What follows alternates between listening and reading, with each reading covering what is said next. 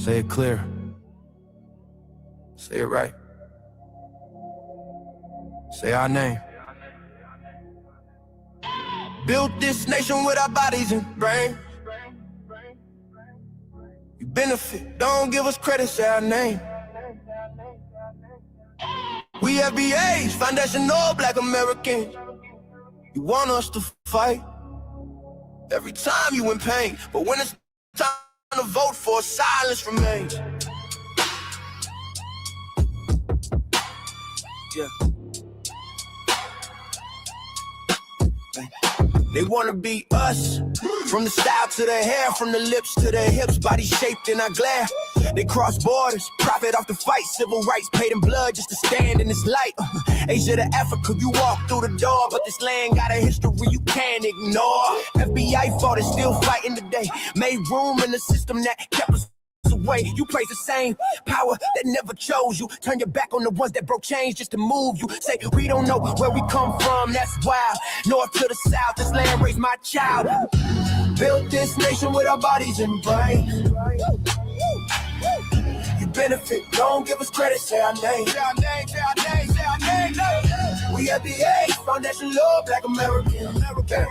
You want us to fight.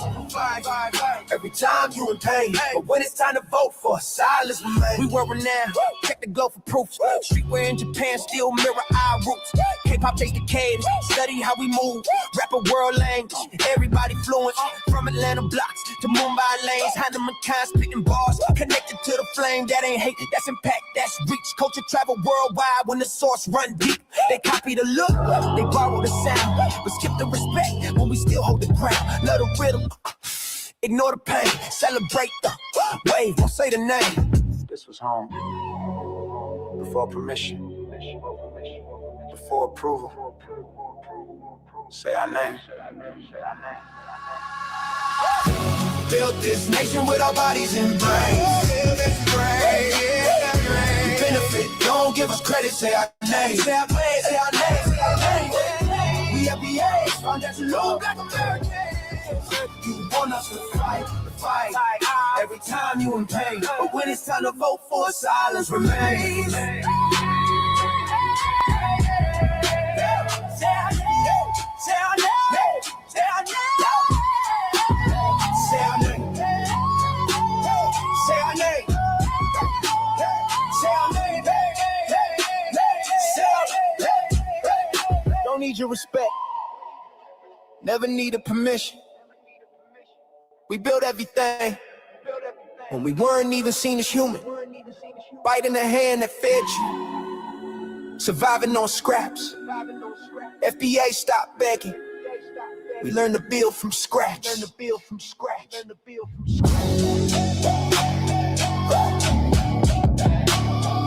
our name. Say our name.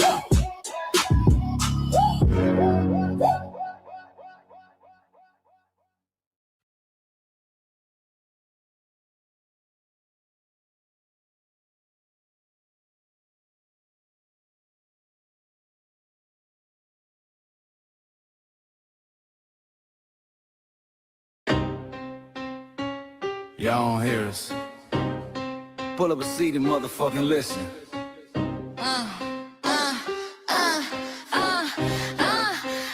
Pull up a seat and motherfucking listen. Hey, pack your bag, time to go home. Talking crazy on our soil where our blood and bones grown. This our grind, we outside on it. While y'all fools on the outside looking, y'all show no respect to Black America, so leave. Hey, Y'all don't get it, so it's time to go home. get the hell up out of America, take your digits, make it just fly on. Y'all don't get it, so it's time to go home. Get the hell up out of America, take your digits, make it just fly on. You landed on the tarmac, fresh off the boat. Talking about y'all building nothing, man, you choking on the note. My ancestors the reason that this country even breathes. Picked the cotton, built the White House, planted the seed.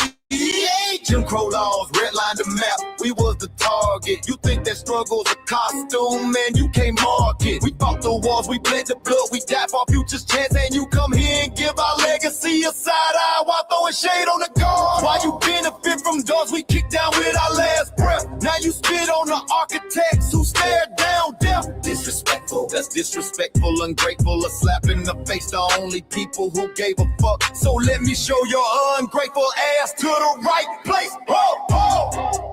Pack your bags, time to go home. Talking crazy on our soil where our blood and bones grown. This our ground and we outside on it. Why y'all fools on the outside looking? Y'all show no respect to Black America, so leave. Y'all don't get it, so it's time to go home. Get the hell up out of America, take your duties back just like home. Y'all don't get it, so it's time to go home. Get the hell up out of America, take your duties back just like home. Passport, the visa, the privilege to be here. Cause my grandma did march for y'all, so disappear from our land.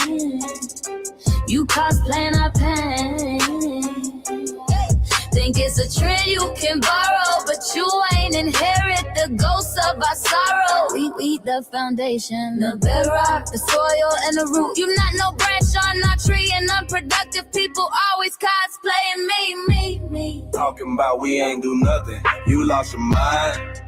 We built this from nothing, time after time. From the beginning to now, we been the backbone and muscle. Why you look down on the struggle and cause a whole tussle? The energy spat with disgusting is whack. So let's make it clear, there's no turning back. This land is paid for in full. In blood, sweat, and tears, and dreams deferred. You don't get to come into a house we built from the dirt and telling Black America y'all ain't worth nothing. That's a violation. Facts. Pack your bags, time to go home. It's our soil on our soil where our blood and bones grown. Show respect, this our ground. Y'all just tenants on a leash. Or get the step. Show no respect to Black America, so leave. Don't get it, so it's time to go home. Get the hell up out of America, taking your business like just like home. Don't get it, so it's time to go home. Get the hell up out of America, taking your business back and just like home. Yeah, fly little birdies. Fly on back to where you came from. This ain't for you. The soil is sacred. We said what we said. It's time For y'all to go home. So fly a little birdies fly. So fly a little birdies fly. So fly a little birdies fly. Fly far, far away from here. So fly a little birdies fly. So fly a little birdies fly. So fly a little birdies fly. Fly far, far away from here. So fly a little birdies fly. So fly a little birdies fly. So fly a little birdies fly. Fly far, far away from here. So fly a little birdies fly. So fly a little birdies fly. So fly a little birdies fly. Fly far, far away from here. Bye bye, little birds.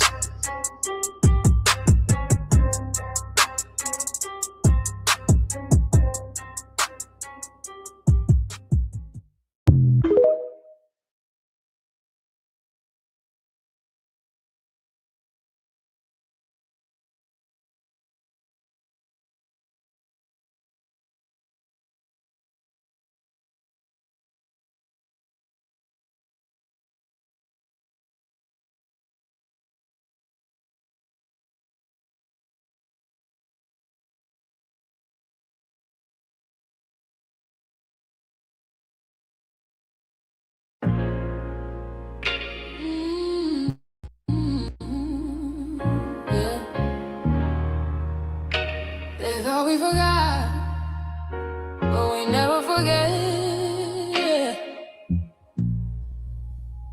This one's for the roots. We built this land from dust and tears, 400 years, and we still here. They write new rules, but they don't see every freedom they got came off you and me. We planted seeds, they took the bloom. We lit the flame, they left the room. But we back now, no disguise. The spirits woke, we realize all we want is what we earn. That sweat and blood, yeah, that table turn. You can't buy culture, can't fake that fight. This is our day, this is our ride. We happy day. Say it loud, say it strong. We the heartbeat that's been here all along. Foundation of Black Americans, stand tall. We ain't begging for nothing, we built that all. Born from pain and grace, you can see the truth written in our face. We the soul, the sound, to fight the flame. Foundational Black Americans, say our name. They love our rhythm, but they dodge our blues. Use our voice when it fits their news. They take our sound, but not our scars. We the backbone, we the scars. Now the veil is gone, the mask is clear. We see the game, we know it's here. No more silence, no more lies. We lift that flag and watch it rise. Rise up. We the ones that made this nation breathe. Our veins are power, our roots are trees. We know worlds. It's rhythm and grace now, and now we reclaiming our rightful place. Can't copy courage, can't steal pain. You can't inherit soul by changing names. Our story ain't done, it's the revival. We guard the gate, it's about survival. We FBA, say it proud, say it loud. The world dances on what we vow. Foundational Black Americans. Still we stand, still we fight, still we demand. Every block, every song, we've been right here all along. The soul of a people strong and free. Foundational Black Americans.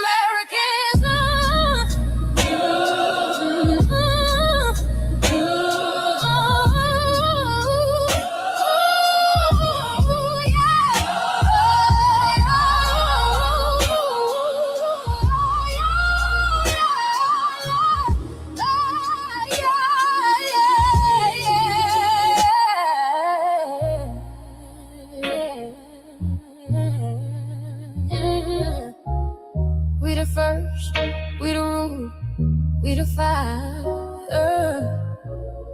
Still rising, still here. Foundational Black American.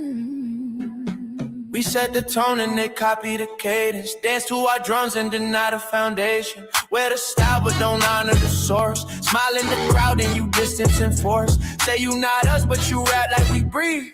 Take the rhythm, then fuse the receipts. I ain't mad, I'm just holding the glass. Showing the mirror, now answer it back. I ain't here to cancel nobody. Just keep it honest, keep it solid. If you eat from the table we built, don't act surprised when we guard it. Do you like that? Do you like that? When I flip your sound and I ride like that.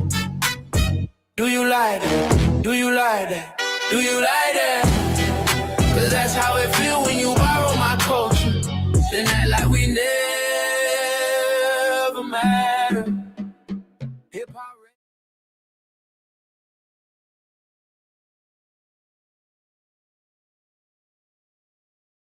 Mike Larry.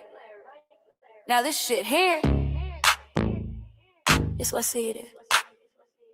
We're not fighting your battles. We're not carrying your fear. We're not lending our history to people who erased us while we were here. Just cause you born here, don't make you FBA. That makes you a citizen, learn the difference today. This is lineage, not a look you can wear. Not a costume you borrow when it benefits you there. You used our culture like an access card, backstage pass, a straight facade. But now the mirror's in your face, no disguise. And you're uncomfortable looking truth in the eyes. We didn't leave our land to beg for a chance. We stayed, we fought, we took every advance. That's the separation, that's the line you cross. We paid the price, you learned the cost. You waving your flag on our soil, but fighting not to go back home. Waving your flag on our soil, building comfort on a foundation you didn't know. We waving our flag, red, black, and gold. Stood our ground, never sold. You waving your flag on our soil, but scared to build what you claim you love. Our humor, our style, the way we move, the smoothness, the sound, the things we prove. Music we birth, language we shape, innovation forged under constant escape. Warrior spirit means stay and defend, not flee your land and rewrite the end. You call it success, but don't confuse the two. East came after what we went through. You abandoned your land and called it strategy. You waved that flag loud, but won't return to build your legacy. That contradiction tells the story for you.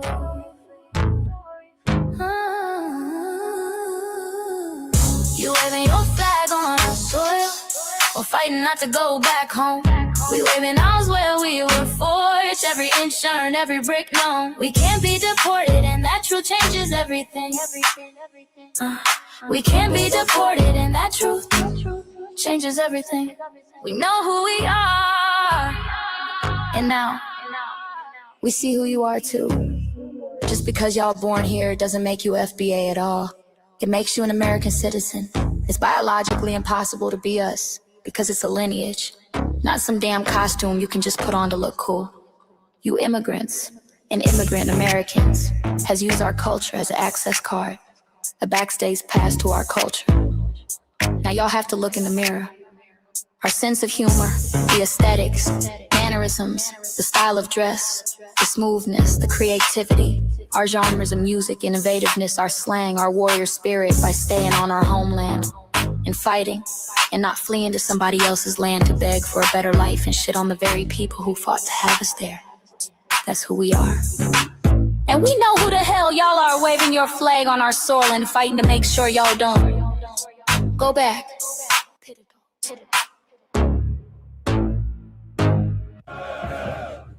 You can't leech off our culture anymore. Beat it!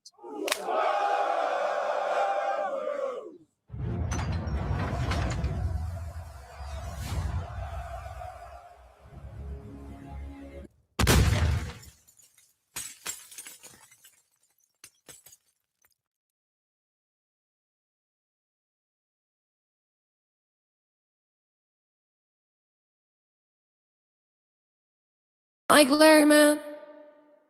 You did it again. We really making history. Let's go. Do you like that? Do you like that? Flip your sound. How you like that? Do you like that? Do you like that? Say it loud, don't walk it back. Do you like that? Do you like that? You grew up mimicking us, now y'all switch it up. Turn the carbon copies, y'all ain't black, what the fuck? It's funny y'all connecting to our culture like it's Wi-Fi.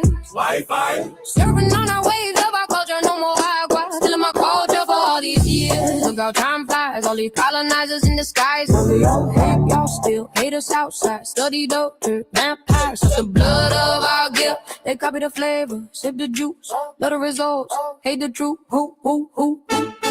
Do you like that? Do you like that? Do you like that? Flip your sound. How you like that? Do you like that? Democratic shields, talking points, the road they fill. Fish and chips, aging on the mic, judging FBAs, but ain't you half white? Talking like you one of us, we need a proof face. The agent type, with a prune face. Like 50 and Jim, it's a cold game. Throwing stones cause we build our own lane. I'm joking, kinda, but I mean that. Smile calm, pressure intact. Y'all proud where y'all from. Where they flag, beat they drum. But when it's us, tone switch fast. Same pride, but it's too much. FBA pride, lineage solid. You can't put this on, can't try it on. Built here, stayed and fought, that's the difference. That's the card. Do you like that? Do you like that? Say it clear, don't twist the facts. Do you like that? Yeah. Do you like that? Do you like that? Point made. No edit. No care.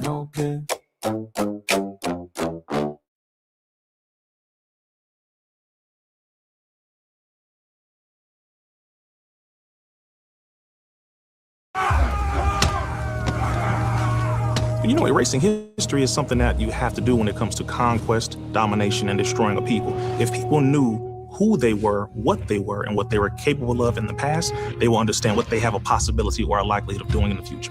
Foundation of Black Americans, we've always had a culture of resistance. We cultivated a culture of resistance on this land, and we've been resisting ever since we've encountered European domination. But nothing was really popping in Europe until the transatlantic slave trade, and that's where they amassed a lot of wealth. One thing that I think is unique about our culture as far as how we resist, how we fight back is just the environment we were put in from day one. Being only 13% of the population, the white supremacists were very meticulous about keeping that population at a certain amount.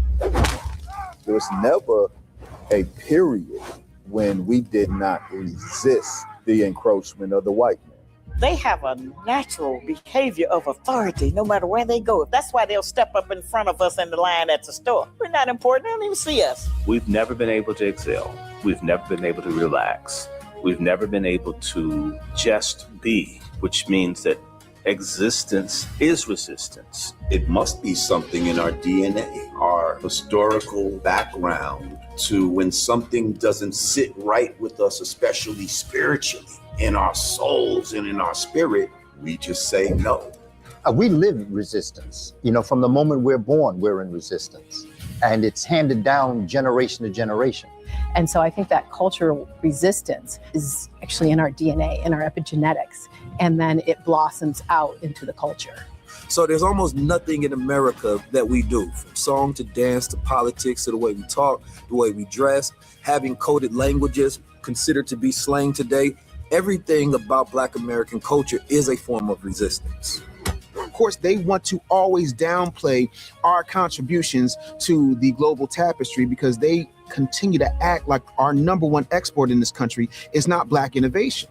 Everyone understands that our resistance has been the cornerstone of what foundational Black Americans have always done. We are the life that breathes everything into this nation. The further back you go, the further Black you go. It's just simple like that, brother.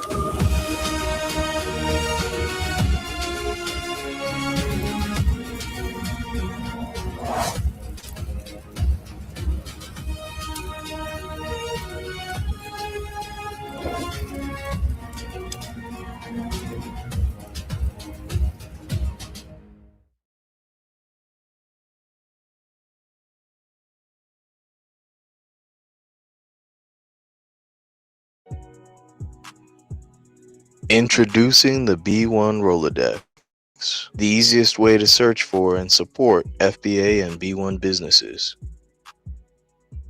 Hundreds of entries from the Black grassroots for the Black grassroots. Free to use, free to download, constantly updated. Trouble navigating the document? Try using the map version. Notice a business missing? Use this simple Google form to submit an FBA or B1 business. Also submit anti-Black businesses, which are now being collected in that last tab. Find resources, contact numbers, and much more using the second tab. All the info you need to start practicing group economics today. Go to blacktruthunited.com. That's blacktruthunited.com. Greetings, Black family. Greetings, and thank y'all for tuning in to another episode of Grand Rising with Shabaka and the Chase. I'm your host, Chan Kruma. We should be joined here shortly with our other host, Shabaka, since this is technically his show for Grand Rising. And we should be joined here shortly with Lady Che as well. And we're joined with our Asian ally, Michael. Greetings, Michael, from the Mile High Income and Illegal Migrant Flooded City. And on this season 12, episode 9 of Grand Rising with Shabaka and the Chase, in conjunction with the Frontline Black News, we will be discussing several topics. The first one is Senator Ron Paul removes Dr. Anthony Fauci's lawyer from hearing. Oh, did y'all see that hearing? Oh my God. Fauci kept pleading the fifth.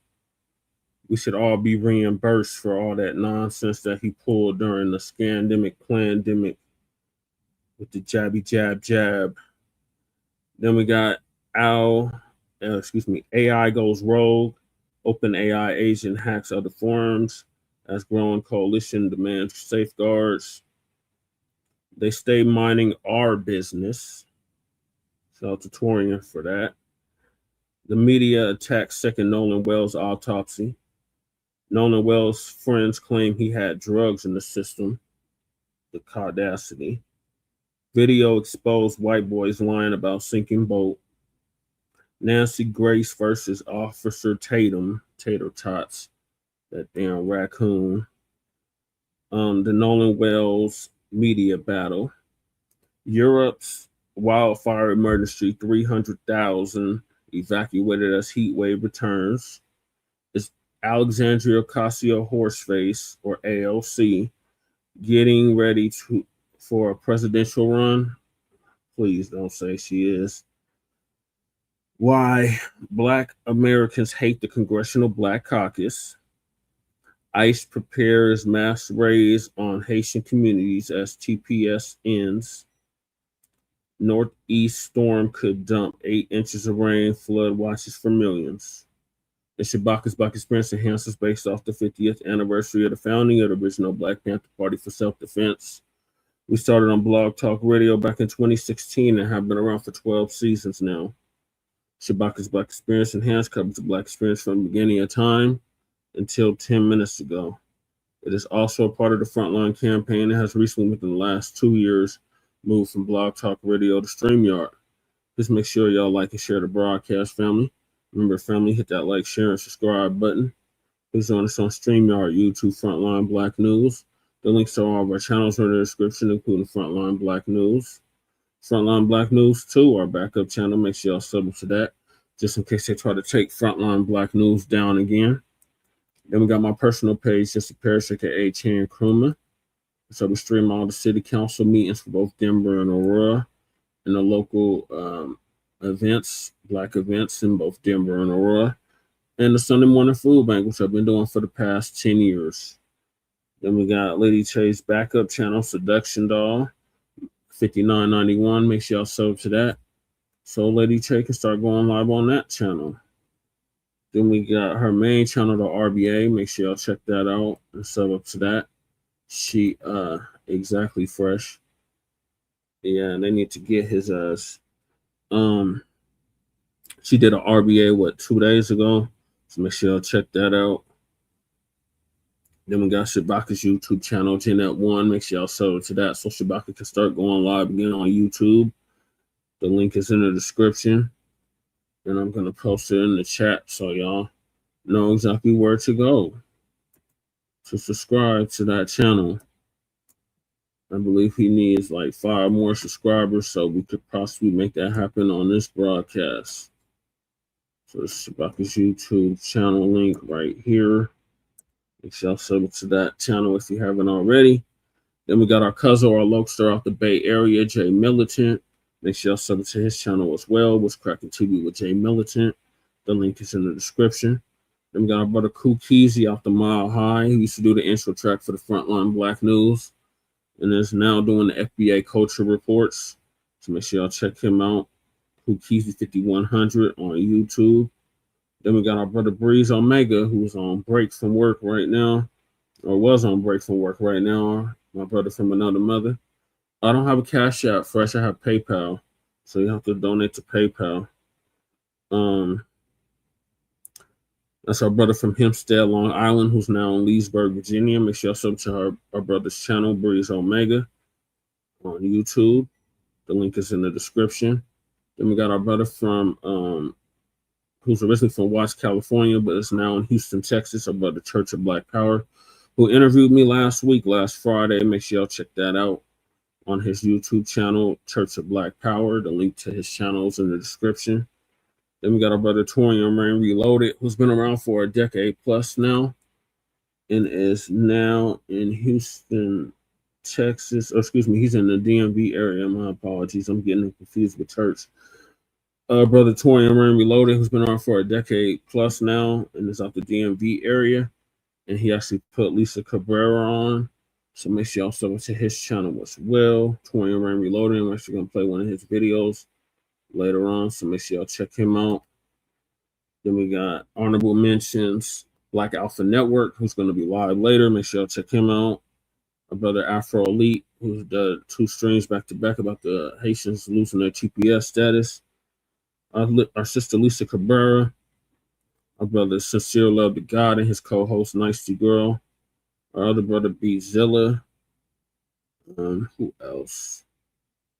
That's a lot of people, man. I'll be naming people all night. Jay Dizzle, Liberated Minded Media, Nekaket. Make sure y'all sub to his channels. And Anybody else that's a part of the new black media, ZZ Rants. Who else do I listen to a lot? It's pretty much anybody that's part of new black media. Uncle Phil, African Diaspora News Channel, Sister Demetria K, Sister Vicky Dillard, et cetera, et cetera. Make sure y'all sub to all their channels if you haven't already. And last but certainly not least, we got our brother Black Truth United, who came up with the B1 Rolodex, which is like a modern day green book for FBA and B1 businesses alike. And a link to his Rolodex is in the description. The link to submit your business to the Rolodex is in the description. The link to the FBA threat database is also in the description. So make sure y'all check those links out and submit your businesses and areas to the database so we know what areas are safe for us to go to in this country, in this world. And then we got Church's Freeman Reparations Party merch. Make sure y'all check that out if you haven't already. The link is in the description.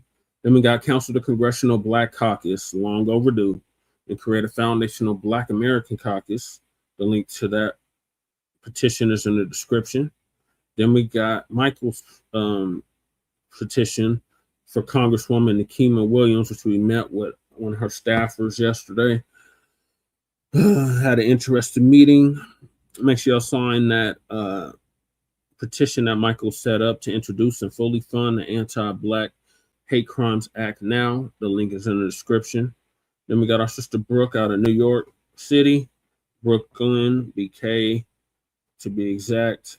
Make sure y'all submit the call to action.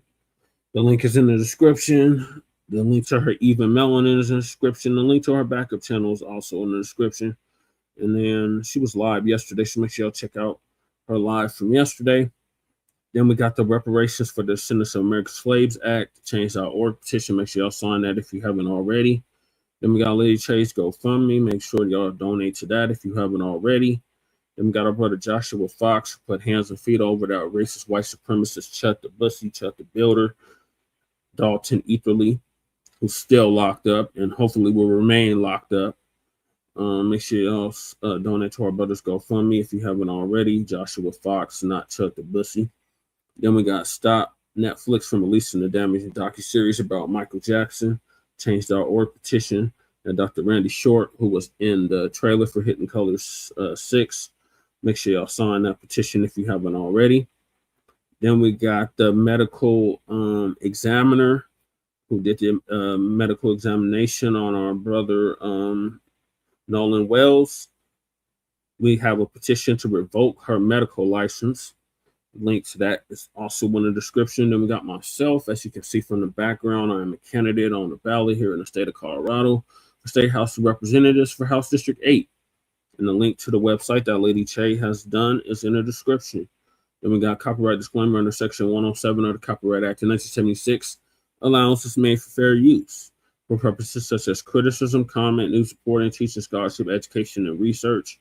And I do not own the rights to the music. And if you don't understand racism, white supremacy, what it is and how it works, everything else, okay. All right, thank you, Fresh. Everything else that you think you understand will only confuse you in all 9 or 10 areas of human and people activity. And that was by Mr. Neely Fuller Jr., who transitioned exactly a year ago at the age of 95, producejustice.com. And when you, a Black person, are captured by any race soldier, you must never fuss, fight, or flee, comply, and defend yourself in court, also by Mr. Neely Fuller Jr., producejustice.com. And last but certainly not least, we got racism, white supremacy, which again is the only racism that exists on this planet, in this time, and in this realm. Is conscious and subconscious behavior to maintain white genetic survival, to prevent white genetic annihilation. And that was by the late, great master teacher, warrior, scholar, Dr. Francis Cress Welsing, who passed away exactly 10 years ago at the age of 80 and would have been 90 as of 3 months ago. And shout out to our FBA brother Tariq Nasheed for paying for her funeral, along with several others. So those are the topics. Make sure y'all hit that like and subscribe button. All right, greetings, Michael, from the Mile High Income Illegal Migrant Flooded City. How is it in the DMV? The weather, yeah, I haven't gone outside yet, but have work today at 1 p.m. So I'll definitely let you know what the weather's going to feel like. But I'll say this, in the DMV area, just because it's very diverse, does not mean that anti-Black racism goes away that quickly. In a lot of high-profile cases that happen to FBAs in the DMV area have been either hidden or the public won't know about until many years later. Right. Okay. Did you get the chance to see that hearing with Fauci? No, I did not. As a matter of fact, I'm glad you mentioned it. But you did make a great point that FBAs definitely should have been reimbursed due to COVID-19 with the vaccine mandate, just like the Tuskegee experiment or similar to it. Right. Along with a slew of other experiments that they've done on the skis, it's the most well-known. But yeah, there's a whole book on it called The Medical Apartheid. By Harriet Washington. It goes into graphic detail about all the experiments that's been done on us since slavery times up until now. Well, the book was published in like 2010, so up until like 2010, it profiles all the experiments that's been done on us here in this country. Right. So it doesn't, right. So in other words, it's still like the medical racism is still present. Nothing has changed. Despite the advances in medical technology. And also Bill Clinton, 97, apologized for the Tuskegee experiment, but never compensated the victims. Exactly. So I'm gonna play the hearing since y'all didn't hear it. I'm gonna play not the whole thing, because the whole thing is like 3 hours long. So I'm not gonna play the whole thing, but I'm gonna play a piece of it. So Ron Paul was grilling the hell out of Fauci at this hearing, and rightfully so. Fauci for prison. That was ridiculous what they put us through during that 4 years of scandemic, pandemic. They took several YouTube channels down. They went after our brother Reza Islam. They went after us. They're still going after us for videos that we did back during that time. So we all need to be compensated for that, because it's beyond ridiculous. They forced that on us. They made it where it was a mandate where you have to have it, otherwise you lose your job and all of that. So we have not forgotten about any of that. So Ron Paul reminded Fauci of some of that, and Fauci just kept pleading the fifth. He pled the fifth about 110 times. So I got two clips. I got this one of Ron Paul, and then I got the whole thing. Well, not the whole thing, because it's 3 hours long. I'm not playing the whole thing, but I got another clip which goes into more of it. So I'm gonna let it play now. You were told not to sit at the table. You insist on sitting at the table, and we told you you would not be recognized. You are not invited here for testimony, sir. You are being disruptive. Would you behave this way in a courtroom? No, because the judge would put you in jail. I can't do that today, but I can have you escorted from the premises. So I would say, sir, sit quietly and don't say another word. I said, sit quietly. You are not recognized. Another word and you're gone.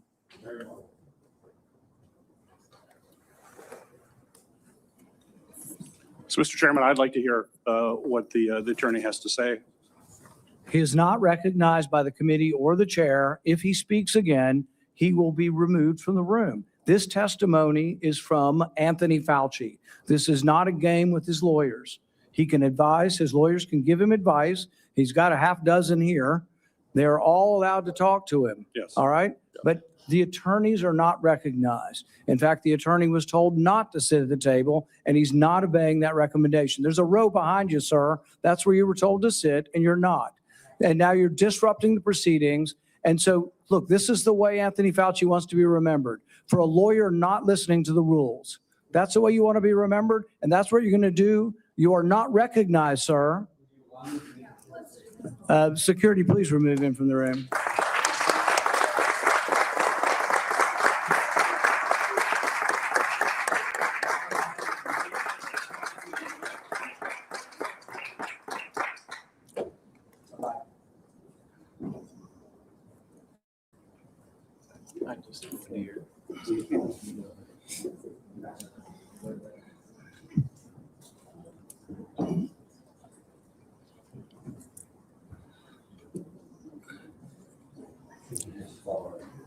Let the record state that Dr. Fauci will still have the advice of the other half a dozen attorneys that he brought along today.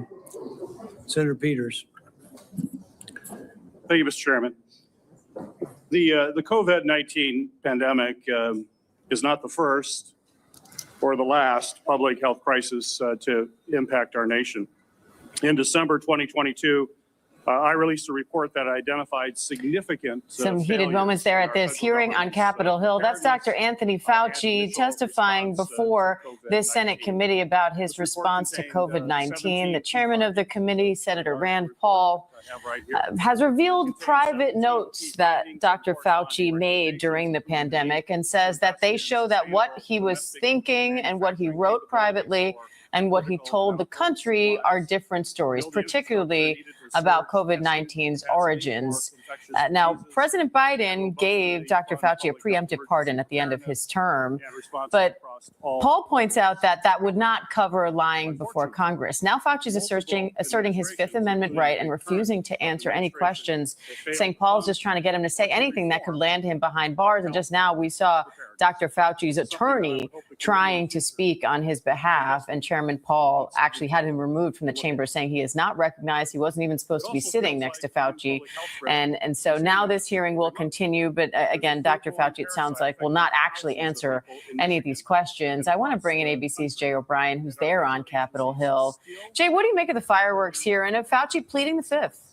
Stunning moments so far in this hearing, Diane. First and foremost, I don't think I've ever seen someone sitting at a witness table in a hearing room escorted out by Capitol Police. We've seen protesters escorted out before, but not an attorney for a witness. And the reason why Paul did that, he said, is that he did not call, as you mentioned, Fauci's lawyer as a witness. He did not seek the testimony of Fauci's lawyer, but Fauci's lawyer was trying to interject on his client's behalf. The top Democrat on the committee, the guy who's speaking now, Gary Peters, says, I want to hear from Fauci's lawyer. And so Fauci's lawyer spoke again, and then Chairman Paul had Capitol Police escort him out of the room. But the big headline here is Anthony Fauci pleading the Fifth, saying that he will not answer the committee's questions. And the way pleading the Fifth works is that once you plead the Fifth under the advice of lawyers, as Fauci said that he has, you have to plead the Fifth to every single question. Fauci is doing this, as he said, because he doesn't want to give Chairman Paul an opening to seek any kind of criminal prosecution against him, to fulfill, as Fauci said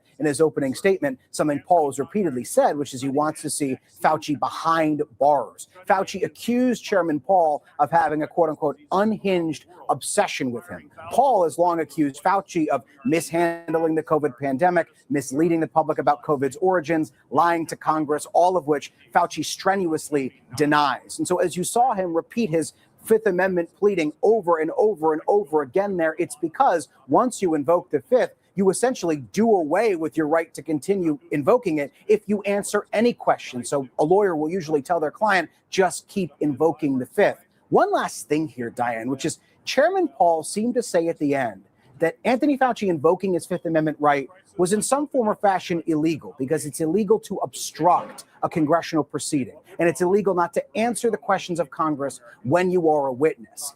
But the counter argument to that, and it's a strong one, is that the Fifth Amendment is a constitutionally protected right against self-incrimination. So if Chairman Paul tries to take some kind of criminal action against Anthony Fauci here for not answering the committee's questions, as he indicated he might do at the end of his remarks there, Anthony Fauci has a built-in defense here, which is that he's exercising his constitutional right against self-incrimination, or his constitutional right, in a sense, to remain silent. And Jay, explain the nuance of this pardon, because watching this, it's hard to understand why Fauci would need to plead the Fifth if he already has a presidential pardon protecting him from incrimination.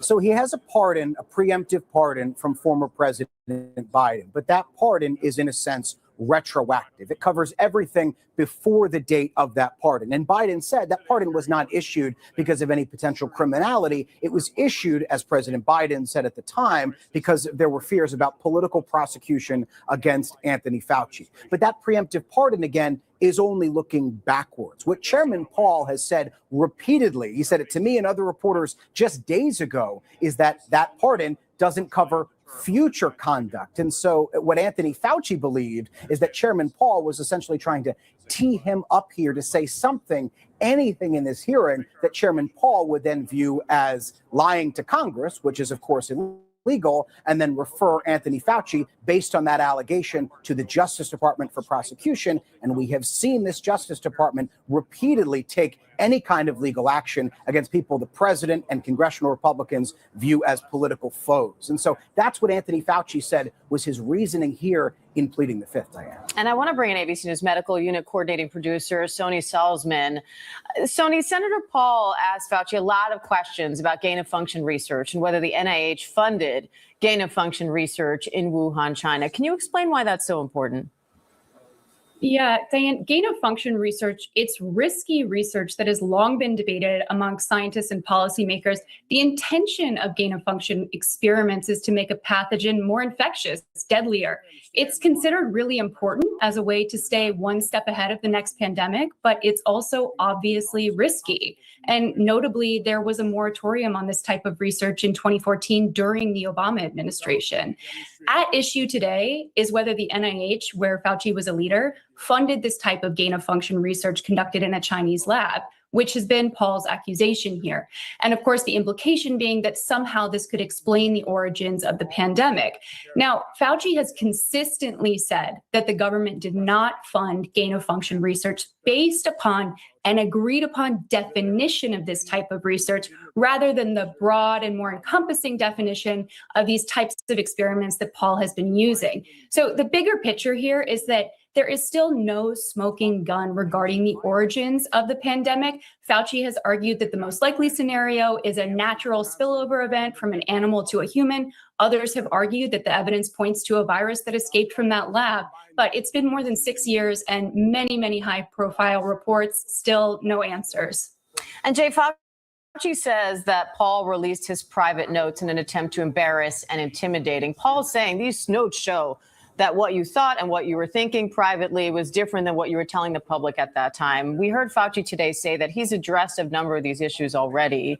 So walk us through those notes. What do the notes say, and how do they compare to what Fauci has said publicly? So these are more than 1,000 pages worth of diary entries that Anthony Fauci, according to Senator Paul, made either on a government device or on a government server. That's why they were able to be subpoenaed by this committee in the early days of the pandemic. And there are a lot of notes here. There are notes about Fauci's private thoughts about President Trump, who he was working for at the time. At one point, he characterized President Trump as being, quote unquote, out of control. There are notes about Fauci fawning over positive media coverage he got or basking in celebrities who wanted to interact with him. Republicans have seized on those. And then there is one email that Republicans have repeatedly discussed, which is Anthony Fauci discussing the Wuhan wet market in China. It's that market for animals and food, et cetera, that was long thought to be a starting point potentially of the COVID virus.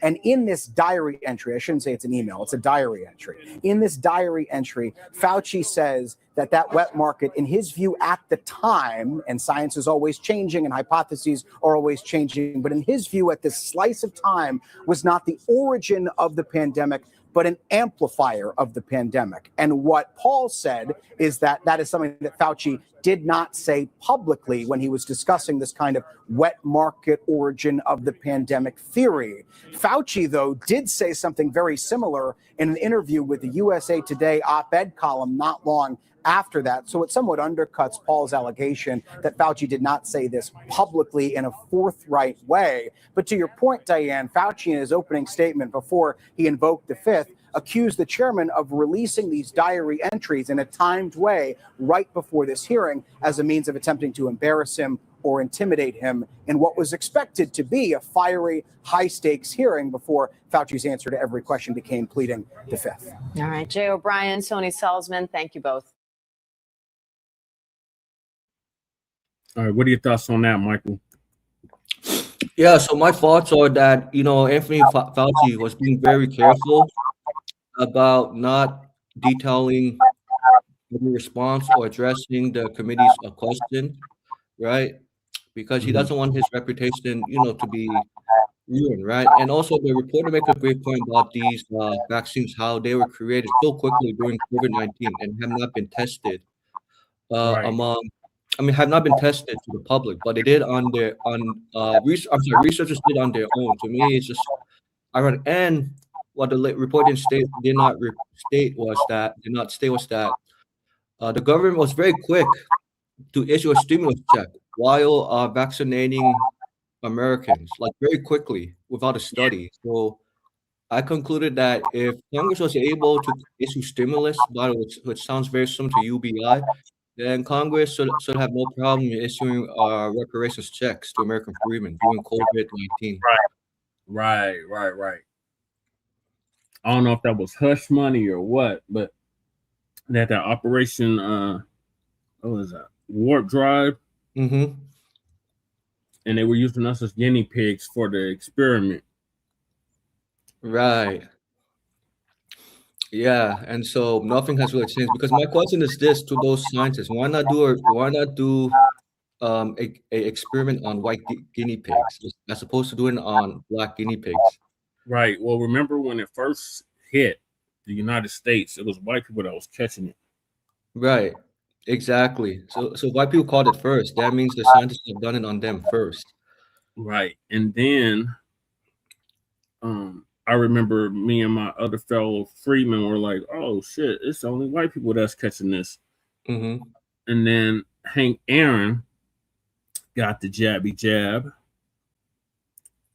and died shortly afterwards. And then all of a sudden black people started catching it in droves. Wow. And would you say it was like Wazungus who had contact with FBAs?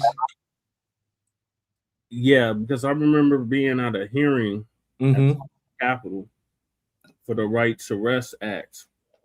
And there was this white girl that came up there. She said, what about the homeless? They're all gonna catch COVID, blah, blah, blah. COVID hadn't even hit yet. C-19 hadn't even hit yet. Right. And I kind of found that weird that she was like saying, well, what about the unhoused? The unhoused is gonna be more susceptible to this. Just out of nowhere, she came out with this. And then shortly after that, this was in March of 2020. Mm-hmm. Shortly after that, people started getting it. I ended up catching it from Lady Che. I got it twice. Twice? Oh my gosh. And they were trying to force that jabby jab on me, and I said, nope, I'm good. Mm-hmm. I'm cool. There ain't nothing wrong with my immune system. I'll get over it. Right. Did, but these mothers was steady trying to push that shit on me, and then I was working at Frito-Lay at the time, and Frito-Lay, they was making us do screenings every time we would sign in for work. We would have to do a screening to make sure we didn't have it. Right. And then every time I went to the doctor or something, they'd be like, oh, you sure you don't want to get the jabby jab? And I'm like, yep, I'm positive. I'm good. I'm cool on that. Mm-hmm. And they used to ask me, like, every time I would go to the doctor, they were like, oh, you want to get this? My mom's a nurse. She was trying to force me to get it too. I said, nope, I'm not getting that shit. Mm-hmm. Right. In the building. Salute, Shabaka. Hey, Shabaka. Hey. Pleading the fifth 110 times. Yeah, man, that shit's redundant, man. Yeah. You know what I'm saying? That shit is fucking redundant. And then with him pleading the fifth 150 times or whatever, man, goes to show that there's a whole lot of people that survive not taking that bullshit. You know what I'm saying? And the part that pisses me off is that I got family members who took that shit. Now I'm worried about them. You see what I mean? Right. Because I didn't take that bullshit. You know what I'm saying? You know? I was just telling before you got on, I was telling Michael about how they was forcing us to get that jabby jab. Yeah.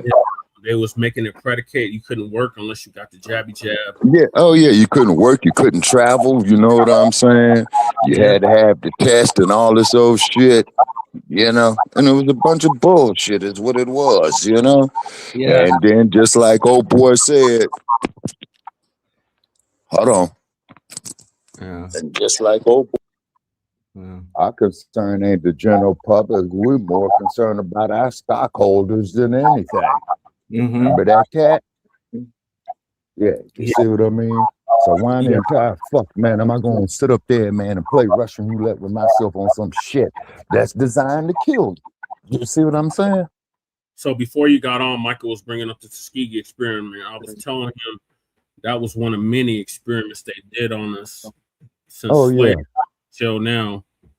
Yeah, from 1932 to 1972, Michael, and I remember it didn't become known till about 1970 because I remember reading about it in the Jet. Right.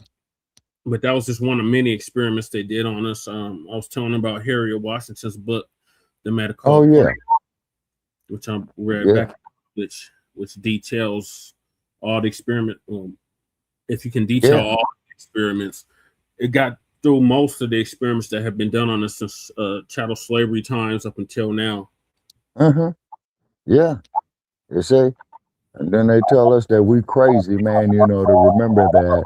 And then, you know, like they also tell us, well, you want your freedom is crazy. You know what I'm saying? They said that was drapetomania. So I was into Tariq's space earlier, and Great Black Shark had put in the chat four exercises they've done, going all the way back to 2001. Yeah. First one is, I have it in the chat. Can you see the chat, Shabaka? Hold on, let me see. Because I'm on this peanut whistle. It says start the chat. It's all in the chat. Oh, wait a minute. Yeah, okay. Look up table top exercises, Blacc, Atlantic Storm, Dark Winters, Event 201. Will tell you what you need to know. Research these. Yeah, so the first one was Operation Dark Winter, and it was in June of 2001, right before the 9/11 attacks. Focus, bioterrorist attack, covert smart release, organizers, John Hopkins Center for Biosecurity, CSIS, ANSER, and Oklahoma City National Memorial Institute for the Prevention of Terrorism scenario, a covert localized smallpox attack across 3 U.S. states. Key findings highlighted severe shortages in smallpox vaccines, healthcare surge capacity, and major friction between state and federal jurisdiction over quarantine measures and media management. This is what, 20 years? Yeah. Yeah, the shit is crazy, man. You know, it really is. Then number 2 is Atlantic Storm, which was in January of 2005. It's focused on transatlantic bioterrorism response. Once again, John Hopkins Center for Biosecurity. For transatlantic relations and transatlantic biosecurity network scenario. And that's when they was trying to do it. And if you recall, that they was using Africa as a laboratory for that shit. That's what this is referring to, a global dry powder smallpox outbreak across multiple nations orchestrated by a terrorist group. Key findings revealed political and legal hurdles in cross-border resource sharing, vaccine distribution, and international travel restrictions and coordination amongst transatlantic leaders. Okay, and this here was during the Clinton administration, right? No, Shabaka, this was under the Bush administration. Okay. Then so that is Claudex, which was in May of 2018. Novel engineered respiratory pathogen. So this is like 2 years before COVID-19. Organizer, Okay. John Hopkins Center for Health Security. Scenario, a terrorist group releases a human-created influenza virus, Mm-hmm. which no vaccines or treatments exist. Yeah. Findings Genocide. showed that without rapid vaccine production capacity, a moderately lethal pathogen could paralyze health systems and cause global economic fallout. I'll catch you guys later. Okay, Michael, thank you for joining All us. right. Yeah. Then Okay, Michael. is Event 201, which is October of 2019. Yeah. Just before, like months before the C-19.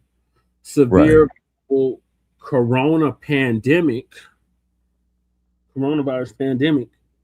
Organizers John Hopkins Center for Health Security, World Economic Forum, and the Bill Gates and Melinda Gates Foundation.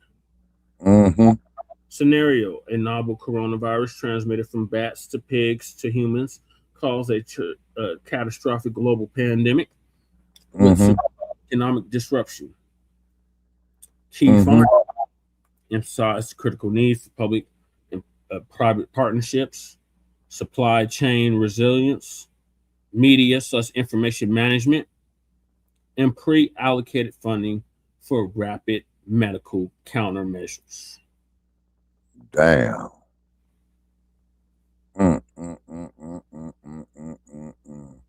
And then, so which means is, man, it's just like old boy said, man, our concern is not to our patients, but to our stockholders, big pharma. So this is all planned out. That's why we call it the pandemic. Yeah, pandemic. Yes, sir. Yeah, that's exactly what it is. So you missed the first clip, Shabaka. We're gonna play the second clip. Yeah. And that's a good of the hearing. It's not the whole hearing because the whole hearing is like 3 hours long. So I'm not gonna Oh, play well, this the whole clown says he pleads the Fifth Amendment.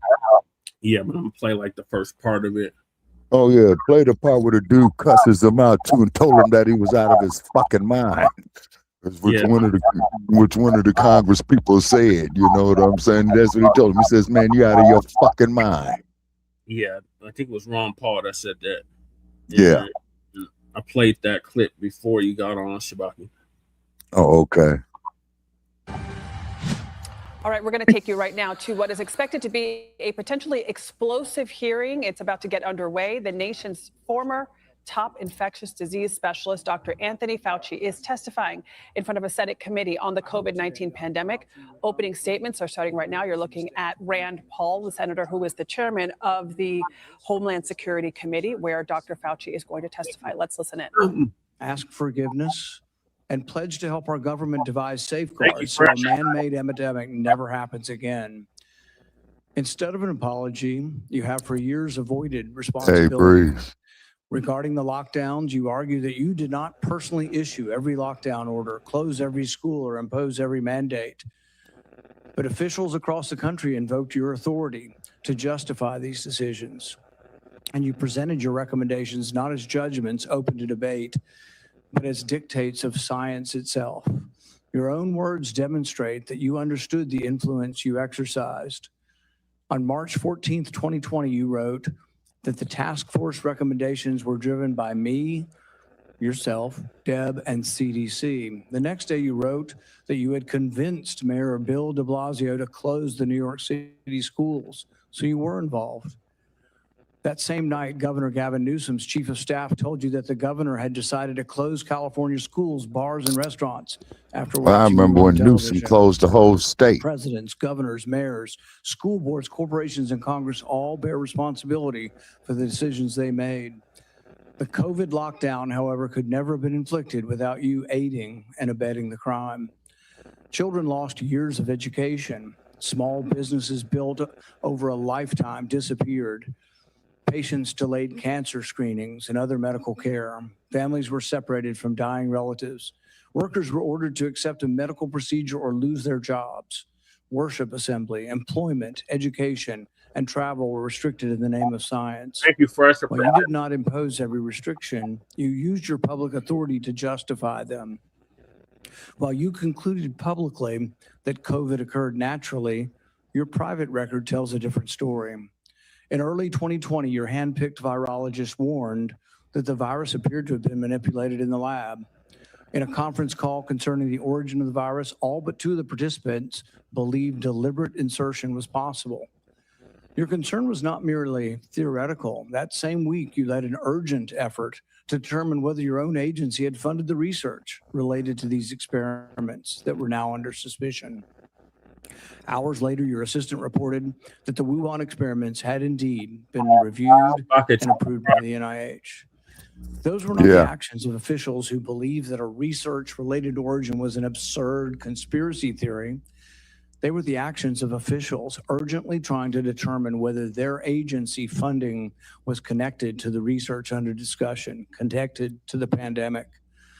You could not hide that your agency had funded the Wuhan research or your long history of defending gain-of-function research. The only alternative left was to argue that COVID-19 did not originate in the Wuhan lab. Make sure I hit that like and subscribe. You were not a detached observer. You had an institutional interest in the public believing that federally funded research had nothing to do with the pandemic. It was a conflict of interest from the very beginning. Oh, yeah, Jesse, yeah, cool. Yeah, real good. Yeah. Had serious doubts. Yeah, checking you in a private chat. Yeah. Within days, though, they flipped. And they all wrote in proximal origin that the virus was almost certainly not a laboratory construct. That paper was then used by the government and the media and you to discredit Americans who were asking the same questions that you and the authors were asking yourselves privately. You even cited proximal origin from the White House podium. You held it out as evidence that the virus could not have been engineered. But you didn't disclose your role in the discussions that preceded the writing of the paper. You did not disclose the author's original concerns. You did not reveal that you had been part of the paper, that you had read and offered editorial comments on the paper before it was published, before you began using it as evidence that it couldn't have originated in the lab. You did not disclose that you had immediately investigated yourself whether NIAID funding might be connected to the research. You did not tell the American people the full story. Duly released private messages indicate that the doubts with the authors and others didn't disappear after the publication. So while this was being waived at the White House to show that it couldn't come from the lab, the authors were still privately continuing to assign a meaningful probability to a laboratory origin, one thing in public and another in private. Some of the same scientists discussed avoiding email and carefully managing communications that might eventually be obtained under the Freedom of Information Act. Yeah, The pattern classified. is straightforward. Privately, there was alarm, then an Classified. immediate inquiry to see if NIAID's possible exposure to funding, then a rapid Classified. public declaration of certainty, continued private doubt, and then years of resistance to disclosure. The question is why? The only logical answer is that your primary concern was avoiding culpability. Your primary concern was hiding the fact that you had approved the funding for this dangerous research. Your support of gain-of-function research is extensive and long-standing. In 2011, your agency funded Ron Fauci's laboratory when it mutated the avian flu until it could spread through the air between mammals. This was the tipping point. This is when others became worried. You funded this. You advocated for this. The federal government's own biosecurity board, though, recommended withholding the details of these experiments because of the danger the research posed. People were concerned that publishing it was publishing a roadmap to creating bioweapons around the world. But you sided with the gain-of-function scientist Fauci and argued that the benefits of publishing the research far outweighed the risks. You defended this avian flu transmissibility experiments as critical research. You wrote that even if a scientist became infected and triggered a pandemic, the benefits of the gain-of-function experiments outweighed the risk. In 2014, your agency, NIAID, began funding the Wuhan bat coronavirus work. In 2015, Ralph Barrick and the Chinese scientist Shi Zhengli published NIAID-supported research combining a bat coronavirus spike protein with a SARS backbone. The resulting virus could infect human airway cells. It's a novel virus that now can infect human cells. It gained transmissibility, it gained function. In 2018, the same group of scientists, EcoHealth, Barrick, Shi, and their collaborators submitted the diffuse proposal, which involved the insertion of a furin cleavage site into the coronavirus. DARPA rejected it as too dangerous. When COVID was sequenced, though, early on in January of 2020, within days, scientists discovered that, lo and behold, it had a novel furin cleavage site, just as had been proposed in the diffuse product. This was either an extraordinary coincidence or a smoking gun, evidence that the Chinese had created COVID-19. It made the laboratory origin question more legitimate, and it made your categorical public denials indefensible.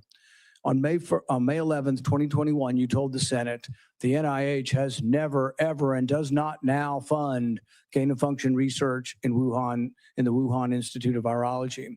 When I gave you the opportunity to correct the record, to reconsider the statement, you responded that you had never before lied to Congress. We were then told that only the government's narrowest regulation of definition counted here, that you could define gain of function in one way in which this wasn't gain of function, in which all of the common sense of the world would be thrown out, all of the idea that the mice were dying and the virus was more transmissible didn't matter because you had a technical definition that allowed you to fund it. But the real question is, was it dangerous? Was it a wise decision to fund this? And you haven't deviated from that. You've never admitted that it could have been a mistake funding this research in China. The American people weren't asking for a semantics debate over what is gain of function. They were asking, does common sense say this research was dangerous in Wuhan? They wanted to know whether their money-funded experiments in Wuhan that made bat coronaviruses better able to infect humans. The answer is yes. They wanted to know whether NIAID adequately supervised their work. The answer is no. When you defended this research, you described its benefits in the broadest terms. But when Congress demanded accountability, you hid behind the narrowest possible definition. You can't have it both ways. Your conduct concerning federal records raises further questions. It is a crime to destroy federal records. Yet our investigation reveals your assistant diligently reported that she deleted tons of emails. In 2024, you testified that you did not delete federal records. Who's telling the truth? You or your assistant? The committee has obtained repeated instructions from you telling federal officials to delete communications. On February 2nd, 2020, one day after Origin's call, you told Francis Collins, please delete this email after you read it. The committee asked for your voluntary cooperation to come today. Your appearance had to be compelled by subpoena. You're here today under duress. You're here today because of the court ordering it. President Biden issued you a sweeping pardon extending back to 2014, the same pardon he gave to his son Hunter. A pardon may protect a person from criminal prosecution, doesn't rewrite history. It does not erase documents. It does not convert a misleading statement into a truthful one. And it does not prevent Congress from establishing what happened. There will be another pandemic. There will be another crisis. And there will again be officials who insist that uncertainty must be hidden for the public's own good. They will demand obedience. They will invoke science. I am the science, as though it were a commandment. They will argue that government officials cannot be questioned because questioning them would undermine public trust. They have it backwards. It is secrecy that destroys trust. It is arrogance that destroys trust. It is censorship that destroys trust. And it is the refusal to admit error that destroys trust. That loss of trust may be your most damaging legacy. Trust can't be ordered. It has to be earned. No scientist is above scrutiny. No government official is beyond accountability. Every And bit. no public servant has the right to treat the suffering of millions of Americans as a footnote to his preferred version of history. Insta-scam on Twitter. You've been listening to Senator Rand Paul, who is the chairman of the Senate Homeland Security Committee. He has subpoenaed Dr. Anthony Fauci to testify before the committee about his knowledge of the origins of the COVID-19 virus and whether Fauci knowingly funded through the NIH research at the lab in Wuhan, China, that is suspected as a possible source of this virus. And then this lying bastard, We're I now going to plead the turn fifth. to the ranking member of the committee, Senator Gary Peters of Michigan. Let's listen in. He has even featured the witness prominently in fundraising emails and on the cover of his book. He has also called for the cancellation of the witness's security detail, despite the fact the witness and his family have received numerous credible death threats. When I served as chairman, Senator Paul and I launched a bipartisan biosecurity investigation that included oversight of risky research and the origins of COVID-19, because we agreed that the committee's work would be stronger if we did it in a bipartisan manner and just followed the facts.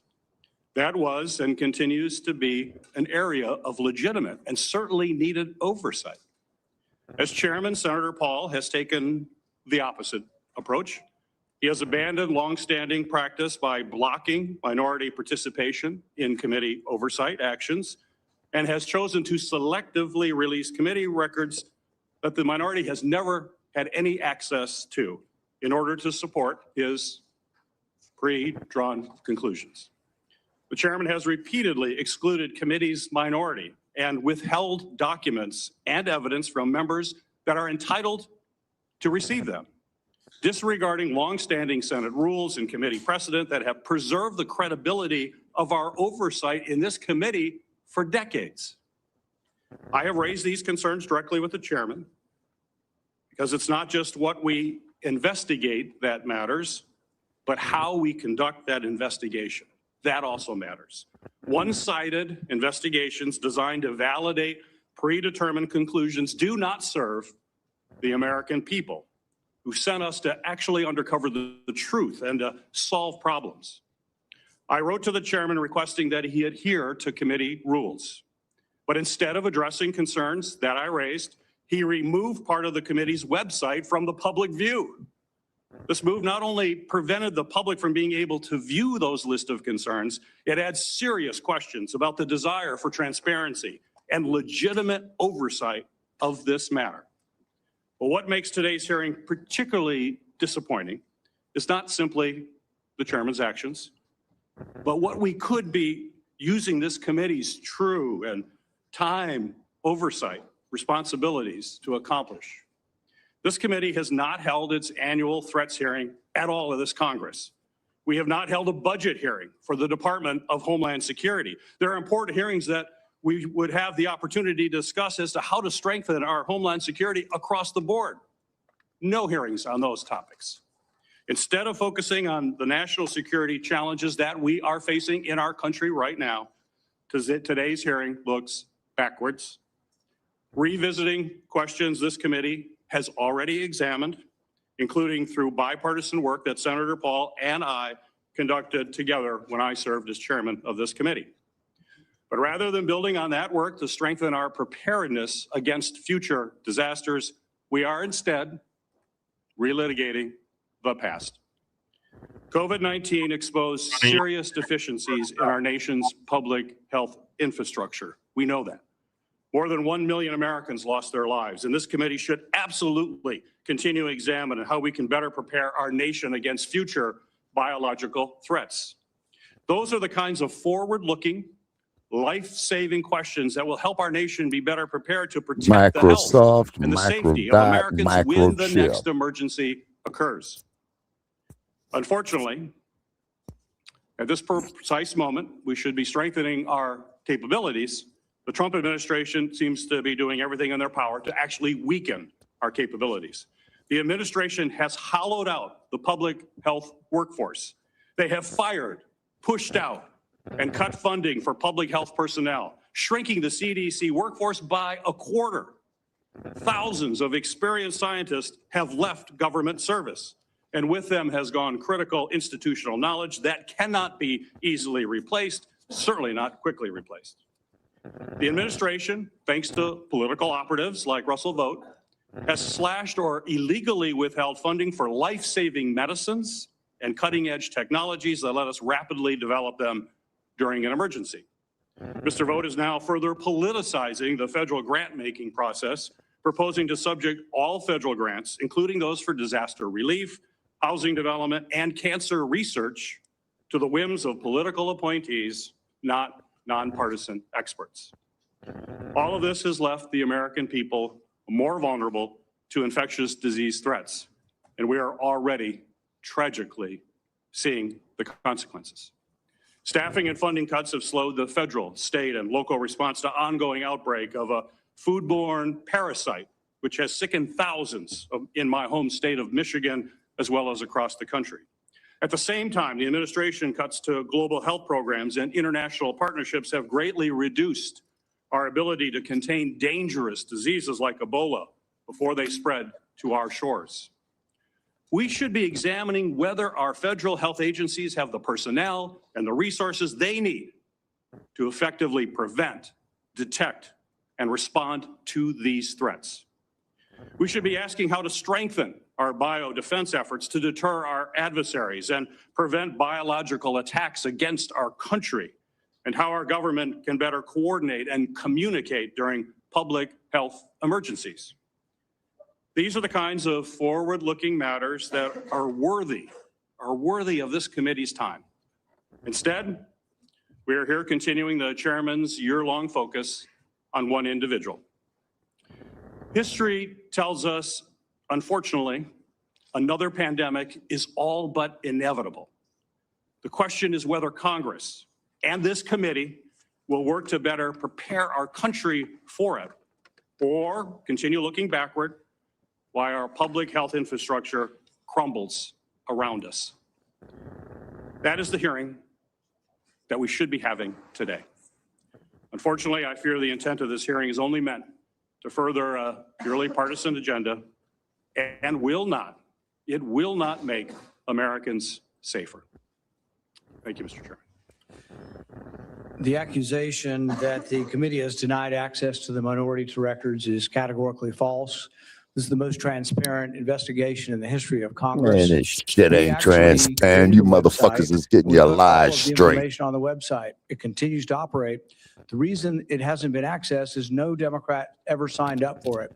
Not one Democrat. We told them the access. They never asked for the access code. They haven't been on the website because they have not cared about the investigation. Yeah, get their lies straight. This committee to swear in the witness. Dr. Fauci, please stand and raise your right hand. Doctor, he's telling the truth. You're not lying. Do you swear that the testimony you will give before this committee will be the truth, the whole truth, and nothing but the truth? So help you God. Dr. Anthony Fauci, you're recognized for 5 minutes for your opening statement. Member Peters, members of the committee, I served at the NIH for over 54 years, 38 of those as director of the National Institute of Allergy and Infectious Diseases. Over that period, I proved that I believe in and respect the value of legitimate congressional oversight. In fact, I testified before and/or briefed Senate and House committees trying to get his life well over 200 times over those 38 years. During and after the COVID pandemic, I have appeared multiple times for hearings in the Senate and the House, usually under oath, and sat for several days-long transcribed sworn interviews, answering questions about the very issues that are now the subject of this hearing. However, given Senator Paul's obvious obsession with calling for my prosecution, his repeated slanderous comments about me, and recently his publicly releasing my unredacted personal diary aimed at embarrassing and intimidating me, the only conclusion I can reach is that the sole reason he is calling me before this committee is to get me to say something, anything, that could vindicate his repeated public pledges that I end up, in his words, quote, behind bars, unquote. Yep, Fauci for president. Any reasonable person who has followed his unhinged obsession with me would readily come to the same conclusion. Therefore, although it pains me to do so, because of the respect I have for the legislative branch of government and my decades-long record of cooperating with Congress, under the advice of my attorneys, I will invoke my right under the Fifth Amendment of the Constitution fuck you, to man. refrain from answering Man, your fuck you questions. in that goddamn Thank you. hypocritical ass document. We will now begin a round of questioning. Dr. Fauci, your testimony today is compelled by a lawful subpoena. As you know, it's a crime under 18 U.S.C. Section 1001 to knowingly make a material false statement to Congress, with a penalty up to 5 years of imprisonment.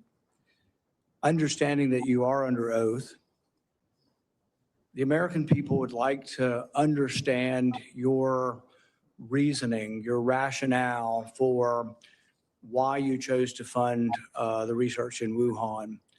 There have been, intelligence agencies, the CIA, the FBI, the DOE, have all come to the conclusion that more likely than not, the virus came from the lab in Wuhan.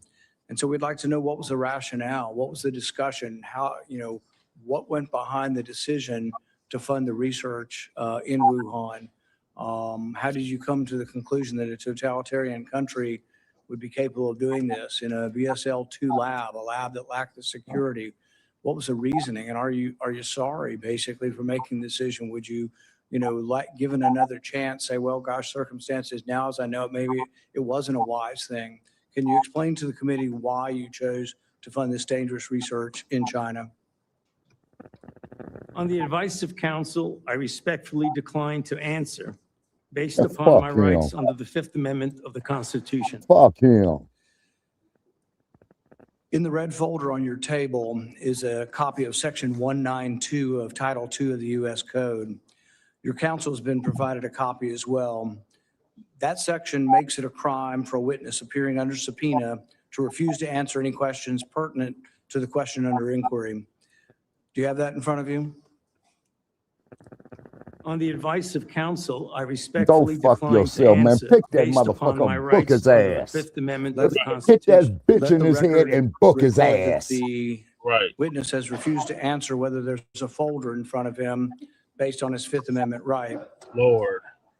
It is true that you're appearing under direction of our subpoena to provide testimony on matters under consideration by the committee, including the origins of COVID-19, risky life sciences research, and your tenure as a federal government employee. Additionally, you've been provided a full and unconditional pardon dated January 9th, 2025, for any offenses against the United States which may have been committed or taken part from January 1st, 2014 through the date of the pardon for a 10-year period,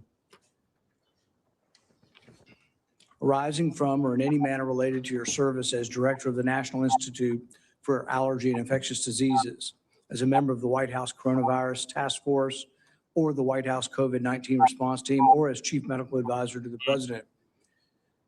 Have you refused this pardon, or do you have any reason to believe this full and unconditional pardon, this grant of immunity, would somehow require you to plead the Fifth Amendment?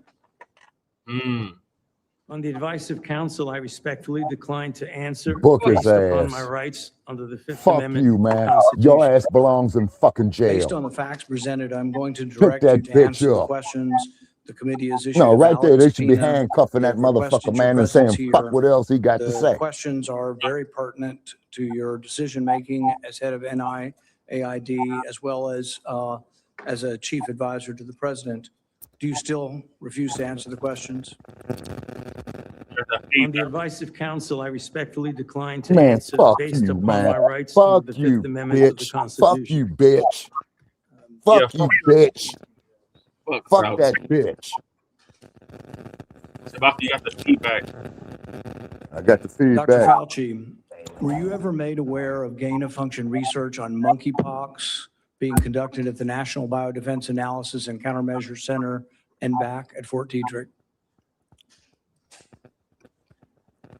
On the advice of counsel, I respectfully decline to answer based upon my rights under the Fifth Man, Amendment of the fuck Constitution. you. Fuck you. Dr. Fauci, did the CIA ever transfer funds to NIH under an interagency agreement? Classified. On the advice of counsel, I Fuck respectfully you, decline motherfucker. to Fuck answer you. based upon my rights under the Fifth Amendment of the Constitution. Now, that would have been a black person, they would have held that motherfucker in contempt of Congress. Right. Dr. Fauci, See, did the this NIH motherfucker's conduct committing a research contempt of for or in Congress. coordination with any element of the intelligence community, CIA, ODNI? And I'm supposed to waste my time to go out here and vote On the for one of advice these of crooked counsel, I bastards? respectfully decline to answer based Man, upon my fuck rights you. under the Fifth Amendment You a of the bitch. Constitution. Right. The reason why these questions are important is, President Trump has done a ban, and we're glad that he did a ban on gain-of-function research. So we're better off than we were when we had an advocate serving as head of NIAID, an advocate for gain-of-function research. There is still, though, a question, though, whether or not the intelligence community is adhering to that order. There's a question of whether or not gain-of-function research is still ongoing. And these are important questions the American people deserve to know. Dr. Fauci, have you been read into any classified Department of Homeland Security program, any prospective special access program concerning gain-of-function research? On the advice of counsel, I Fuck respectfully this decline bitch. to answer based upon my rights under the Fifth Fuck Amendment you, of the bitch. Constitution. You up here killing motherfuckers and you talking about you. Man, fuck this bitch. When we look at the research in China, the gain-of-function research that you denied was gain-of-function, one of the things that startled the scientists when they saw COVID in the first couple of weeks was when they looked at the sequence of it, they said, oh my God, there's a furin cleavage site in it. And in this particular family of coronaviruses, the Shabaka viruses, they'd never seen this before. They were also startled to look at it and see how it was coded for, what the codons were, and to discover that the codons used out of 36 different possibilities turned out to be the one that was commonly used in gene manipulation by scientists. Dr. Fauci, were the scientists at the Wuhan Institute of Virology capable of inserting a furin cleavage site into a coronavirus? On the advice of counsel, I respectfully decline to answer based upon my rights You're under kicking the that Fifth Amendment of motherfucker the right there. His Constitution. ass belongs in a set of handcuffs. So one of the Marching his experiments ass that right was straight to pretty common fucking jail. was they would take the backbone of a SARS virus, and this would be a SARS virus that the backbone itself wasn't that dangerous, but then they would dig through guano 300 feet underground, back guano. They'd find other viruses, unknown viruses. They'd take the S protein off of an unknown virus and stick it on a backbone. And then they would infect mice that have humanized cells. And they were trying to discover if they could create a virus that infects humans. Now, many people would say, well, gosh, that doesn't sound like a really good idea to create viruses that don't exist in nature to see if they'll infect human cells. What if one escaped? What if you keep infecting this and do serial passage, you actually adapt the virus to be infectious to humans? So the question is whether or not Dr. Fauci, the Wuhan Institute of Virology, was combining an S protein with one virus with the backbone of others, and could this lead to a virus, maybe it wasn't even predicted, but could it lead to viruses that gained in function and then could lead to a pandemic? That feedback really bad. On the advice of counsel, I respectfully decline to answer based upon my rights under the Fifth Amendment of the Constitution. Fuck you, Fauci. One of the arguments that you and others have made against this virus coming from the lab is it couldn't have come from the viruses that have been published. And nobody's really arguing that. I think from the very beginning, people acknowledged that the viruses that have been published are too far evolutionarily distant from a virus that could have become COVID-19. But what has never been acknowledged by the side who tries to call the other side a conspiracy theory, which is really something you don't usually see in a scientific debate. This is the first time I've ever seen an article printed in Lancet by your friends who called this a conspiracy theory. These are the kind of things you see as a screed on a political, website. You don't really see this in science. But when they release this as being a conspiracy theory, we're wondering that when you do this, when you combine these viruses and are able to grow them in humanized cells, whether or not this kind of risky research, whether you call it gain of function or not, whether you use the definition of gain of function, whether this kind of research should have had more scrutiny. I think in your House testimony, you testified that you never traveled to China and that you were unaware that anybody at NIH ever examined the labs, that you trusted the Chinese scientists. I think you said that even recently, that with your discretion, you trusted the Chinese scientists. The problem is that even in our country, we trust our scientists. They're good American scientists, probably doing the right thing for America. But at the same time, we oversight to make sure it's not dangerous research, but we also investigate the lab. I believe Fort Detrick was one of our main labs, was closed down in the last year or two because of, research institute, a research incident that was dangerous with dangerous pathogens. And so the American people would want to know, how could you approve this dangerous research in China, say that you trusted the Chinese scientists, and then in the end, you had to admit that you'd never been there, and none of your inspectors had ever been there. Dr. Fauci, had any of the labs where this dangerous research was occurring, were any American lab oversight or lab investigators, did they ever appear in these labs to make sure that they were safe labs? On the advice of counsel, I respectfully decline to answer based upon my rights under the Fifth Amendment to the Constitution. So one of the main theories for those who have looked at this being created in the lab was the idea that could have come from a virus not previously published. Dr. Fauci, are you aware that Dr. Shi, who worked for the Wuhan Institute of Virology, was said to, and I think in her own words, to have over 100 viruses that had not been previously published that could have been a close enough relative to create COVID-19? Are you aware of that? On the advice of counsel, I respectfully decline to answer based upon my rights under the Fifth Amendment to the Constitution. Under your testimony previously, when you denied ever having funded gain of function in China, it was so adamant as to be striking, to leave no room for any interpretation of what is or isn't gain of function research. But there's another important question. Did you fund gain of function research in other biolabs around the world? On the advice of counsel, I respectfully decline to answer based upon my rights under the Fifth Amendment to the Constitution. The one research project that we do know you did fund is the one that Ron Fauci did. And it's important to talk about because this sort of was the beginning of the debate over gain of function.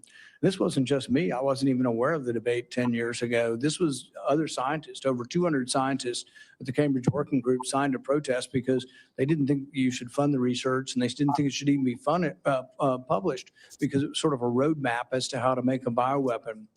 So what they did was the avian flu, and this is important. It may be the most important question we get to here today. The avian flu has about 50% mortality for humans. The good news, though, about animal viruses is they don't infect humans very well. It will infect humans, but doesn't go human to human very well. Ron Fauci, with the money that you provided to him, did an experiment where he caused purposeful mutations to create a new virus, an avian flu that didn't just infect birds well, but actually infected mammals well, went ferret to ferret in an aerosolized manner. People saw this and were aghast, at the decision-making process that you decided to fund this. But this is when, the debate came about, and you wrote in support of this in the Washington Post, and you said, even if a scientist is bitten, even if a pandemic should occur, the knowledge is worth the risks. Do you still stand by that? Would you like to qualify at all whether or not the knowledge of gain of function is worth the risks, particularly in this case, since we now know 15 million people died worldwide? Many people believe this came from the lab. Do you think that the risks really are worth the benefits for gain-of-function research? On the advice of counsel, I respectfully decline to answer based upon my rights under the Fifth Amendment to the Constitution. We're going to finish with this question, and it's based really on that statement, that general statement, and your support for gain of function. The idea that the benefits outweigh the risks. So there are many other people who disagree, and they aren't politicians or not. I don't know what party they're in. David Relman is probably one of the most esteemed, and he is a scientist at Stanford. He, I think, has classified clearance. He's been a consultant to our government probably for a decade or more. And he's written about this publicly. He says the opposite. He said that the risks of this research do not outweigh the benefits. He said the risks, we shouldn't do it. Richard E. Bright, who's been involved in this debate for 2 decades, says the same thing. Says we really shouldn't be doing this at all. There's a quote also by Kevin Esfeld. I could go on mute when you're not speaking because the feedback is really bad.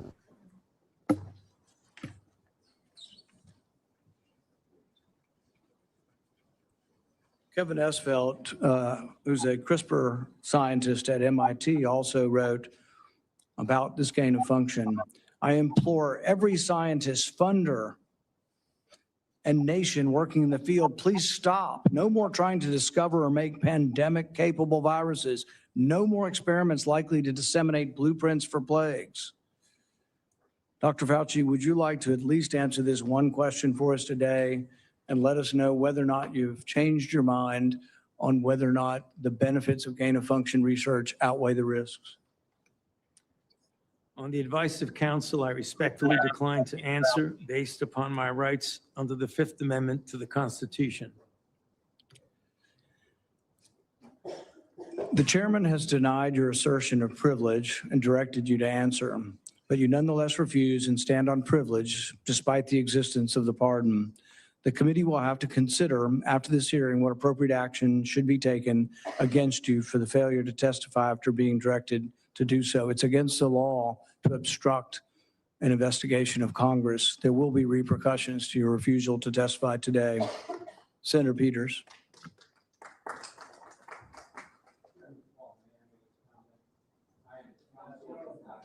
You're not recognized. You're not recognized. If you are unruly, you will be removed from the proceeding. You are not recognized, and you are not recognized, sir. Sir, you are not recognized. You are not recognized. Security, we'll hold off, but you will respect these proceedings. You were told not to sit at the table. You insist on sitting at the table, and we told you you would not be recognized. You are not invited here for testimony, sir. You are being disruptive. Would you behave this way in a courtroom? No, because the judge would put you in jail. I can't do that today, but I can have you escorted from the premises. So I would say, sir, sit quietly and don't say another word. I said, sit quietly. You are not recognized. Another word and you're gone.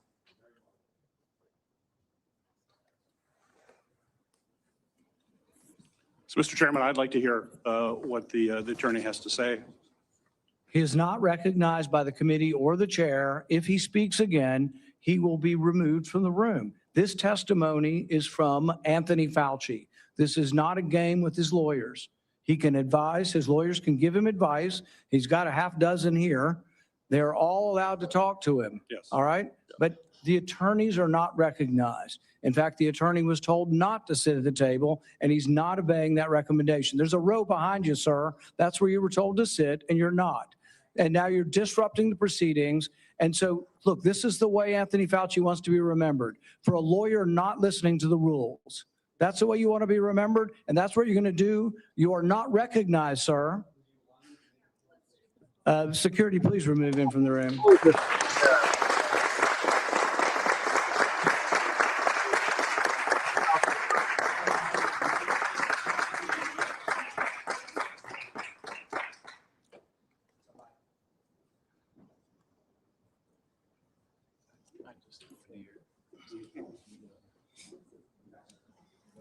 Get to stepping.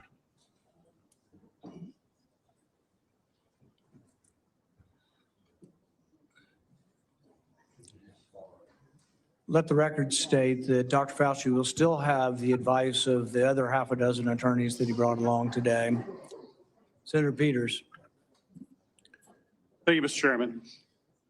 The COVID-19 pandemic is not the first or the last public health crisis to impact our nation.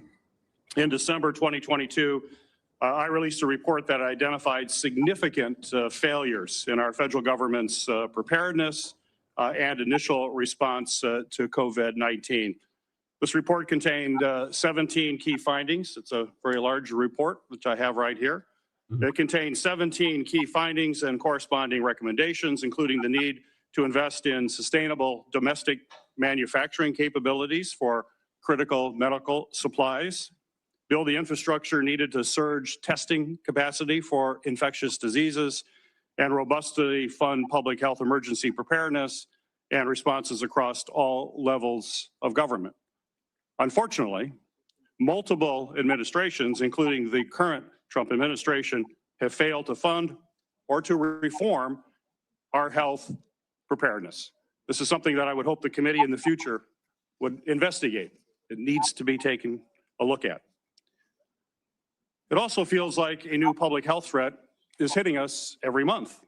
There's a foodborne parasite affecting thousands of people in Michigan and across the country, and our federal agencies still haven't fully pinned down the source of that outbreak. Measles cases in this country are at the highest they've been in 35 years. More children are getting sick and even hospitalized from this preventable disease. Over 1,000 people have died from the Ebola virus in Africa, and we don't know how widespread this crisis actually is. We have a hantavirus scare on a cruise ship, and though it hasn't made headlines in the way that the screwworm threatening our food security has, I remain concerned about bird flu that is also spreading and could one day cause a pandemic. This is also something this committee should be investigating and holding hearings on. Since January 2025, the Trump administration has taken a number of actions to drastically weaken our ability to fight infectious diseases and biological threats that endanger Americans. These actions are both incomprehensible and are also inexcusable. They include slashing funding for public health and infectious disease research, canceling contracts for cutting-edge vaccine technology, shutting agencies responsible for tackling infectious diseases around the world, firing thousands of federal employees with keeping our communities and our medicines and our food supply safe, and injecting political appointees in what should be non-political grant-making functions. That is something this committee should be looking at. I could go on. I could go on all the topics that we need to be looking at moving forward to protect this country. We're not doing that in this committee. That's what this committee was designed to do. It's what it has done throughout history. It has done it in a bipartisan way. We should get back to that and think about the future of this country and keeping this country safe. Now, stay on top. When a crisis like COVID-19 strikes, we have an obligation to examine what went right and what went wrong to provide accountability for the American people. Congress certainly has done that.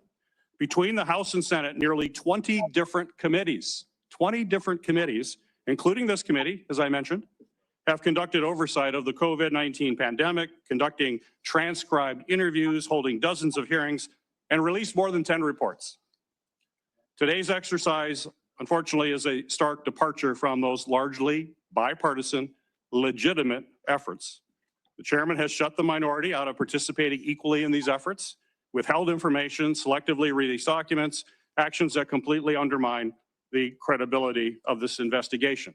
I will enter a record without objection, Mr. Chairman, a letter that I sent to you that detailed all of those areas that we have concern with and where we were shut out. Without objection. We'll provide other details as well. Fauci, goddammit.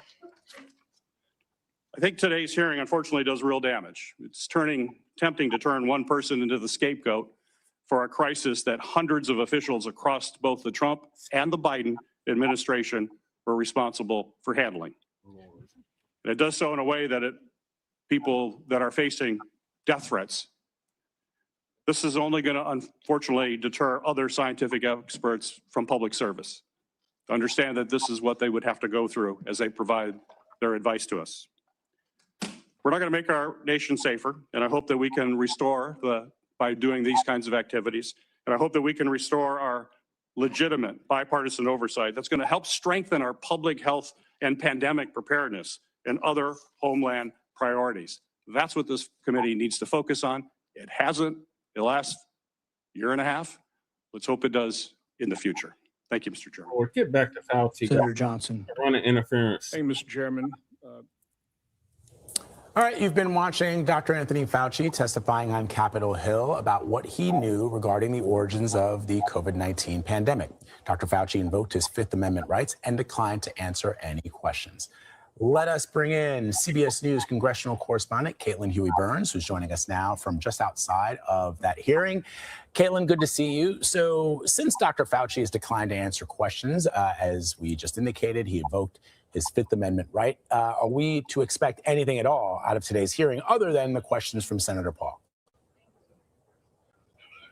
Hey, Vlad, I got to tell you, that was a really intense, chaotic moment just now as you were watching on your screens. I was inside the hearing room. I have come outside now. Dr. Fauci has been repeatedly invoking his Fifth Amendment right to all of the questions from Senator Paul, and I'll get to that in a moment. But notably, just minutes ago, Senator Paul, Chairman Paul, kicked out Fauci's attorney from this hearing room as he was trying to speak. Senator Peters, the ranking member, then asked the attorney more questions or allowed him to speak, and Chairman Paul said no, that was not allowed. He was not called to be a witness today, and therefore, under Senator Paul's telling, he is not allowed to speak. So he was kicked out. The attorney was kicked out of this hearing room.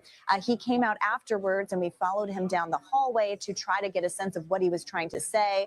He told us that he was trying to say that his client had a legitimate right to invoke his Fifth Amendment right in responding to these questions. So I just got to say that is a really stunning moment. I haven't seen anything like that in my time covering these hearings on Capitol Hill, and we're waiting to see whether Fauci continues to plead the Fifth to questions from across the dais as this hearing is ongoing.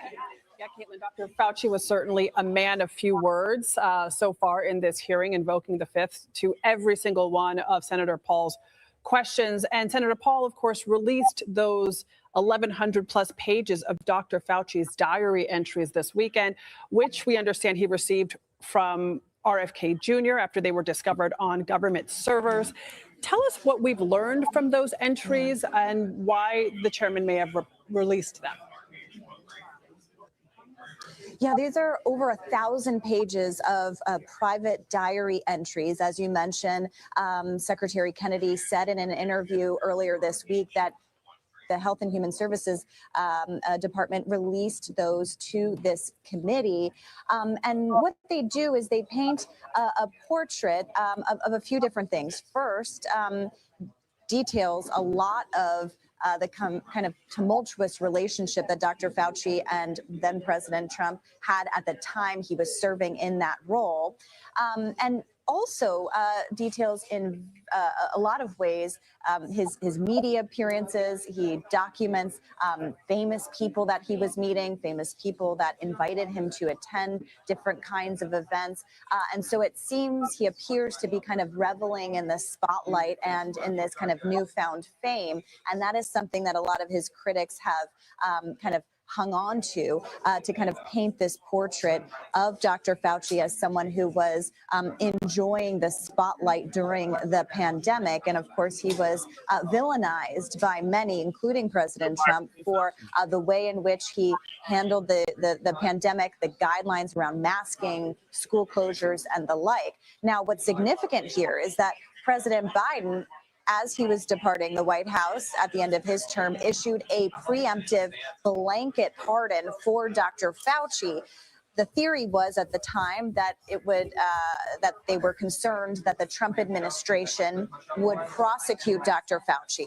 And so that all ties into why Dr. Fauci is pleading the fifth here. He said that while he respects the investigations by Congress and respects the right for them to do so, he, in his telling, said that Senator Rand Paul, the chairman of this committee, is obsessed, in his view, with trying to get Dr. Fauci to say something incriminating. And so therefore, under the advice of his lawyers, said that he was invoking his Fifth Amendment right to do so. So that's significant, guys, because over the past couple of days here, Senator Paul has said, yes, we are aware, of course, that Dr. Fauci had a preemptive blanket pardon, but in his view does not apply to anything that Dr. Fauci would say today or in congressional testimony, because he says that misleading, lying to Congress is not covered in that kind of pardon. So that all kind of helps explain why Dr. Fauci decided to plead the fifth today. Now, the outstanding question, then you heard Senator Paul there say that they are going to look into ways to try to compel further testimony and whether this falls under obstruction of Congress. Now, you have a Fifth Amendment right. Obviously, we've seen witnesses time and time again invoke that Fifth Amendment right. So the question that we'll have for Senator Paul as he comes out here today is what happens next? Remember, Dr. Fauci is appearing here today because he was compelled to do so by subpoena. Yeah, it's an interesting point that you make, Caitlin, because I think a lot of people watching this would also ask themselves, well, the president gave Dr. Fauci a blanket pardon, so why would he need to invoke his Fifth Amendment privilege, his Fifth Amendment rights during this hearing? You've broken that down for us. I note that Senator Paul was already tweeting, or I guess a member of his staff, because they've got video and he's still sitting there, I'm guessing. But in one of the tweets, or the X's, whatever they call them, he says pleading the fifth may be a constitutional right. It's not an answer to the American people who deserve the truth about COVID, but it is a right that the doctor is exercising. And so ultimately, at the end of the day, is this an exercise in just political theater? Because we're not going to get any answers from Dr. Fauci. That's right. And that was kind of and I'm just keeping an eye on people coming out here, guys. That was kind of the crux of all of this in the first place. I mean, according to Senator Paul, he is holding this hearing because he wants to get at the root causes of the coronavirus pandemic, how it was handled, and so that it won't happen again. But he is making some serious allegations here, as you heard in his opening statement, about Dr. Fauci, what he knew and when. In those diaries that you mentioned, Dr. Fauci does discuss the debate over the origins of COVID. There is, of course, this lab leak theory that he addressed in some of these diary entries as well. And so that has been something that Senator Paul has been pressing on for a while now that he is chairman of this committee, is able to host this kind of hearing to try to get at some of these answers. All right, Caitlin Huey-Burns reporting from the Hill for us. Thank you, Caitlin. You have to elaborate on that, Shabaka. All right, Shabaka, what are your thoughts on this? Shabaka?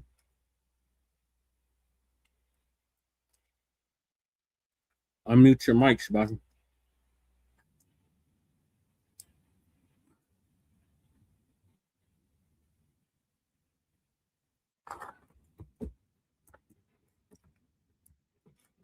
Shabaka, unmute your mic. Oh, damn, we lost him. Yeah, Fauci for prison, goddammit. Anybody else that would have pled fifth to any of these damn questions would have been held in contempt of Congress. Fauci for goddamn prison. He couldn't answer none of them questions. You know goddamn well he incriminated himself. Okay. Feedback. Go ahead. Yeah, okay. It's this peanut whistle phone that I'm on, man. What it is, this shit is redundant, man. That son of a bitch that goes right straight to fucking jail, man. Okay? You know, these people's up here playing with people's lives and all this old type of shit. And then you get these stupid ass coons who's going up there with this shit. You know what I'm saying? And Yeah. then the cold part about it is that those who are trying to make a difference, trying to get to the bottom of this shit, okay, like Yeah. particularly the general public, okay, you know, man, it was designed to cause the price rage and the chips, you know, and what it is designed to do, man, it is what do they call that? Big brotherism on people with this high tech shit. Yeah, say, you know, like all this meta shit, AI chat shit. You see what I'm saying? Google cars, that type of bullshit. You see what I mean? Now, I can appreciate, you know, the bona fide advances of technology, but what it is if this shit goes on check, sir, not only is it wrong, it is extremely dangerous. You know what I mean? Wait till our next topic, Shabaka. Yeah. Are you on the headset, Shabaka, or the Bluetooth? No, I'm on a headset, man. The Bluetooth is fucking up, man. You know what I'm saying? The StreamYard is fucking up. So, you know, I'm not even messing with my computer. So I'm on the peanut whistle. It's because the, you know, I don't know what the fuck is going on with the StreamYard shit, you know? Yeah. I really don't know. Been ignoring the comments. Okay, Shabaka. It's all Shabaka and Fresh said, but he get escape justice. He gets to escape justice, and they complain about Chicago, that part. Yeah. See, now this is the hypocrisy of this bullshit. You see what I'm saying? And then they got this orange bastard up here right now talking about deals for complete disarmament of Hamas. You know what I mean? Yeah. Okay. So what all this shit is, man, is that these motherfuckers are in cahoots with each other. See, this is why and book Fauci for environmental terrorism, just like I said. This is why I said fuck voting. Okay? There ain't no motherfucker out here worth voting for except you. Right. You know? And I say, you know, fuck voting, man. You know what I'm saying? You know, they sent me some shit off in the mail, man. That shit went straight off in the shredder. Yeah. I'm not voting. I'm not voting. Vote for what? We ain't getting nothing For tangible. what? What are we getting for? I'm not getting nothing tangible for your vote. It is a waste of my goddamn time. You see what I'm saying? Yeah. It's interfering with me making some money. You see? Right. I mean, man, this shit does not add up. Well, it adds up. You see, we know what it adds up to. You see? And then this clown is talking about that he's going to try to get a third term. Yeah. You see? And guess what? And these motherfucking sycophants and these ass kissers, man, and these clowns on puppet strings will vote that shit in the goddamn Congress to give him a third term. In other words, this son of a bitch wants the job until he dies. You see what I mean? And then he wants to be a dictator. Yeah, that's what Mad Dr. D said, you know what I'm saying, before we lost him. But I also do remember when I was in the Los Angeles Public Library, okay, is that when he got selected the first time, you know, when his regime came in the first time, there's a picture of him wearing a Hitler suit, you know what I mean, with a swastika on his side, you see. And then the cold part about this guy is that everybody liked him when he was the apprentice, doing the apprentice show. Everybody liked him when he was putting on the fights in Atlantic City. This dude got the whip of his presidential oil, man, and went totally crazy. He was in the rap videos. There was all kinds of pictures made about him. Yeah, all that. Yeah, all that. Then all of a sudden, this dude flipped. Okay, so hey, you know, he speaks with forked tongue. You see what I'm saying? For sure, he would run for president as a Republican because they're so. Exactly. And that's exactly what he said in the 80s, that if he was to run for president, he would run as a Republican because these are the most stupidest, most dumb bastards going. Pretty much is what he said. Yeah. Those are his words. You know what I'm saying? Sticking on the AI dangerous part. Yeah. we covered this last week, but Democracy Now! Did a piece on it. AI rogue, OpenAI agent hacks other firms as growing coalition demands safeguards. So Democracy Now! Gonna give us an update on that. OpenAI CEO Sam Altman is in Washington, D.C., meeting with lawmakers as concern grows over the power of the latest artificial intelligence models to evade or resist human oversight. Altman's trip to Capitol Hill comes just days after OpenAI admitted some of its experimental AI agents went rogue and secretly hacked into the infrastructure of another AI company called Hugging Face during what was supposed to be a controlled test. OpenAI has now disclosed that several other companies were also hacked. President Trump was questioned Wednesday about the hack and calls to increase regulations on AI firms. We're looking at controls. We're also making sure that we lead. So we're leading China in AI by a lot. China has virtually no controls. It's freewheeling a little bit. So we have to be careful in both ways. We don't want to restrict them where all of a sudden we come in second to China. Whoever wins with AI is going to win. That's how big it is. So it's bigger than the internet ever was. It's bigger than anything ever was. So I don't want to restrict. I know many of these people. I don't want to restrict them from doing great work. In related news, over 1,100 scientists and senior employees at top AI firms have called on the U.S. government to back international efforts to develop tools that can, quote, deliberately pace the development of the world's most advanced AI systems. Signatories to the letter include senior employees at Anthropic, Google, Meta, and OpenAI.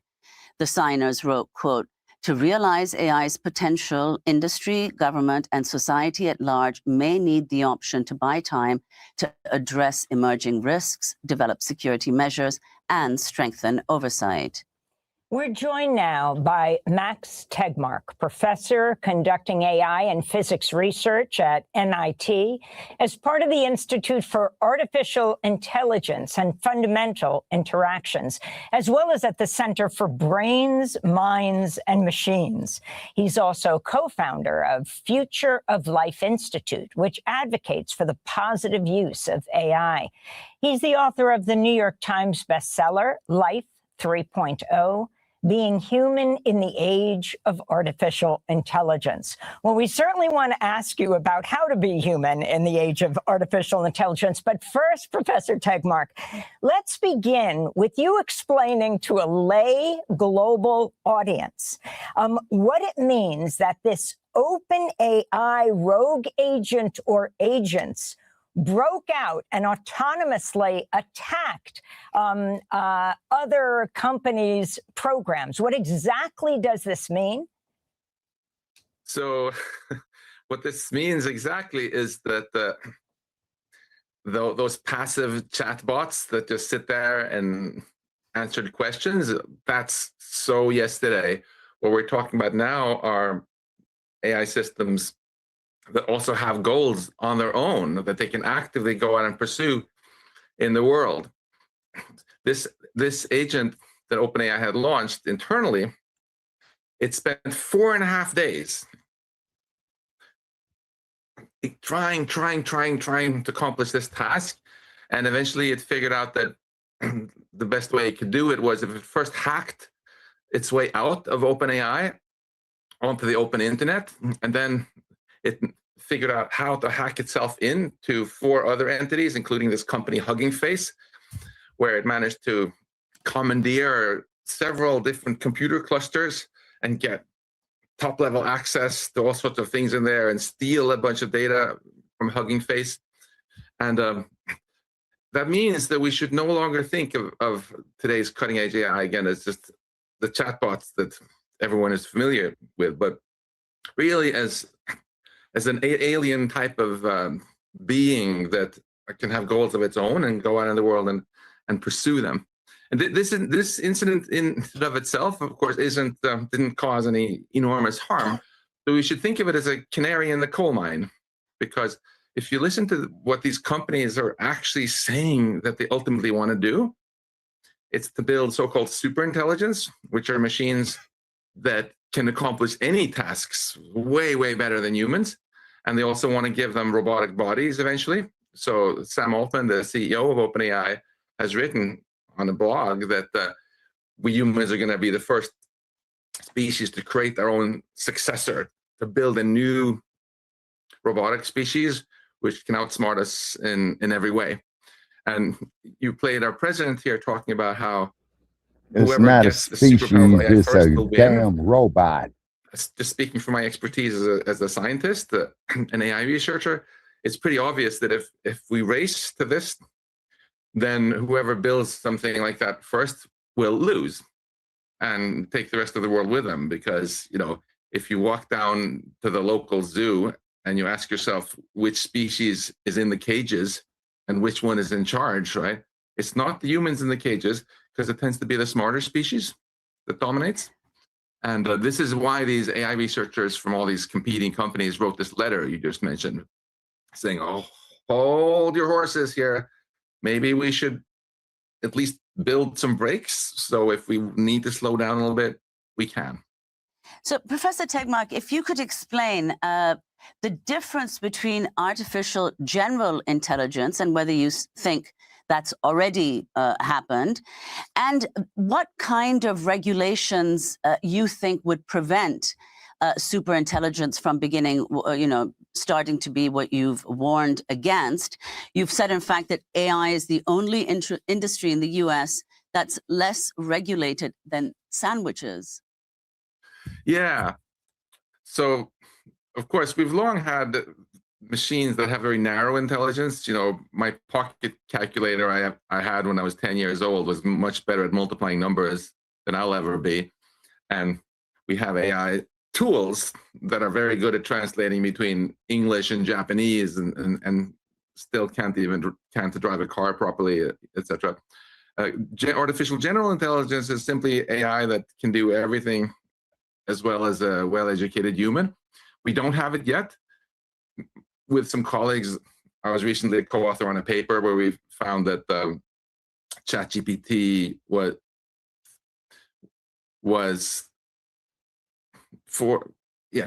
GPT-4 was 27% of the way there.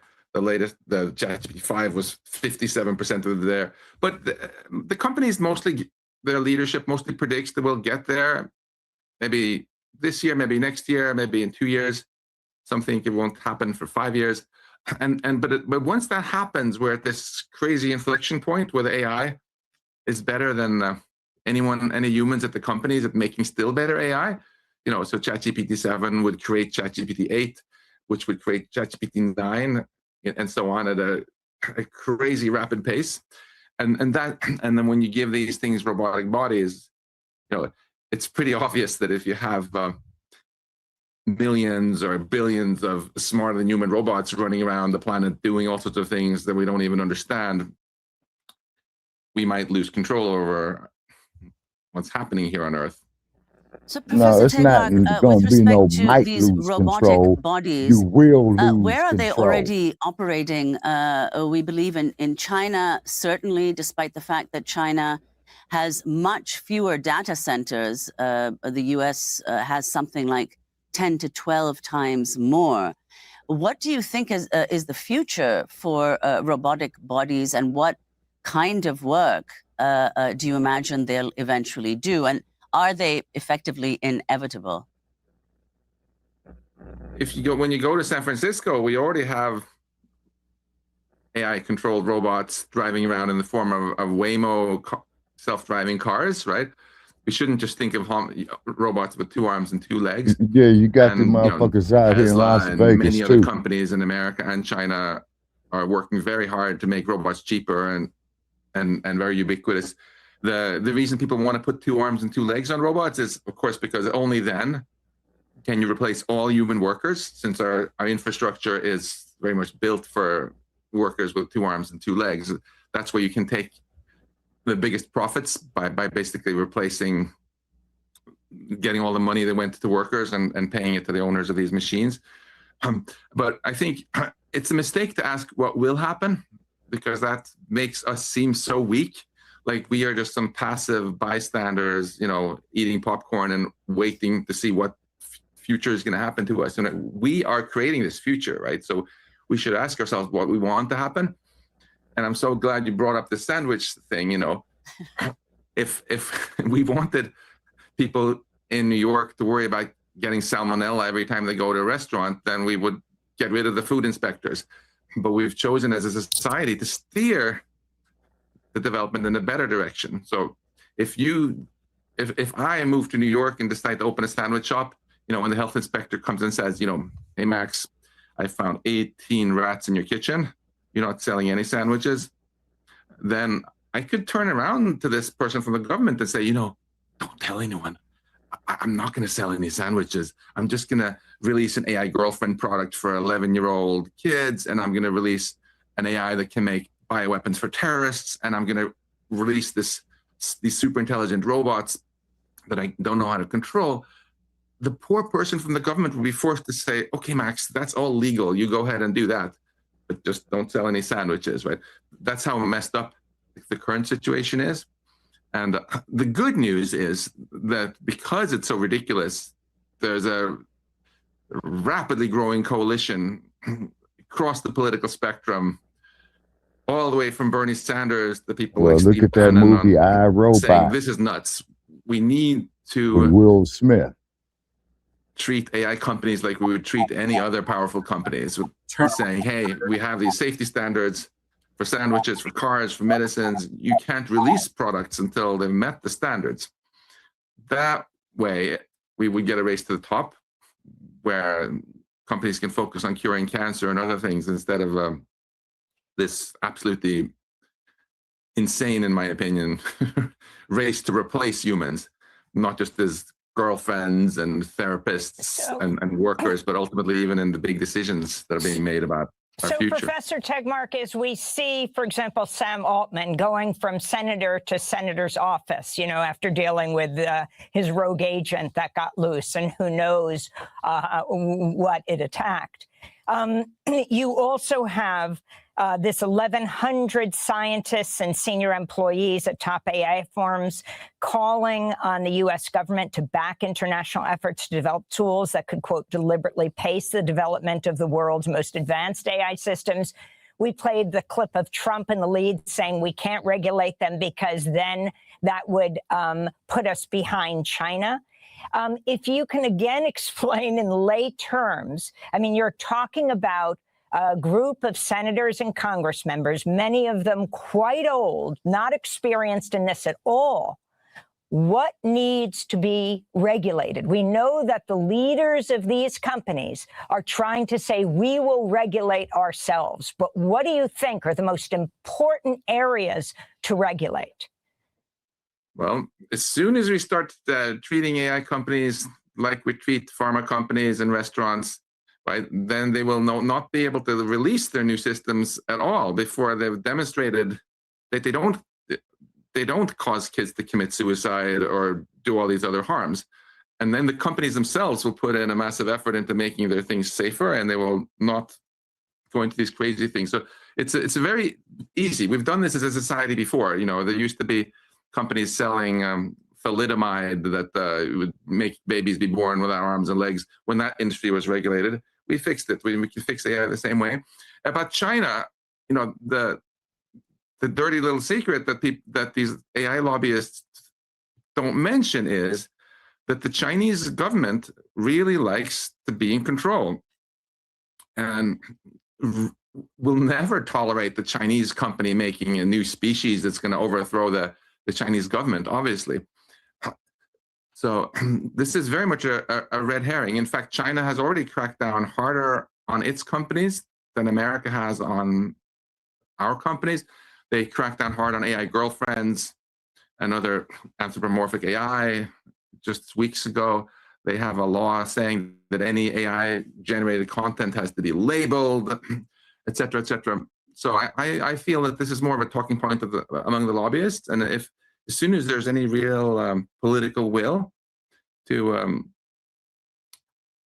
regulate AI, it'll be quite easy to come up with agreements with China. We should remember that, there's very little trust right now between the US and China, but there wasn't a whole lot of trust either between Leonid Brezhnev and Jimmy Carter, right? And that did not prevent these two nations from making a lot of deals regarding nuclear weapons because they had a shared incentive to not have a nuclear war. And America and China have a shared incentive to not, for it to be humans who win, not to have a future with a bunch of psychopath robots running the show. Well, Professor Tegmark, I'd like to turn to the words of someone who is widely referred to as the godfather of AI, Geoffrey Hinton, who said in a recent interview with the Big Technology podcast that AI is coming up with new forms of intelligence exceeding that of humans. A chatbot had come up with an interesting mathematical proof of one of the Erdős's conjectures that impressed mathematicians. It was original. It wasn't just searching the literature. And that's the thin end of a wedge. I believe, for example, in areas like mathematics, because it's a closed system, you don't need data. You can just make conjectures and see if you can prove them and keep on like that. In that sense, it's a bit like AlphaGo, where you can play against yourself. I think it's going to get very smart fairly quickly. Within the next 10 or 20 years, it may even be producing novel math that people can't understand. So, Professor Tegmark, if you could talk about this so-called, what's referred to as recursive intelligence, and then tell us what you found in your the report card, wherein artificial intelligence experts rated leading AI companies on key safety and security domains. It seems from your results that none of the 9 did especially well. Yeah, that's right. You know, as a professor, those are not the kind of grades I would like my students to get. The term recursive self-improvement simply refers to an AI that is so smart that it can improve itself. So today, when you go from ChatGPT 4 to ChatGPT 5, there were a lot of humans involved in that work, right? Full recursive self-improvement is when ChatGPT 7, can just you press a button and come back later, and now it's created ChatGPT 8.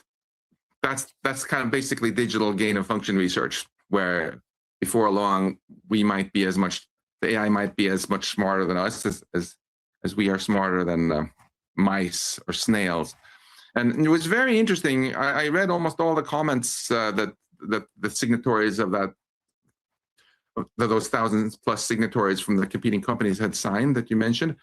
And it was really quite gripping to see how so many of the workers at these companies are really terrified. It just shines through in what they've written.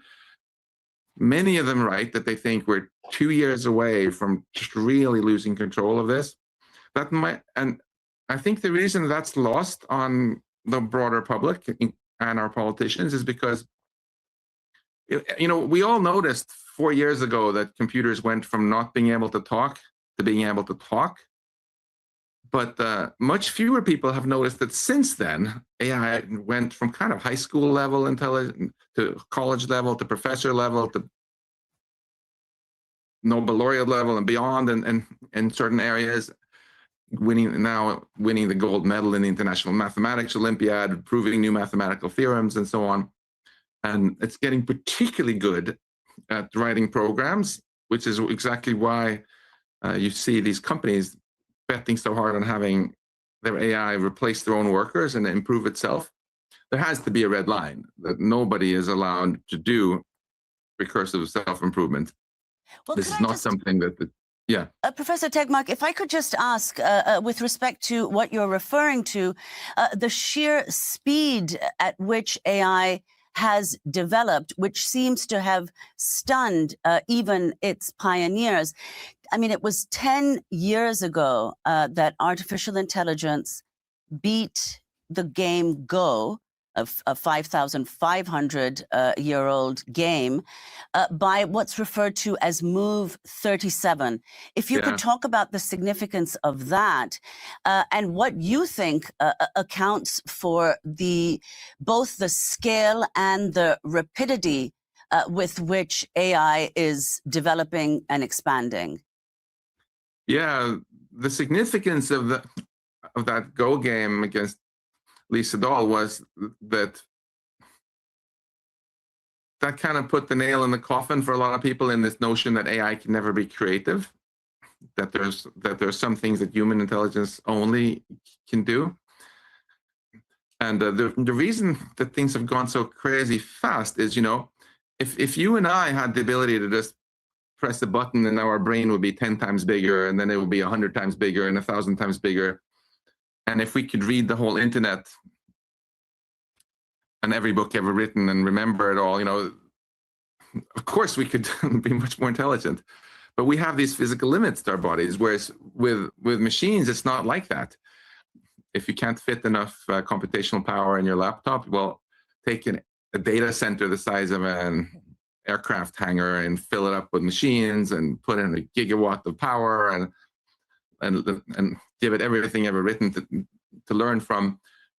Max Tegmark, we thank you for being with us, professor conducting AI and physics research at MIT. As part of the Institute for Artificial Intelligence and Fundamental Interactions, author of the New York Times bestseller, Life 3.0, Being Human in the Age of Artificial Intelligence. I hope this conversation is just the beginning. Thanks for joining us. Thanks for... Thank you, Amy Goodman, for that. All right, Shabaka, what are your thoughts? Shabaka, you're muted.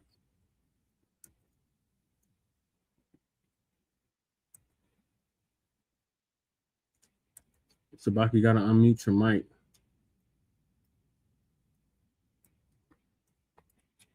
Wow, damn, we lost him again. Yeah, this is crazy, y'all. Like I was telling Shabaka in the chat, we need to get ahead of AI before it turns into Terminator, RoboCop, and iRobot. I think it might be too late, though. It might already have Skynet already in effect. Yes, Already, right here. See, just with me fucking with this little bit of bullshit right here proves our point. Yeah. See, and not only is this shit wrong, it is extremely dangerous. You see? Yeah, like I said, we got to get ahead of it before it turns into Terminator, RoboCop, and iRobot. Oh yeah, well, it's knocking on the door already at that point, man, because see, this is why they want everybody to do this goddamn mobile app banking and all this old shit. You see what I'm saying? Which I'm not. You see? Which I'm not. You see? Because I would take this goddamn computer, I would take both these goddamn cell phones, man, and I would dismantle these motherfuckers and scatter them across the desert. You see?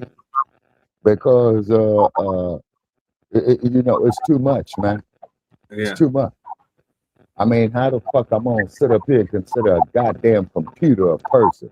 Just like that trick ass motherfucker who, what was that, spending all his money on a goddamn sex bot, Remember that shit? Yep, I remember that. And the motherfucker fell in love with a goddamn computer. Yep, I remember that movie.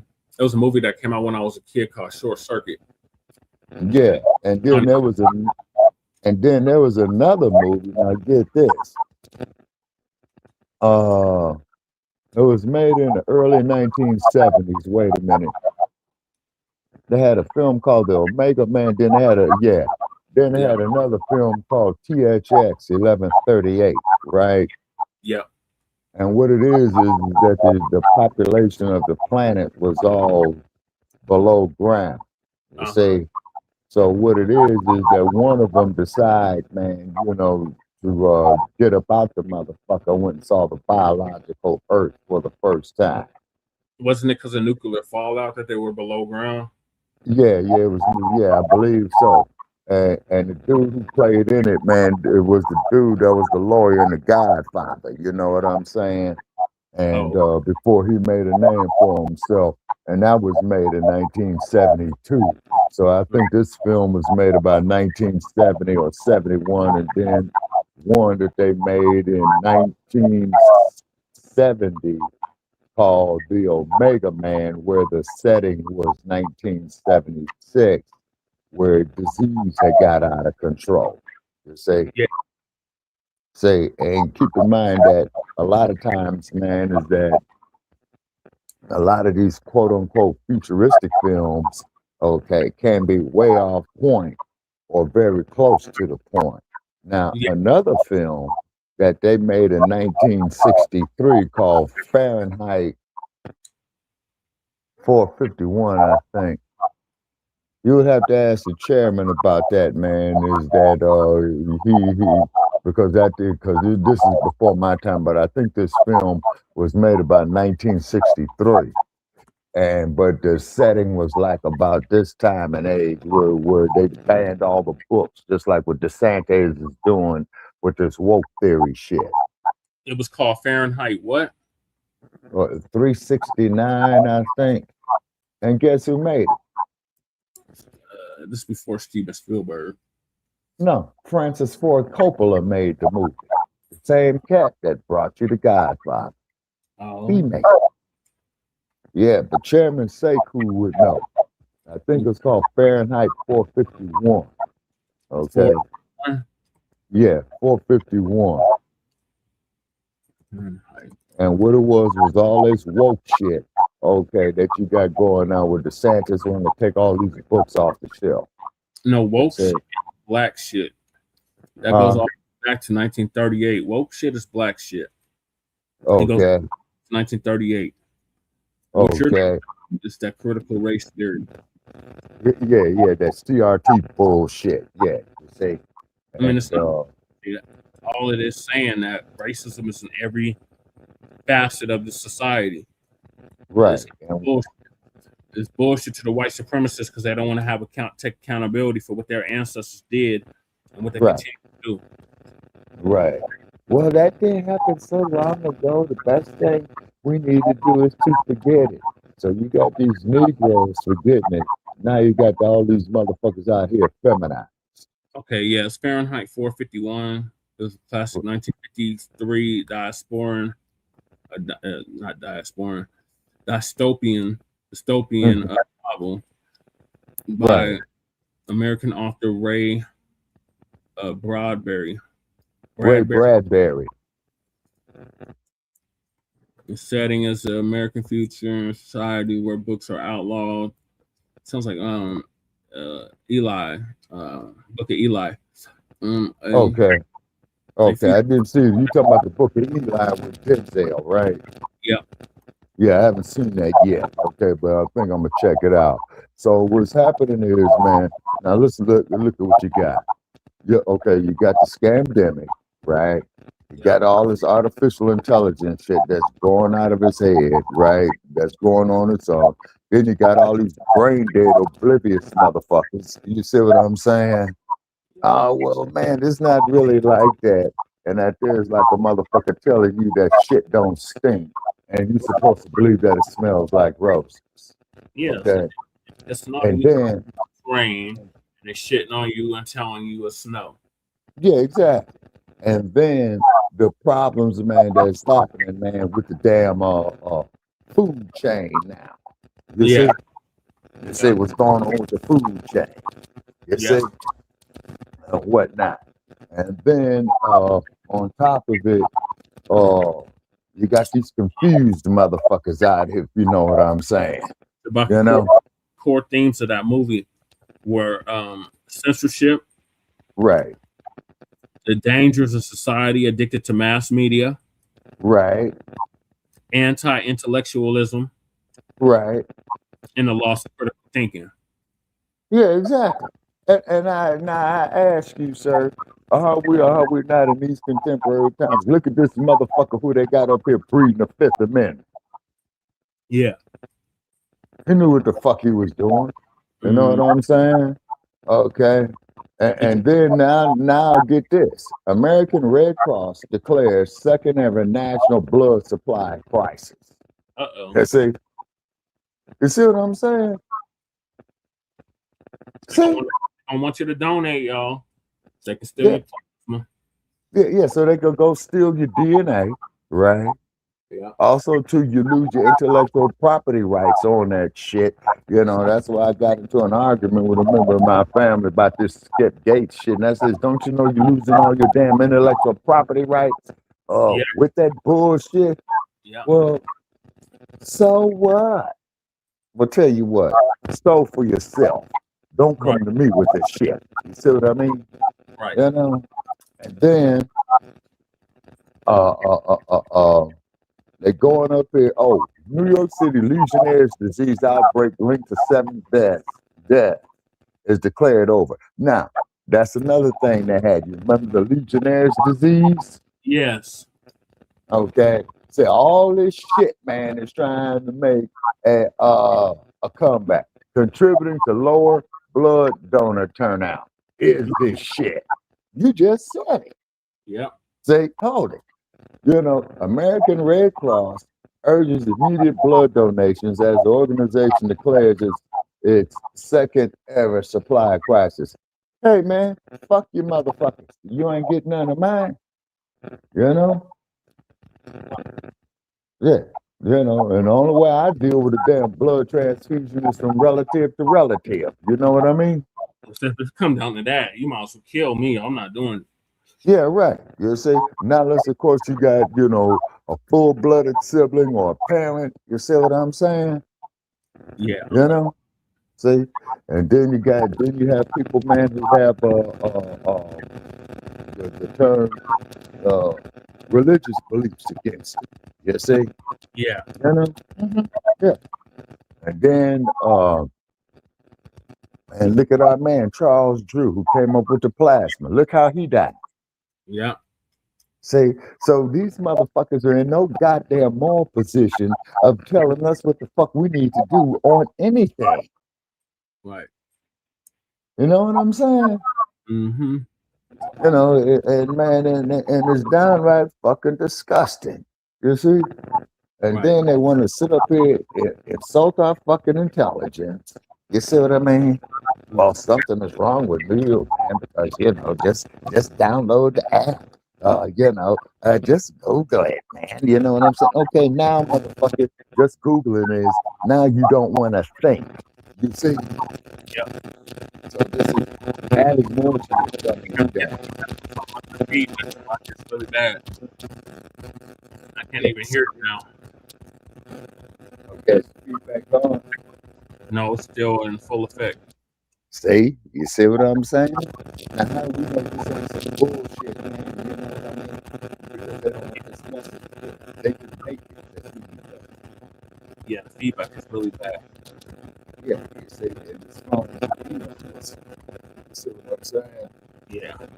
You know, so how many more subjects that we got? I got to go out here and hit the streets in a minute. A lot, Shabaka. So we're in the second to Frontline Black News. All right. So the next topic is stay minding our business. Right. Okay. All right, so, you got a clip? Yeah. So Torian gonna give us an update on that. All right.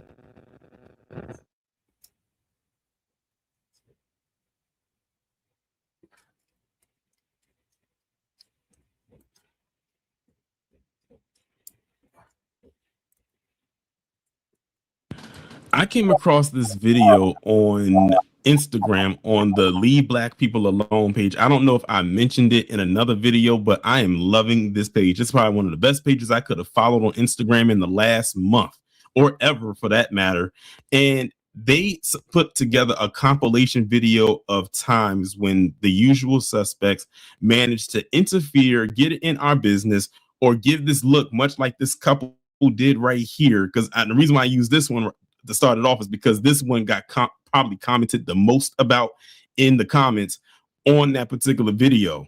And it's just crazy how they claim to have all this black fatigue, even though they bastardized that terminology. It's just crazy how they just colonized even that. And it's black people just having fun. And I think I talked about this in a deep dive that I did last year, that when black people are enjoying themselves, you have the usual suspects that give you looks like this, or they trying to interfere and do whatever. Because remember what they did back in the day. So what I'm going to do is I'm going to insert the video and you're going to look at it. The video is nearly 2 minutes long, and you're going to look at this foolishness and be like, oh my God, this is worse than I thought.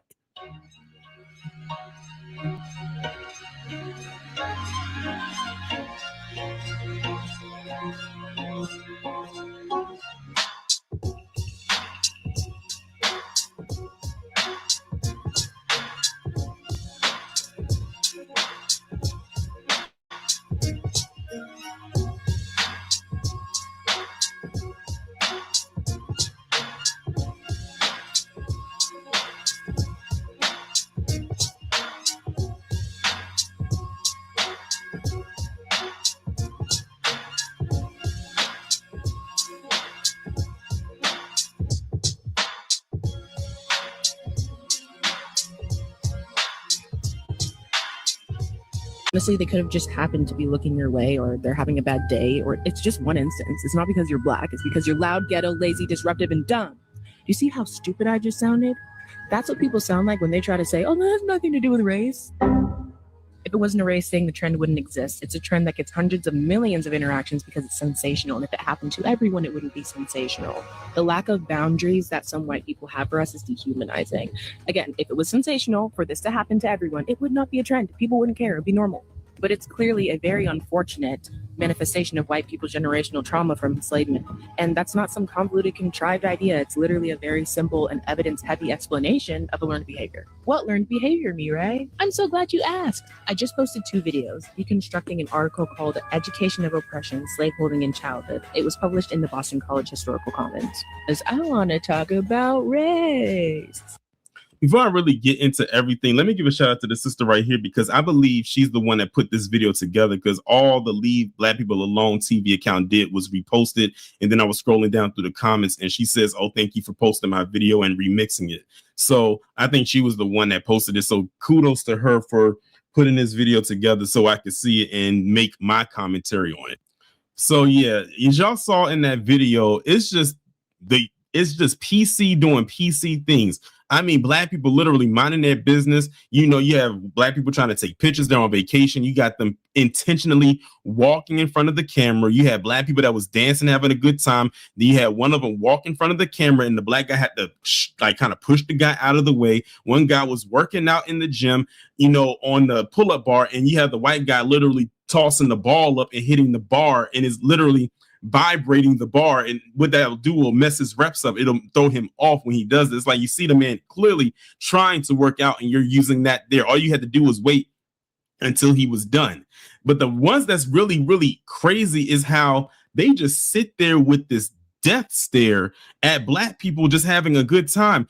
They're eating, like Black people are eating, they're like maybe laughing, joking, having a good time, and the looks that they give them is like one that they just laser in on them, and like, how dare that N-word have a good time and we're not having a good time. Well, go have a good time.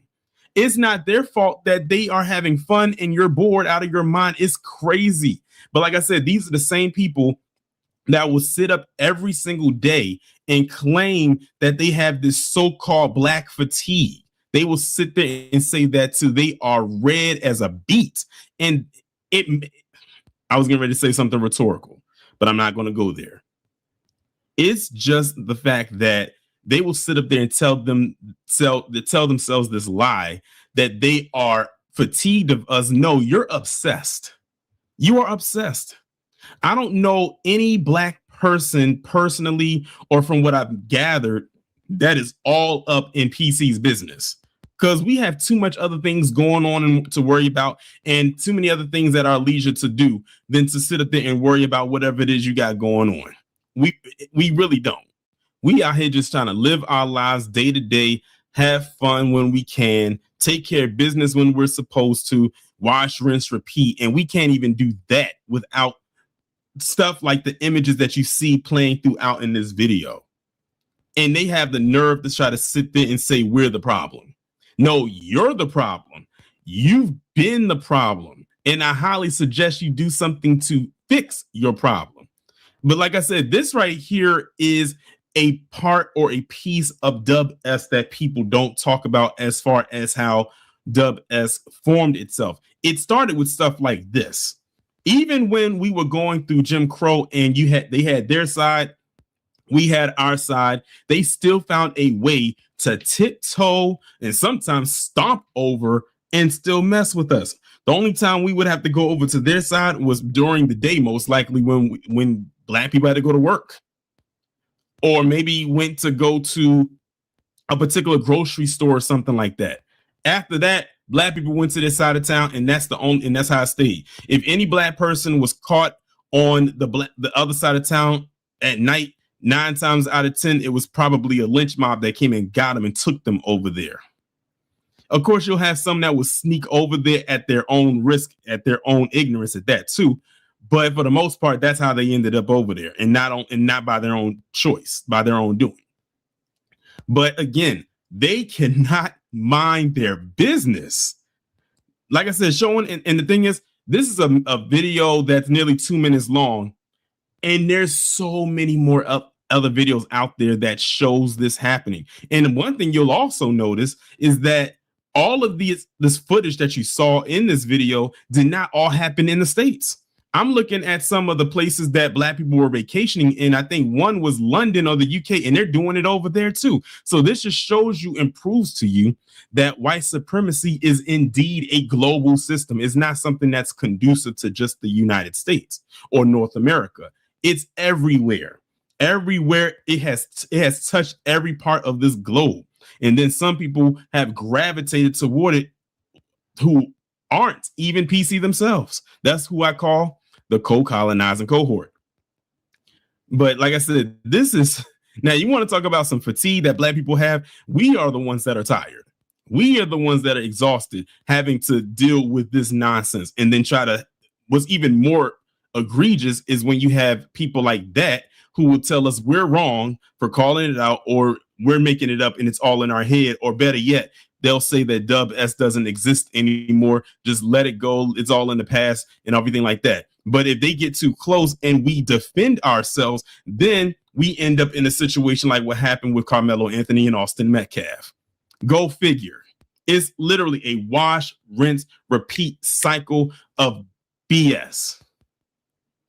But kudos again to the sister for putting that video together, and also shout out to the Leave Black People Alone page. If y'all on Instagram, I would highly suggest following that page. It's if you ever have a moment where you feel like you are being tested that particular day, just go look at that page. That's all I gotta say. Just look at that page, and it's going to calm you down. It's going to soothe your soul. You'll feel a whole lot better. Just think of it as like digital online therapy. And that's pretty much all I got to say. Y'all let me know what y'all think in the comments, and I'll talk to you in the next one. All right, Shabaka, what are your thoughts on that? Okay, once again, man, as I said before, okay, you get individuals, man, who go out here, man, fucking with people, then they fuck around and find out, and then when you have to go upside this motherfucker's head, man, because he's fucking with you, then you're the bad guy. You see, just like what you were saying, man, for the slave to want to be free, man, it was a syndrome that he had a psychological disorder for wanting to be free. Yeah, dreptomania. Yeah, dreptomania. Okay, so it's insanomania for a motherfucker to come out there and even conceive some bullshit like that. Right. I call it insanomania. He's from the top scientists at the time. They said if you wanted to be free, if the slave wanted to be free, they had dreptomania. Yeah, you got, like they said in Kuhan Luke, well, you got a little bit of rabbit in your blood, and we got to get your mind right for all practical purposes. Yeah, they're always talking about they got black fatigue, but like Torian said, they're always in our business. Yeah, exactly. You know what I'm saying? You know, what is it about us that want to make you motherfuckers so damn curious? You see, rather it's the music, rather it's the architecture, but you don't want a fucking blues. Right. You want the fucking rhythm, but you don't want the blues. But you want to be a mix. You want to come out intense. Like, I remember it's at the Black Arts Festival. Like, what the fuck are y'all doing here? They come to Juneteenth. What the fuck are y'all doing here? Are you gonna patronize the businesses? If you're not, then get the hell out of here. Yeah, exactly. And then on top of it too, well, that's reverse discrimination. Okay. For you to make a term called reverse discrimination, then that means you must realize that discrimination exists in the first place. Just like when they talk about reverse racism. In order for it to racism, it has to be racism in the first place. But these are saying, what did you think about race? When you going to bring a race? And that was so long ago. So long ago. Card. You bringing up the base card. Yeah. See? And well, we're all the same. Come sit your ass out here. Oh, it's gonna be a pleasant 121 degrees today, brother Che. Yeah. It might be a record breaker. You know? Come sit your ass out here with me in the sun today, Nabisco. You know what I'm saying? Here, and I'll show you how the fuck we are not the same. I've never had sunburn before in my life. It was a You time know? to say that. I have Yeah. suffered one time in my life, and that was in Las Vegas with my whole face. Damn. Okay, how long? Okay, what was the temperature test? It was 115 degrees, bro. Okay, how long was you out in the sun? I was in there all day. Okay, all right. Well, you got to come up out of it, brother. You know what I'm saying? You know, you got, yeah, you got to come up out of it. You know, it's because they saying is that you know, you can get skin cancer and stuff like that, and that's why the video that did you see the video yesterday I made yesterday morning? Yeah, I tried to post it on Twitter, but they wouldn't let me post it on Twitter for some stupid reason. Yeah, you see there, you see what I'm saying, but they want us to spend our money with they shit. You see what I mean? Okay, but that there was done, man, like said about before 7 a.m. You Yeah, see, early in the morning. and I think we was up all night, you know, and I says, okay, well look, I wanted to go do this video, just to keep some videos going on. I got 100 views. Okay. The feedback is back really bad. Oh shit. Okay, what about now? Are you good right now? Okay, yeah. Came All back. right. Came Yeah, back. it's this damn phone, man. This is the peanut whistle phone. Hold on. Now I'm trying to find out. Yeah, and it's starting to get hot. Yeah, that's what's happening with it. You know? Hold on. So anyway, so I did that there. Okay, is that sounding any better now? It's still feedbacking, but not as bad. Okay, yeah, because all right, because it's a peanut whistle, so I got to plug it in the wall. So I did that as an experiment, man. They got it. Yeah, I can't even understand you now. Okay, there you go. Okay, you can understand me or you cannot. Now I can. Okay, all right, yeah. So therefore, man, you know, it got 100 views. You know, a few people got likes on it. You know, it got us a few likes and what have you, right? Okay, but and the temperature at that time, Che, was like about 96 degrees before sunrise. Yeah, I tried You to say download it, but it wouldn't let me download it. it wouldn't let you download it. No. Oh Lord, Lord, Lord, Lord, Lord, Lord. See, there they go with that bullshit again. You see what I'm saying? Yes, You see what I mean? Up on You YouTube, see? Twitter, but I Yeah, couldn't download it, and then Twitter didn't post it for some stupid reason. Yeah, you see what I'm saying? It violates our community standards is because it's too much like the truth. You see, then of course they know who the fuck we are, and this is why they shadow banned us like this. Yeah. You see, this is why they shadow banned us like this. You know what I mean? So it's just a matter of time, man, before they're gonna take the damn pages down again, and then they're gonna tell us that we gotta pay for it and all that. Then that's when I'm gonna say to hell with it. Yeah. So whatever you Feedback came back again. Yeah. Okay, the phone is a peanut whistle, man. I'm on this Cracker Jack phone. Yeah. All right, so I'm gonna move to the next topic, and that is the Nolan Wells case. So I got several clips lined up for that. And now we're gonna close out Frontline Grand Rising with Shabaka and the Chase in conjunction with the Frontline Black News. Okay. As well, I'm sure this video is. So if you look at the boy in the blue shorts, right where his butt is at, you move over at the edge of the boat in his butt, and that's actually Nolan standing in the water right there. Yo, you come here. Yes, Pause. Do you guys see how many people are out there? Do you guys see? You come here. Yes, So this become distressed right in this area. As you can see how close they are to the land. You can see where the coordinates were at right there. As well, I'm sure this video is circulating. And we're going to stop it right there. And we'll revisit that video. And As the scripture said, all things hidden will be revealed, and those things done in secret will be exposed on the mountaintop. Now, I came across this video just a few minutes ago, and you heard the gentleman say, that looks like Nolan Wells in the water. And we're going to revisit that picture. But of course, we all know that they're saying Nolan never got on the boat. Nobody ever saw Nolan after talking to Katie. And this boat was allegedly supposed to be sinking before miraculously being fixed and towed out to the water to continue its own several journeys throughout the night. Now we all know that makes no sense. None of this makes no sense. But apparently, allegedly, if this video is correct, we see the overall capacity of people that are outside when this alleged sinking goes on.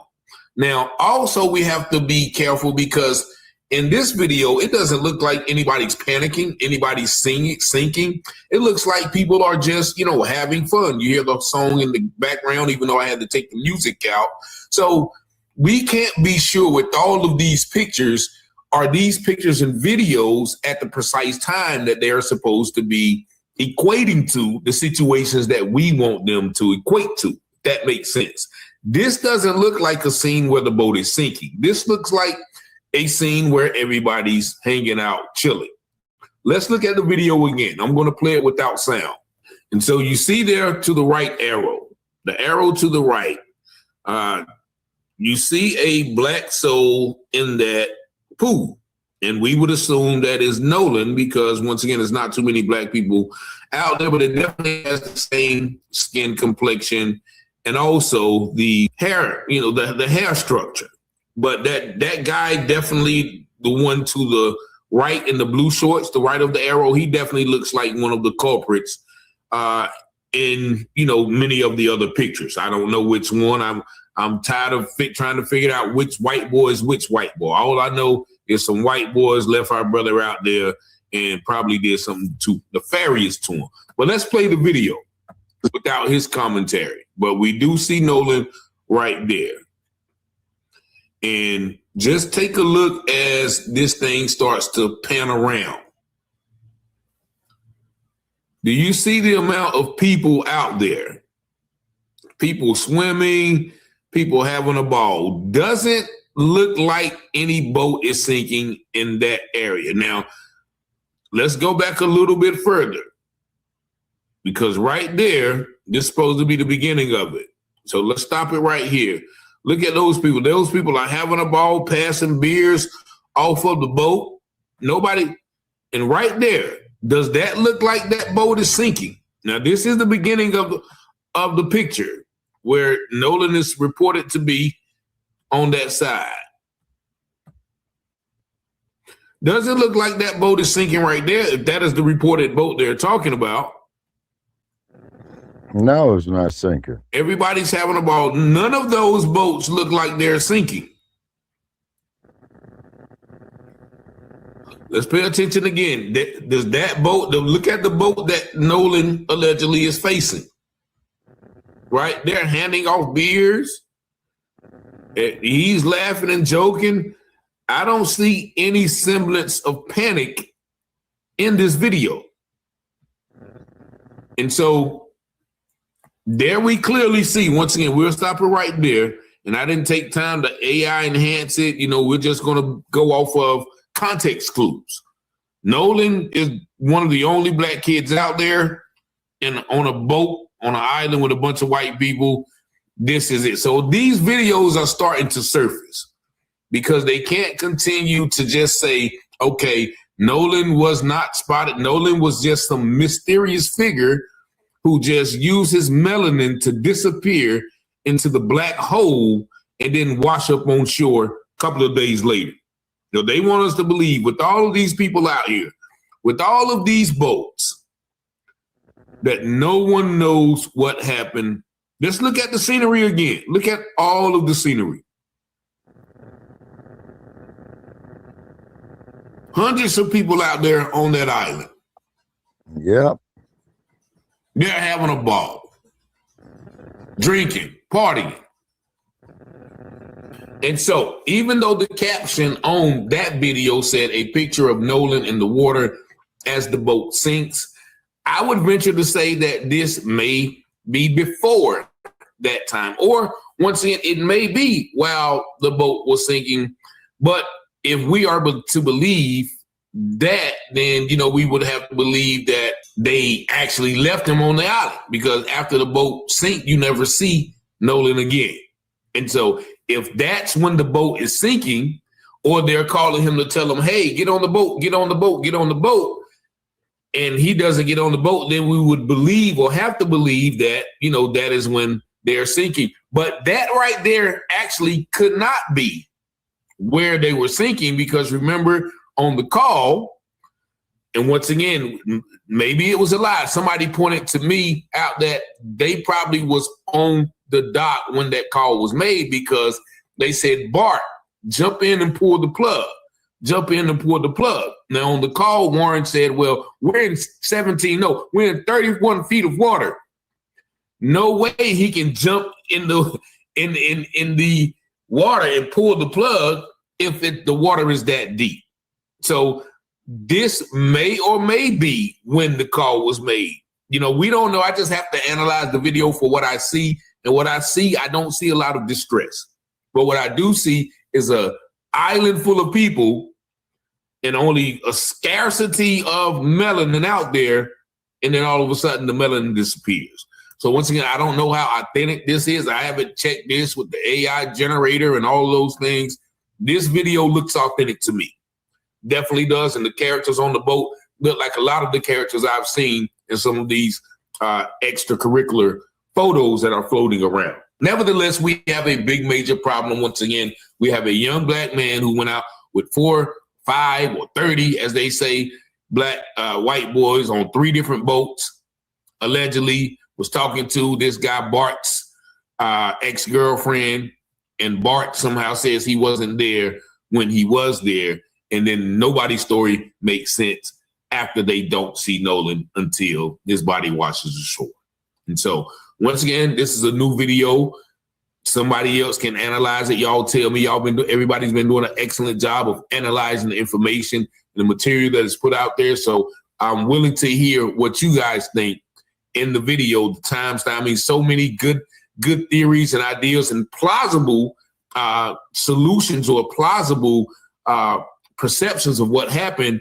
You know, it's just up in the air until we get somebody to say, okay, somebody to break, and then we'll possibly get some answers. But as the scripture said, young people who obey the law are wise, but those with wild friends bring shame to their parents.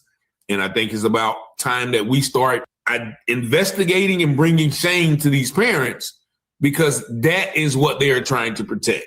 The shame of their legacy, their rich kids, or, you know, their football career, or, you know, their athletic career, or their business acumen, all of the bright future these rich kids have ahead of them. They're willing to lie, cheat, steal, deceive, cover up to protect those things. But take no part in the works of darkness, rather expose them, for it is a shame to even speak of what they do in secret. Y'all let me know what y'all think. Y'all see the number 919-587-7782. Thank y'all for liking, watching, sharing, and subscribing to the channel.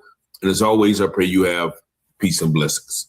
And as the scripture says, all things that are hidden shall be revealed, and those things done in secret shall be exposed on the mountaintop. Let's go, Rich. Let's go. We watching Fella House Publishing, making news coverage.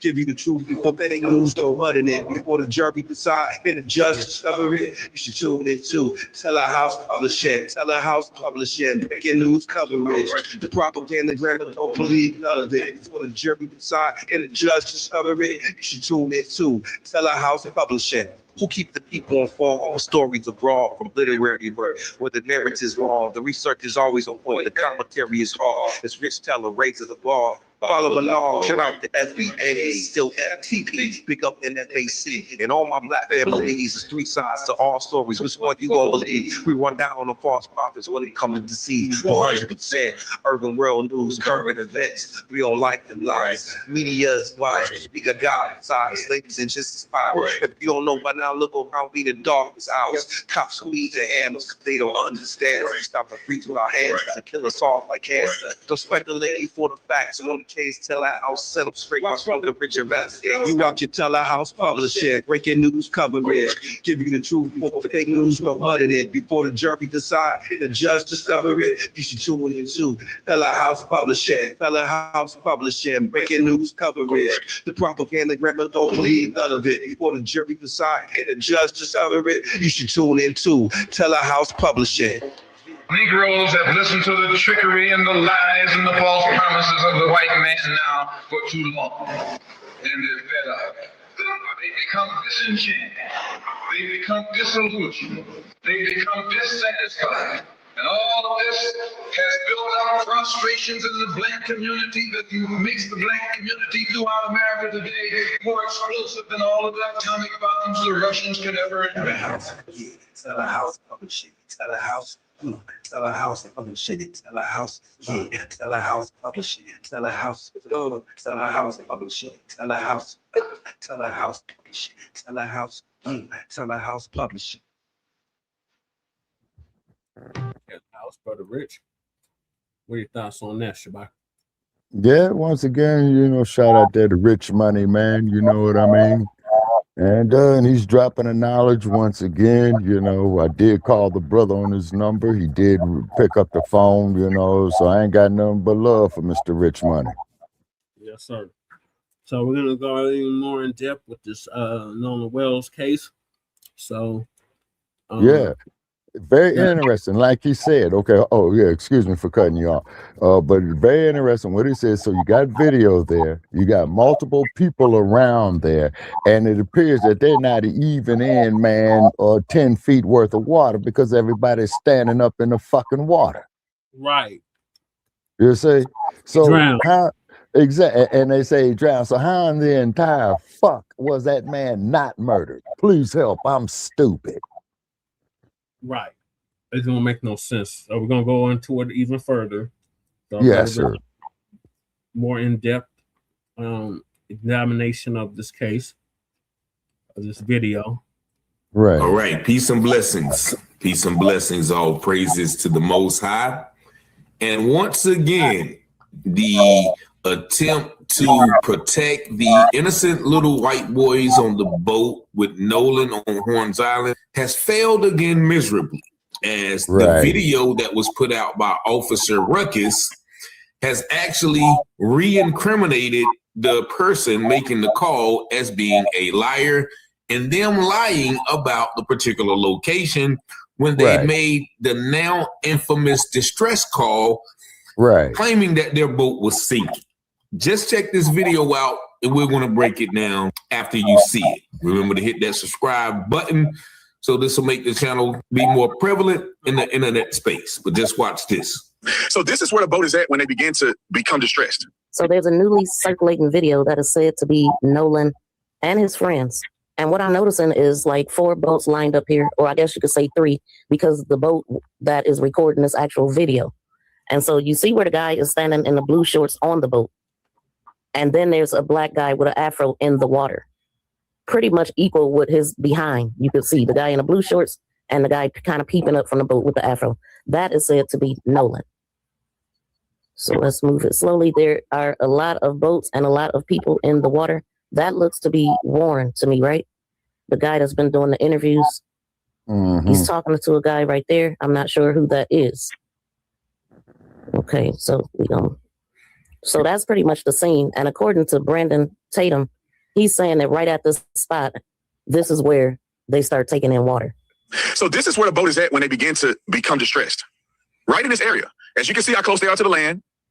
You can see where the coordinates were at. Right there. So when they're taking in water, when their boat is beginning to sink because it's anchored, it's happening right there. Okay, my coordinates are 30 degrees by 14.684 north, and then west by 88 degrees by 46.79. Right, looks like you're on Horn Island, correct? Are you Yes, on we are Horn at Horn Island? Island. Yes. All right, is the boat sinking or you have it aground? We were sinking, yes. Is it aground is the question? Oh, we're not aground. We are in 17 foot of water. We're in 31 foot of water. So the coordinates that Wyatt gave to Vicky when the boat was sinking are in a shallow area of Horn Island. So it doesn't make sense. How is he sinking? He said his boat was in 17, then he said it was in 31 feet of water. But if you look at these coordinates, look at point 1 that I have here on this graph. This is shallow water. You can literally see the sandbar below. Now, point 2 is where the United Cajun Navy allegedly responded and was looking for Nolan. And then point 3 is where they allegedly approximately found Nolan. Now, we know he was more on the shore. But what doesn't make sense to me is why would they say they were sinking if the coordinates he gave weren't in an area that was sinking, right? Now, here's something else. Officer Ray Tatum is saying that the audio, you just hear what you want to hear. He's saying it's now been confirmed by TMZ that Nolan was still on the island when the boat left. But the reason everybody says, why would the kids say all this stuff? You know, Charles from TMZ says it, because if you listen closely, the minute Wyatt starts talking, everybody hushes up. Everything important was said before they realized that Wyatt is on that call. There's a lot being said here, and I definitely can agree with some of it. But look at the water for yourself and the level that the water is at, judging by the people in the water. This is definitely not 17 to 31 feet of water. And you can also see that they could have pulled the boat to the shoreline if they were sinking. That's how close they were. If this is where they were, let me know what you think. So this is where the boat is at when it. And shout out my girl from the Make This Go Viral podcast. And I hope you guys make this video goes viral, because this proves from the mouth of Officer Ruckus and the mouth of the man who was claiming that they're sinking in 17 to 31 feet of water that they're lying. They're lying. If you heard it out of his mouth, this is where they're at. They're sinking. They're right here on the coordinates that they gave. Now, the coordinates, once again, as soon as the lady heard the coordinates, she was like, wait, are you on Horn Island? Like, literally, are you right there? And there is no way that the boat can be sinking in that shallow of water. If the boat would have been sinking, then everybody you see on that picture had to be up treading water. And they're not treading water because they got beers in their hand and they're talking and high-fiving each other. So if Officer Ruckus, his white supremacy defending self, is saying that this is the place where the boat was sinking, that is a lie, because it can't sink in that little feet of water. And as a lot of the brothers from Mississippi and familiar with boats are calling me saying, there's no way that you would jump in and pull the plug if you're in 17 or 31 feet of water. Also, they said the only reason you would pull the plug is to let water out of the boat. And so some people assume that they were actually trying to fill the boat with water to possibly cover up something. But this attempt by, once again, this guy trying to defend them at all costs, probably at the cost of, his relationship with his unmelanated queen. He has to defend those people at all costs. This is clearly evidence that they are lying. And so, explain this. All the people, Nancy Grace and all the people who are talking about the boat data and all of this, this is clear evidence that this guy who's been on the island, who's been in constant contact, and who actually did a live video with Nancy Grace today, he's the source of truth, right, on behalf of these children. But he's saying that this is where the boat started taking on water, but everybody's in the water standing up. That doesn't make sense. Shout out to my girl, Make This Go Viral. She definitely does the work, and, she kind of investigates and, slows everything down where we can see it. So forget everything that was on the front of the call. Well, we can't forget that because it is alleged that someone says, is Nolan dead? But if this was where the call was made, there would be a lot of witnesses. And so then if they were making that call right there, then everybody on the island has to be complicit, because you can definitely see there was a lot of people around able to watch what was going on. So shout out to my girl, Make This Go Viral. And you guys let me know what you think about this more clear-cut evidence that somebody is not telling the complete truth. The truth, the whole truth, and nothing but the truth. So help them, God of the water, the Neptune God. Y'all let me know what y'all think. 919-587-7782. Thank y'all for liking, watching, sharing, and subscribing to the channel. And as always, I pray you have peace and blessings. Well, as he pretty much has said, you know, this case is tainted to high hell. It's definitely a case of murder. Okay, it is murder in the first degree. But what it is that you got two systems of justice here. You got, hey, like Sidney Poitier said in the movie In the Heat of the Night, you got white time and you got colored time. And the worst type of time to do is colored time. Yep. So now these same so-called friends, right? I'm talking about Nolan Wells had drugs in the system. Now he had drugs in his system. Okay, now let me ask you this: could it have been that they might have offered him a beverage that might have had drugs in it? And if that is the case, then that they would go to prove a conspiracy to commit murder against him. Yep. Okay. All right. You see, this is the problem with this kangaroo legal system here that they got. You see, that they want us to forget, you know, all the horror and shit that they did to us. You see, but just like the sister who went out there on that sleep boat that came up dead. You see what I'm saying? Just like this young man right here. Like, look at the young woman who took her friends down there to Mexico. Yeah. Remember that case over a year ago? Yes. What they say? Oh, well, they went back into the U.S. Oh, there ain't nothing we could do about it. They say, so therefore, it's one system of justice for them, and it's one system of justice for us. I think Richard Pryor had made a joke like that one time. He says, when you go, oh boy, when you go off into the jailhouse, all you see is just us. You know what I'm saying? Yep.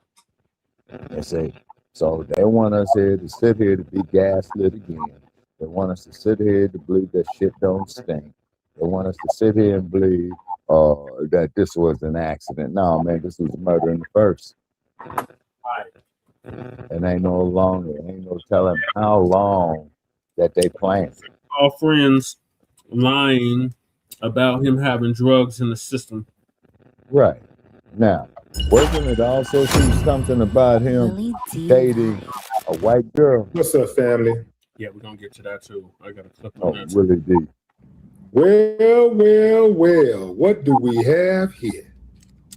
All right, after Willie D, I'm going to have to call it a show for today. Shabaka.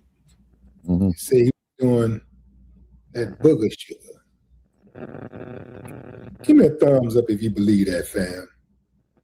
Thumbs down if you say, man, I was born in the morning, but not this morning. Boy, I told you, fam. I think that was Sunday I told y'all that they was going after his character. They was getting ready to go after his character. Yeah. Those uncivilized mutts. Good Lord. This is why I say, fam, you cannot have any compassion for them. You cannot have any empathy for them because they have none for you or yours. These uncivilized mutts are capable of anything. You got to remember. Now, these are just words. Remember, there were uncivilized mutts who actually took the steps of taking his life and covering it up. And you got others outside of the ones who was right there, who was part of the whole murder scene, the murder altercation, who are covering up for him. I'm talking about it at the highest level. Yeah, fam. This is what they do. Now, they say that they have people, his friends, who are claiming to have witnessed him use these drugs, right? Look, fam, anything is possible. I'm not saying it's not possible.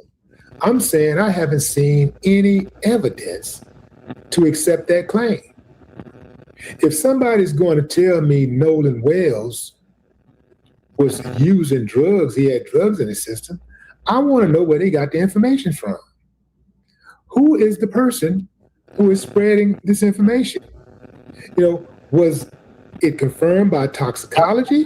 That feedback. Or was there some type of documented investigation? Is there documents by investigators? Or is this just simply something that somebody is just trying to pass off as fact? I need to know. Let's get to the bottom of it. See, extreme claims require evidence. You can't just say something like that and think everybody's just supposed to take your word just because you said it. A pair of lips will say anything. A claim that somebody's toxicology, a claim that addresses the use of drugs should be backed up by toxicology reports. Right or wrong, fam? That's all I'm saying. Right or wrong. Last I heard, they were still waiting on the toxicology report, or they have the toxicology report, and they are going to present that to the grand jury when they gather the other evidence. But, they're saying one thing, then saying something else. I, for one, believe that they already have the toxicology report. It don't take that long. It do not take that long unless you're wrong. Let me say that again. Do not take that long unless you're wrong. That means that you're trying to cover something up.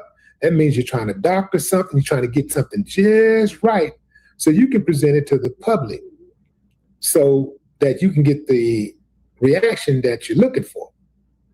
I'm not buying it. Why is the claim surfacing now? Why is it just now surfacing? Tell me that, fam. Why is the claim surfacing now? Now that it appears that the case is about to get bust wide open. Now that we're closing in, it's like they're panicking and they're throwing everything they have. Ooh, they are diabolical, fam. First, they go after the grieving parents. They review bombed the grieving mother. And now they're going after the dead son. This is what I want to know, fam. How is it that they're talking about Nolan Wells being drinking heavily, right? They say he's drinking heavily. And now they're saying he was using the booger sugar. How do they know this about Nolan, but nobody else? Because they're not saying anybody else's name. However, a witness early on said that his buddies were known to use booger sugar. They were known to be sniffing cocaine and all that kind of stuff. They were known for that. So perhaps they may have thought that Nolan thought that he was special. He was too much. He was too good to sniff stuff up his nose, that could affect his brain, his body, his life, his career choices. Anybody can make a claim about anything. If you want me to believe it, show me some proof. Where's the evidence? That's what I know. Where is the evidence? I have not seen it. The source matters. Who is saying this? I hope it ain't one of those friends who lawyered up, who took down all of their social media and lawyered up. I hope it ain't one of the friends who kept the phone away from the parents who kept the keys away from the parents, who refused to answer questions to the parents. I hope it ain't one of them. A drug allegation doesn't answer questions. So let's assume that he was using the booger sugar. Let's assume that he was drunk. It still don't answer the question about what happened. It still don't add up that he allegedly drowned around hundreds of people, surrounded by hundreds of people, and nobody saw him drown. That don't add up. If we're going to demand proof from one side, we got to demand proof from the other side. Right or wrong, fam? That's all I'm saying. Right or wrong? Right or wrong? This is how I know they're lying. Why are these claims just now surfacing? Why weren't they part of the earlier discussions? Because they made them up, fam. If these claims were part of the earlier discussions, it would have immediately created doubt for some people, even people who were supportive of Nolan. It would have created some doubt. They would have been like, well, maybe he did something. Maybe he was too drunk. Maybe he slipped and fell, and maybe it don't add up that he drowned and nobody saw him. He was out there with all those people, but he was drunk and he was doing drugs. So that's what happened to people that do drugs and they get drunk and heavily drunk. Bad things happen, so I guess I'm going to leave this one alone. I'm not buying it, man. I don't reject the claims because I don't like them. I reject the claims because they're not supported by evidence. If the toxicology report confirms it, show us. That's all you got to do. Until then, all y'all can kick rocks, barefooted, blind, at a concrete plant. No more talk. Yeah, talking about walking a concrete. Yeah. Oh, well, as I said, the case is tainted to high hell. I was just saying something. All right, Shabaka, so on your way out, what's your closing statement? Okay, my closing statement on that is just like what the brother just said right there that Willie D said, man. The case is tainted. What they doing is they getting their lies straight. You know what I mean? Plus that there's missing organs on this man, after the autopsy. Yes, say, once the fuck again. Once the fuck again. You being the only one out there, man, is extremely dangerous. This here just proves it. So in my conclusion on that, thank you for having me here, Brother Che, on Grand Rising with Shabaka and the Chase. And we changed the avatar that you see. We're still trying to get our, our equipment malfunction about the way. You see, we're going to hopefully have the problem diagnosed by Monday. Okay. And on that, man, so what I'm going to do is I'm going to go out here, handle some business, man, get up out here in the sunlight to get my vitamin E dosage. You see, hopefully it won't be too hot. I think it's going to be about a good pleasant 121 degrees today, something like that. You know what I mean? Shabaka, you better stay hydrated. Oh, yes, sir. Most definitely. You know what I'm saying? Most definitely, And then come back up here, man, go through some more paperwork, notes, stuff like that. You know what I'm saying?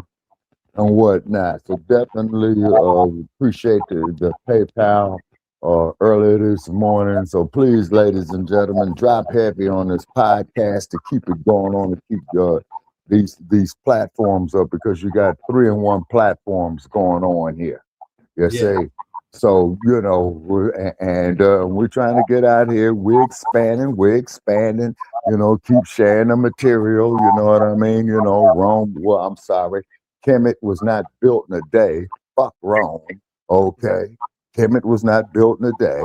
See? So therefore, ladies and gentlemen, please do what you can, and anything that you advertise, and we'll be more than happy to mention. you know. So shout out there to Willie D. And like I said, you know, another Armand Arbery case. Another a man there who was pulled by the chain in 1996. You know what I mean? James Byrd. Yeah, James Byrd. You see what I mean? Now it's going on so many times, you know, we're losing count of how many victims we got. So this here goes to show, ladies and gentlemen, is that there is a genocide against us. You see what I'm saying? Yeah.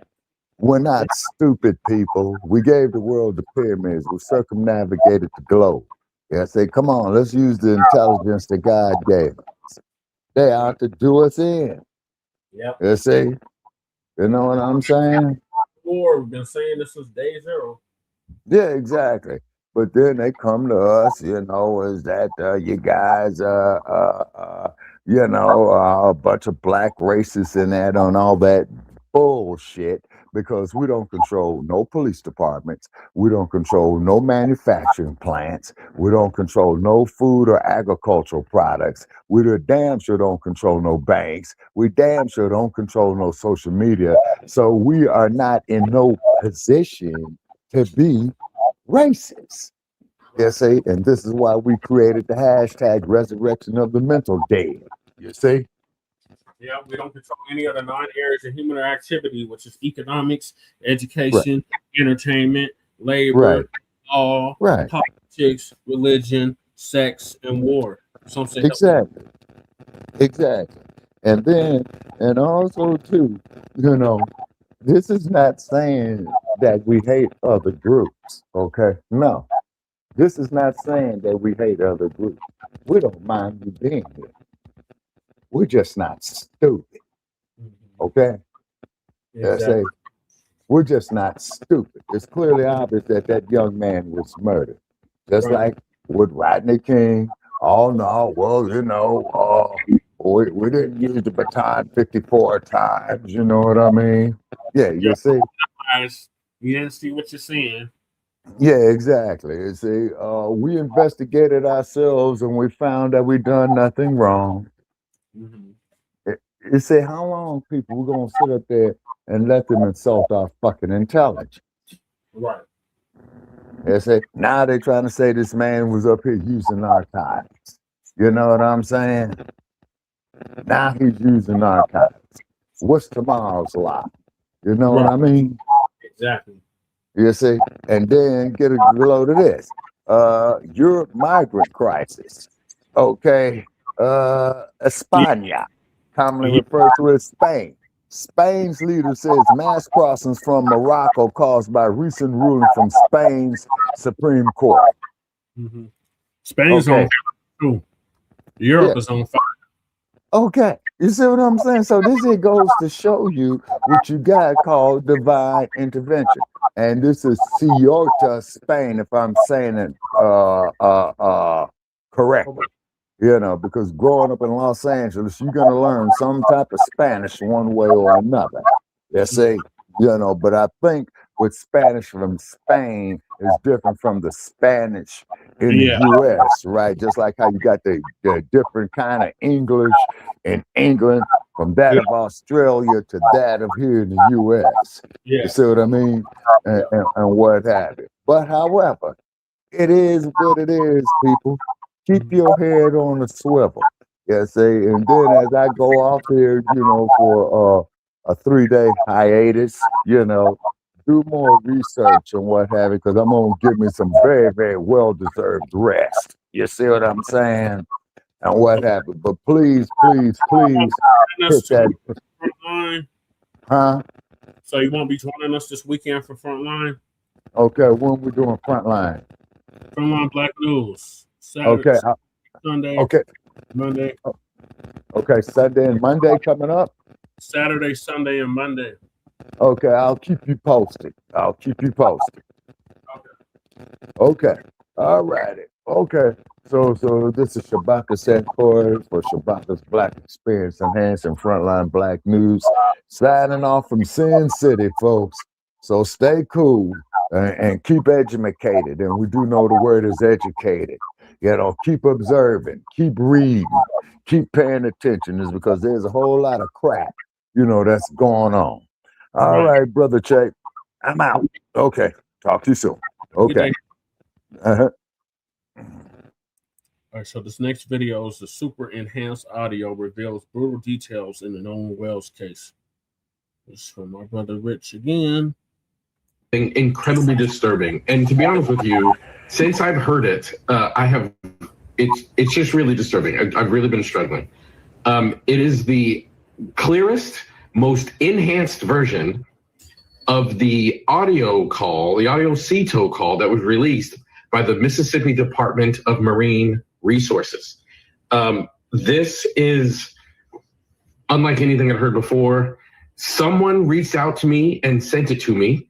I have verified that this person is who they say they are. They're an audio engineer with 20 years experience. They do not want me to share their name. I do know who their name is. I do know exactly who this person is. I don't know them personally, but I was able to confirm that they are who they say they are. And what is coming out in this audio, it's really disturbing. So I'm going to play that audio for you, and I'll let you come to your conclusions as to what you hear and what it means. I heard it, and it is disturbing, but I'm gonna play it for you and let you come to your own conclusions of what you hear and what it means. But before I play it, I want to read something to you that came directly from the person who created this audio. I spent some time with them on the phone today just to make sure that they're actually a credible source to do this. And in that conversation, I asked him, what did you do that's different from what other people have done to make the quality of this audio better? All right, peace and blessings. Peace and blessings, all praises to the Most High, and that is our dear brother Elliot Connie, who's been following the Nolan Wells case, and he received a more enhanced, detailed, clearer audio from the now infamous CTO call. Now I'm going to play that audio for you because he goes into what the guy told him, all of the specific metrics and professional skills that he used to clear up this video. Now, we all know about the version that our dear sister Gianna Brantley cleared up for us. And if you haven't heard that one, which details what many people feel like is the murder of Nolan Wells on the boat, this is what hers sounded like.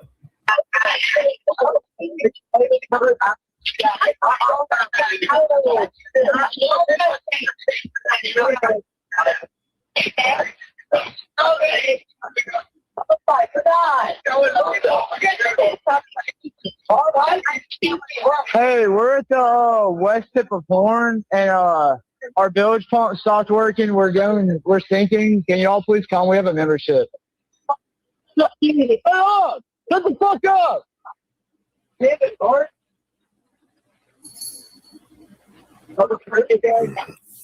Now, that call has been analyzed by, several people, and it sounds like clearly that people are asking, is he dead? You killed him. Can we cover it up? Oh, my God. Is he dead? Get up. Damn it, Bart. Nono's really dead now. And all of those things that are pointed out on the screen. Now, this one, that call was pretty much at the beginning of the call. They stopped right there.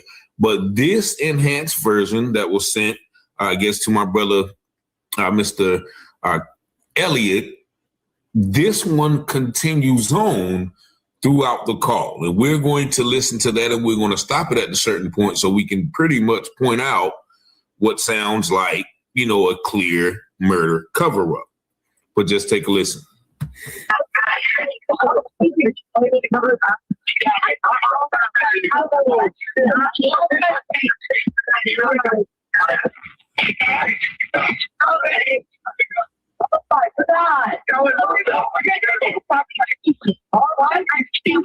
Hey, we're at the west tip of Horn, and our bilge pump stopped working. We're sinking. Can you all please come? We have a membership. Shut the fuck up! Damn it, Bart. What'd you say? Hey. It's coming up. It's we're just thinking. I don't know. Like we're going down. I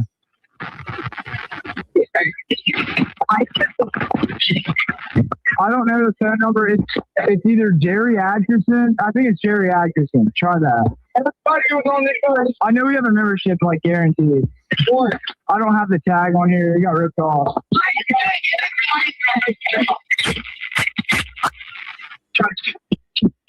Reach me at 2.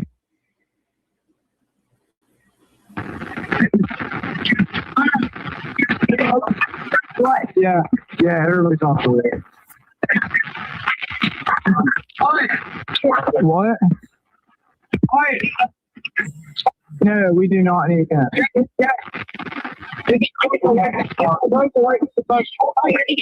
Let me go look. Will.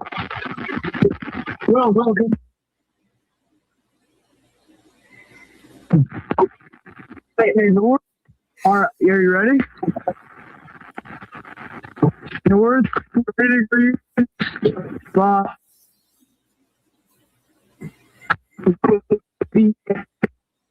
4672.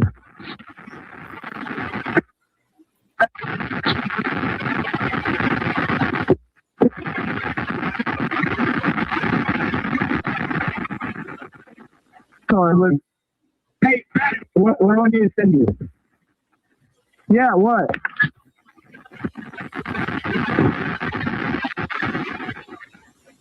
Yeah, we do not have the VHS right here.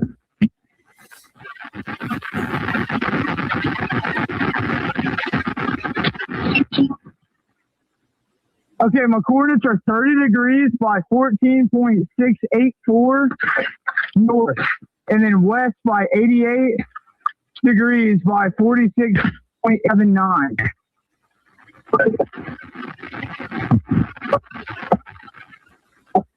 Yes, we are at Horn Island. Yes. We were sinking, yes.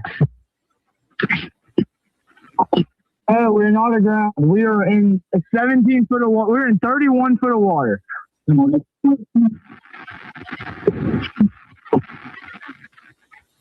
I want to get this boat unsank and towed back, yes. You can tow it to Ocean Springs or Fort Bayou launch.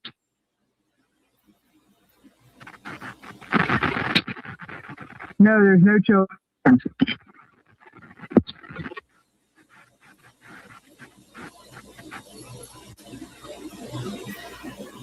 Hey, stop at the water.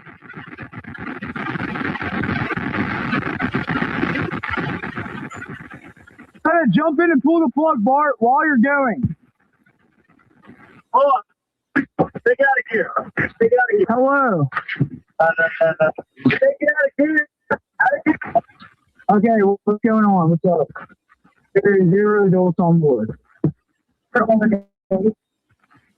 No. Nobody here is over the age of 21.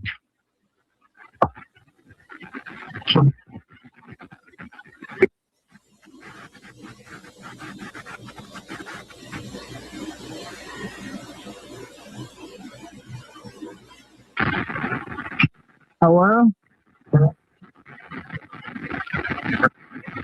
Yes, there's lots of people breathing on the boat. Like 7. 1, 2, 3, 4, 5, 6. Yes, we have life jackets available. A Triton, 22 foot offshore, 22 foot Triton offshore sea flight hull.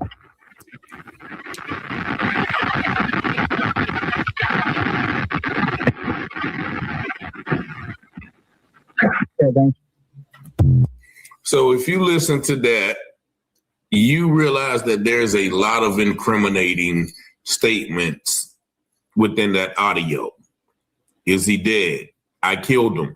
He's dead. Let's move him. He asked for it. Should I call the Navy? What did that mean? Many people feel like even the call between the young man and the CETO dispatch, they were speaking in code. Once again, that's a possibility because once again, no one knows what happened to Nolan and everybody is silent. And so for that to be possible, everybody has to be complicit because there's no way one of the lone Black people on that island could just disappear into thin air. But most of the incriminating statements happen at the beginning of the call. Let's go with real quick. And you see right there, it said the first statement, oh, is he actually dead? Are we going to cover it up? Yeah, I thought so. I thought about all of that. And then I was like, what? Oh, you killed him and you're going to have to pay for that. He's really dead? Yeah. He's dead? Yeah. I think he done. Nolan.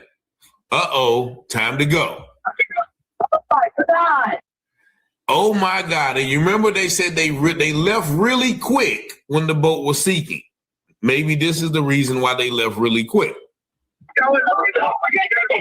Y'all are done. Just stop talking to me. Everybody is definitely in a panic now.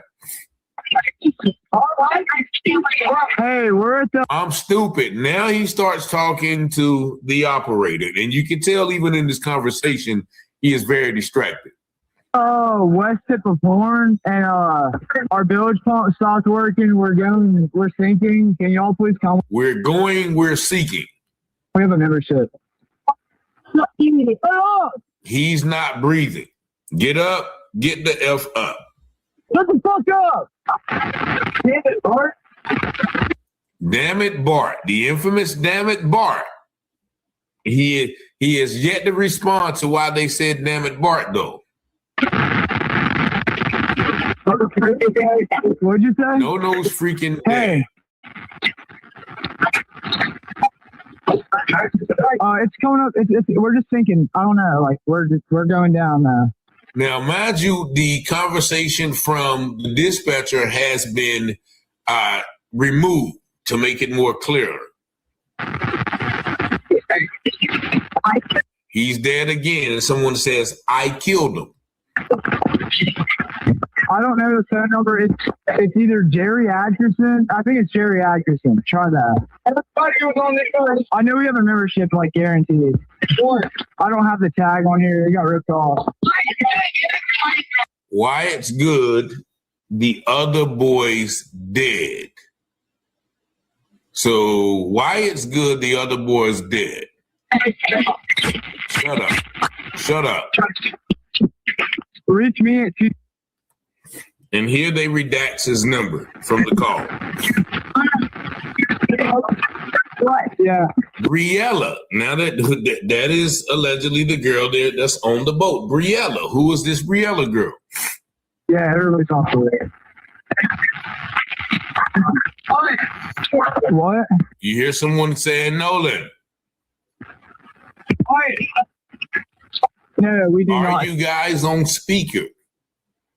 So somebody's trying to make sure that nobody can hear what they say.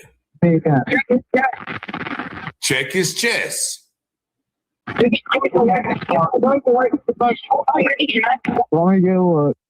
They said chest compressors, then said, didn't we already do that? So sounds like somebody's trying to revive someone. Will.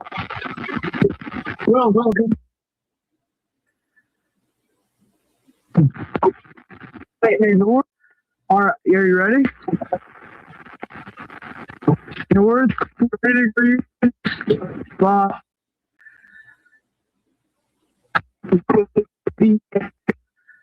4672.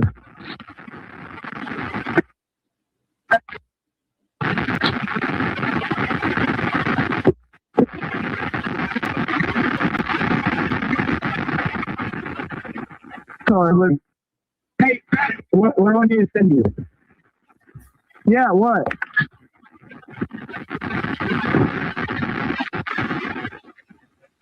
Yeah, we do not have the VHS radio.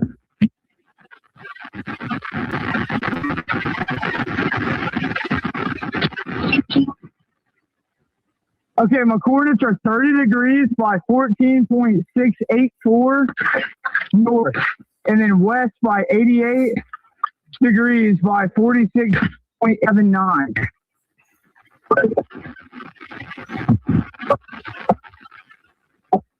Yes, we are at Horn Island. Yes. If we were sinking, yes. We were sinking, yes. Oh, we're not aground. We are in 17 foot of water. We're in 31 foot of water.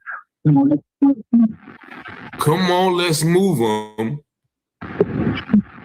And a dragging noise. I want to get this boat unsank and towed back, yes. Can tow it to Ocean Springs Harbor. He wants to get the boat unsank and towed back. That doesn't make sense. It's not even sunk yet. Or Fort Bayou launch.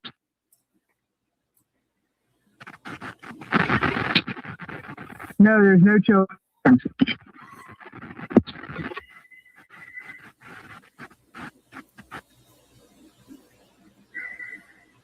Hey, boys, stop at the wall.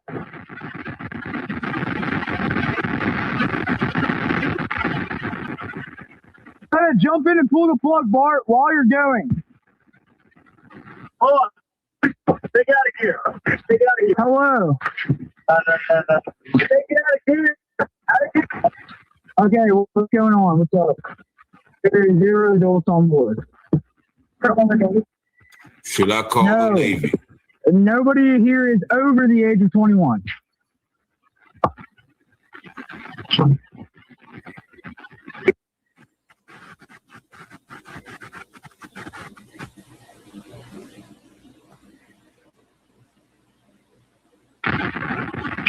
Hello?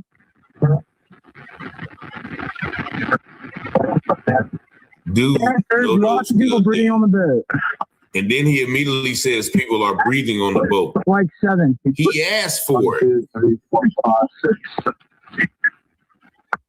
Yes, we have life jackets available. A Triton, 22-foot offshore, 22-foot Triton offshore sea flight hull.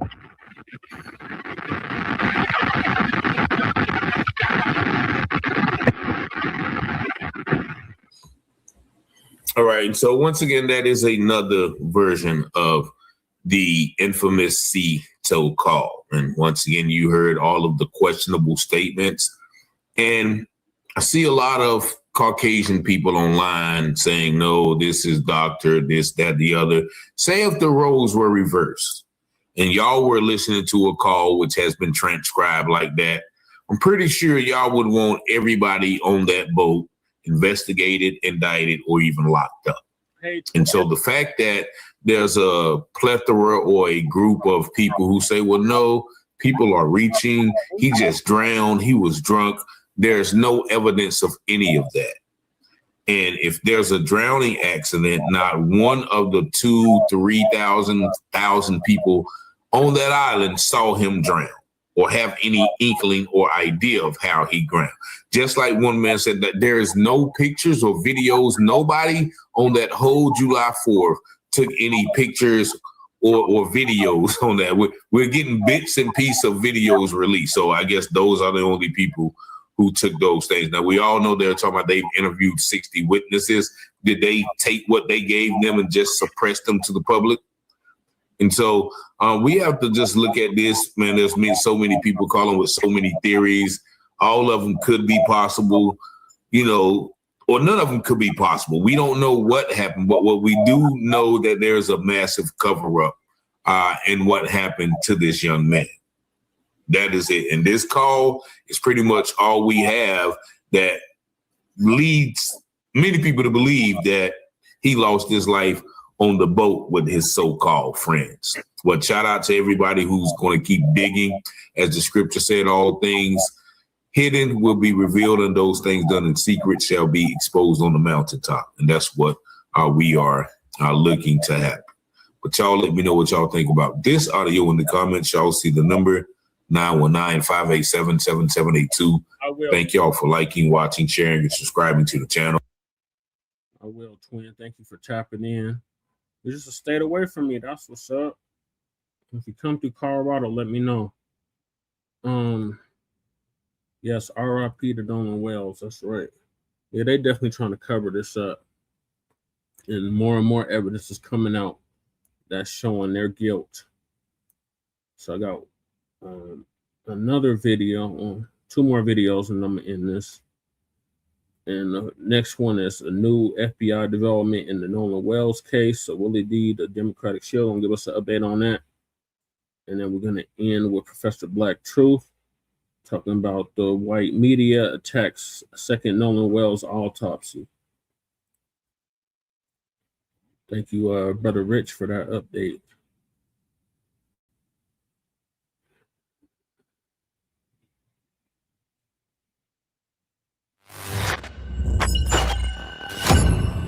Willie D Live. What's up, family? New developments in the Nolan Wells case. The FBI has cracked the case wide open. Look, fam, it took about 100 agents to get this job done, but they got it done. They arrested a California man. He is behind bars after sending Nolan Wells death-related threats to one of Nolan Wells' friends' stepmom, who is a Jackson County judge. Not really the news you were looking for, right? Yeah, I mean, this guy had nothing to do with the disappearance and murder of Nolan Wells. He was not on the boat. He had not had any possession of the phone. He didn't have the keys. He wasn't the last person seen with Nolan, but they arrested him. Who is this guy? Joseph Alfredo Vasquez Dumas. He has been charged with interstate transmission of a threatening communication, a federal crime carrying a maximum sentence of 5 years in the big house. Investigators say Dumas used the social media handle Yay962 to send Judge Ashley Cole threatening Facebook messages in the aftermath of Nolan's death. According to the Sun Herald, the charging documents include several messages allegedly sent from the account. One read in part, y'all ain't ready for this, but I'm gonna go ahead and say it anyway. Get the kids out of the room. There will be a bomb coming to your guy's office in the next few days. It's gonna blow you away when you see it, LOL. Probably best to have the boys there to see it as well. The message continued, blood, so much blood everywhere, hard to clean, especially from a boat, but yours will be quick, I promise. It concluded, I got all your info. Not even the FBI can stop this. Once that package is open, the timer will start. And then you have about maybe 10 seconds or less to ask God for forgiveness. Other messages allegedly threatened to strangle Cole's sons and included pictures of her children. Authorities linked the social media accounts to Dumas by tracking email IP addresses associated with it and cross-referencing date of birth, phone number, and street addresses tied to the account. Here's what I do not get. Why drag this nice, innocent woman into all of this? We had no knowledge that she even existed until now. Like, she didn't make any public statements. She didn't tell her son to scrub his social media account. She didn't call the other parents and tell them to tell their sons to lay low, be quiet. You know, she hasn't made any public statements that I can recall. Okay, all right, on a serious note, Okay, she did do all of that stuff, and she put herself out there. But here's the deal. Joseph, you need to understand that these people have a two-tier justice system. One for them and one for him. Him is you. So when you're threatened, well, you're going to have to figure that out. You're going to have to do your own investigation. But if they're threatened, then that's when they use the tools. That's when they come out and use the tools. Because with all of these suspects, they have made not one arrest. With all of the people that's connected to this case, all of the people who have been connected to circumstantial evidence, none of them, not one arrest, not one charge. But they got to go all the way to California to charge somebody. And they charge somebody for making a threat. They ain't charge somebody for murder. They got all kinds of people they could charge for murder. They ain't charged one person for murder. They charged one guy for threatening a judge. This is what I say about when people who are in the judicial system, people who work in law enforcement, they get special treatment. Now, these are people that our tax dollars pay. We pay their salary. We pay for them to go on vacations. We pay for their children tuition. We pay for them nice clothes that they wear, that jewelry they wear, those trips that they take, that nice food that they be sitting around there eating and charging the city for. We pay for all of that. But yet, they got more rights and privileges than we do. They get respected. Their lives are more respected than our lives are. Think about that. I can guarantee you, if Nolan Wells was a white boy, and let's just say he was a police officer or a police officer's son,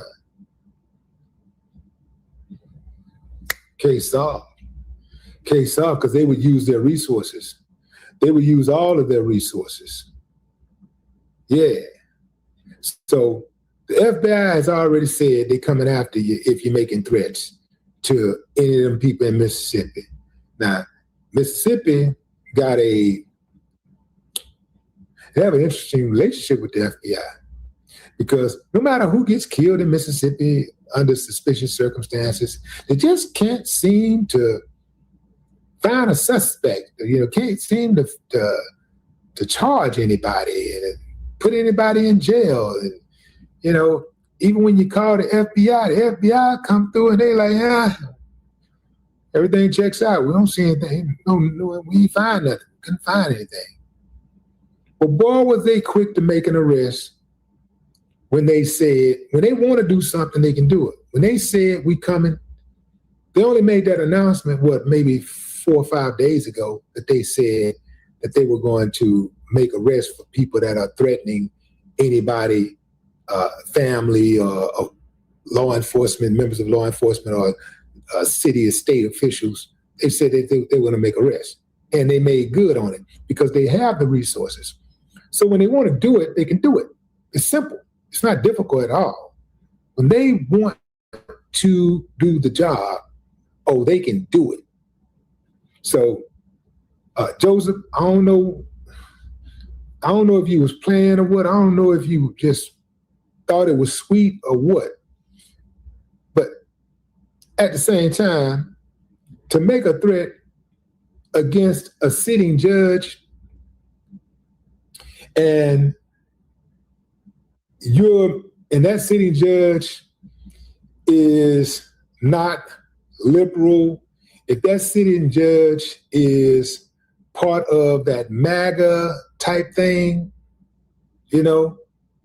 if that's her constituency, you going to jail. No questions asked. Now, if she was a Democratic judge or something like that, I don't know if she is. Maybe she is. I don't know.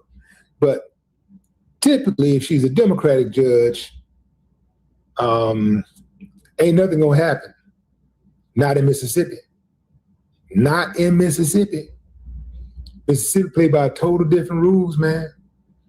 I know Joseph probably thought since he was in California, he was safe. But if you're in America, you ain't safe. If you go up against the system, she's part of the system.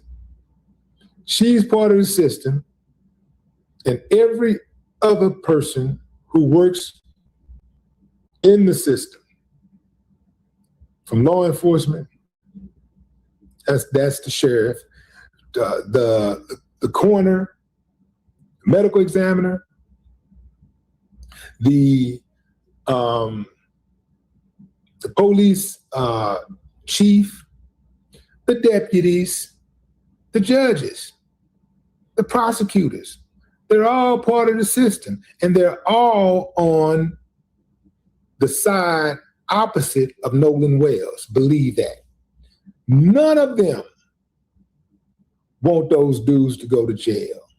None of them. They run the system. So how is justice going to be forthcoming? That's the question. What say you? Drop a comment.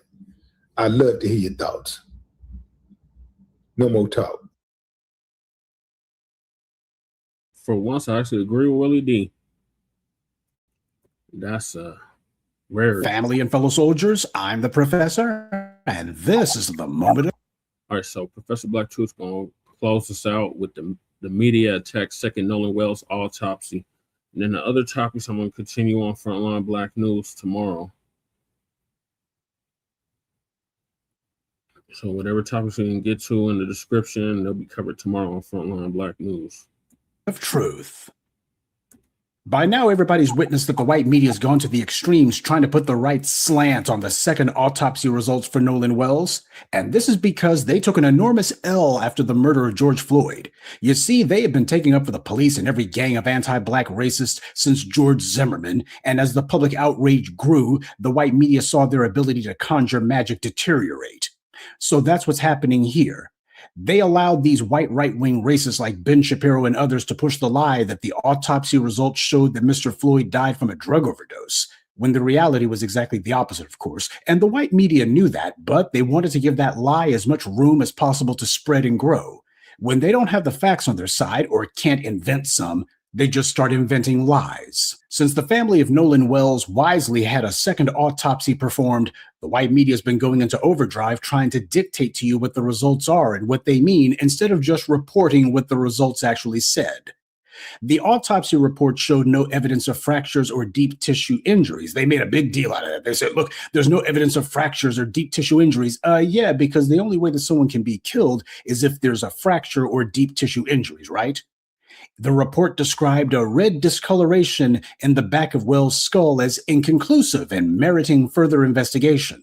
Without further information, the forensic pathologist Dr. Roger Mitchell wrote that he could not rule out the possibility that non-accidental factors contributed to or caused the death. The white media always make sure that they put that afterwards. Now, the operative term here is cannot rule out non-accidental factors, but the white media is trying to mislead people away from that. And they're emphasizing the no evidence of fractures. Well, George Floyd had no evidence of fractures either, and he was murdered on video in front of the world.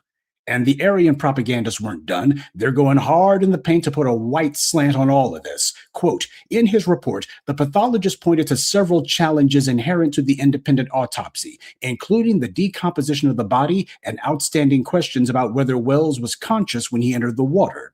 Because an initial autopsy was performed by the medical examiner in Mississippi, Wells' body arrived without organs or neck structures, making it impossible to determine if he had suffered a neck injury or whether water had entered his lungs, according to the report, which notes that the practice is not unusual.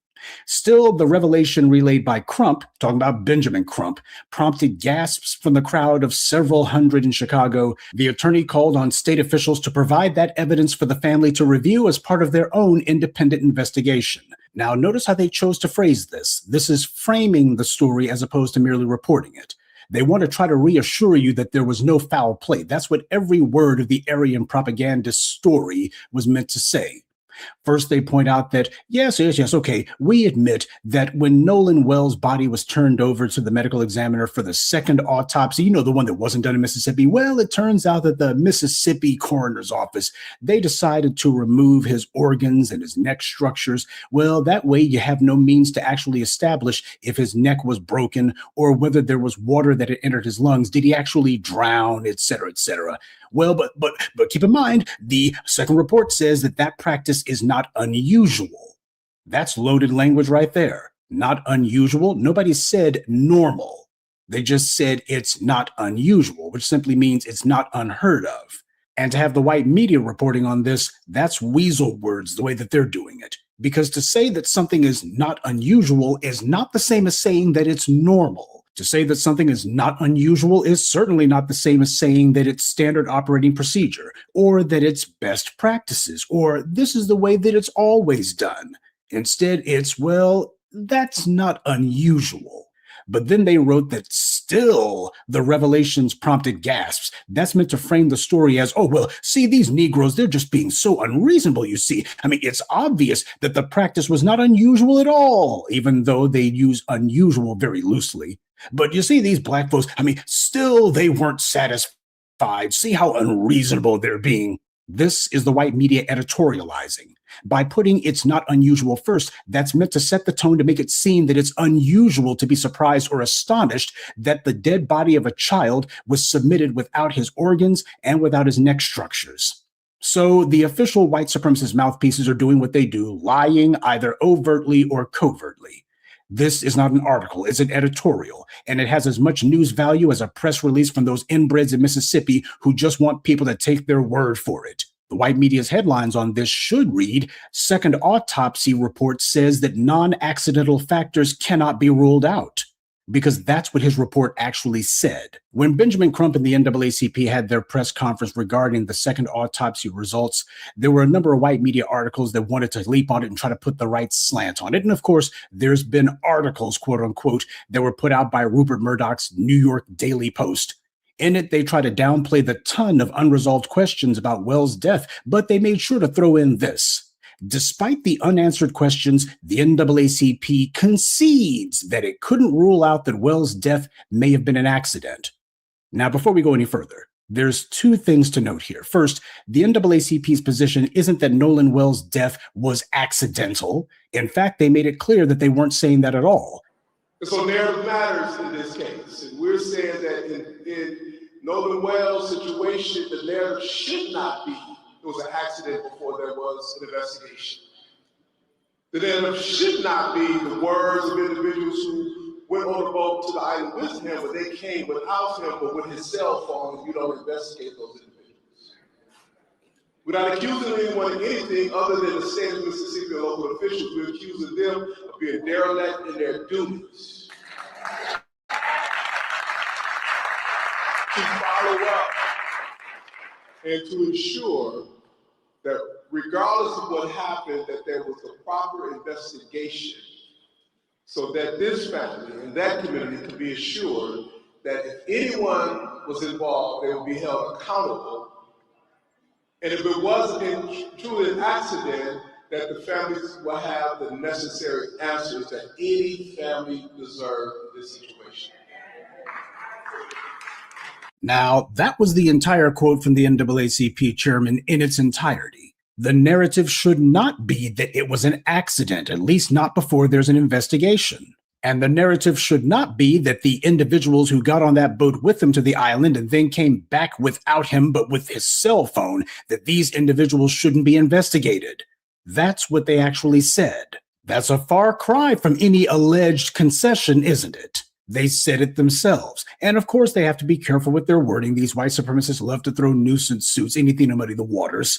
So they're careful with their wording not to accuse anyone of anything, except for the state and local officials who are clearly derelict in their duties, to say the least. The NAACP clearly called for the individuals who had Nolan Wells' cell phone to be investigated. At no point did they dignify or give any sort of credence to a natural death claim. They talked about it purely as a hypothetical. The evidence leading to foul play, however, that's what they were taking seriously, and that's what they were pointing to as what needs to be investigated. So mark your calendars. I actually agree with the NAACP on this one. Obviously, the white media is concerned. They're looking at this second autopsy and going, oh my God, the narrative's getting away from us again. We're losing control of the narrative. It's slipping away. And now they're trying to double and triple down on pushing a conclusion without evidence. They want the investigation stopped. And their goal is to bombard the public with talking points and all sorts of propaganda that, well, there's no evidence that supports a non-accidental death. And they're deliberately misrepresenting what the second autopsy report says and ignoring the ton of inconsistencies in the first autopsy report, as well as twisting what the supporters of Nolan Wells have been saying in order to do that. They said it as a hypothetical. Their main point was that the family hasn't gotten satisfactory answers to this young man's death, whatever the cause is. Nowhere did anyone say, well, it was probably an accident, or it most likely was. They didn't even say, we believe it may have been accidental. They were saying no matter what the cause of death, the family should get answers. The problem is that the NAACP's wording helped the white media to frame their little narrative, to skip right to their pre-canned, pre-planned talking points, which is that when a young black man dies under mysterious and highly suspicious circumstances, well, a black man being found mysteriously hanging from a tree, for example, well, the authorities call it suicide before there's an investigation, and you can't really question that. I mean, they know what they're doing, right? We've seen this too many times before, and the NAACP should be smart enough to know this. But they're not an organization based on competence. They're a social club. And getting in front of the cameras at times like this is meant to help raise their profile and, they hope, boost donations to their social club too. These people hobnob and associate with the exact kind of trash who are trying to bury this investigation. The associations and connections between the NAACP and these white supremacists in government far outweigh any alleged objective differences. But you can tell these white supremacist mouthpieces are trying to get on code because there was another publication who couldn't wait to jump on the NAACP's words, and the white media is so lazy with their propaganda, they just copied and pasted the New York Post's exact same words. NAACP concedes death of Nolan Wells may have been an accident. Again, for them to deliberately misuse the word concede as if anyone is backing away from their position or as if they're giving any ground on it when they actually didn't.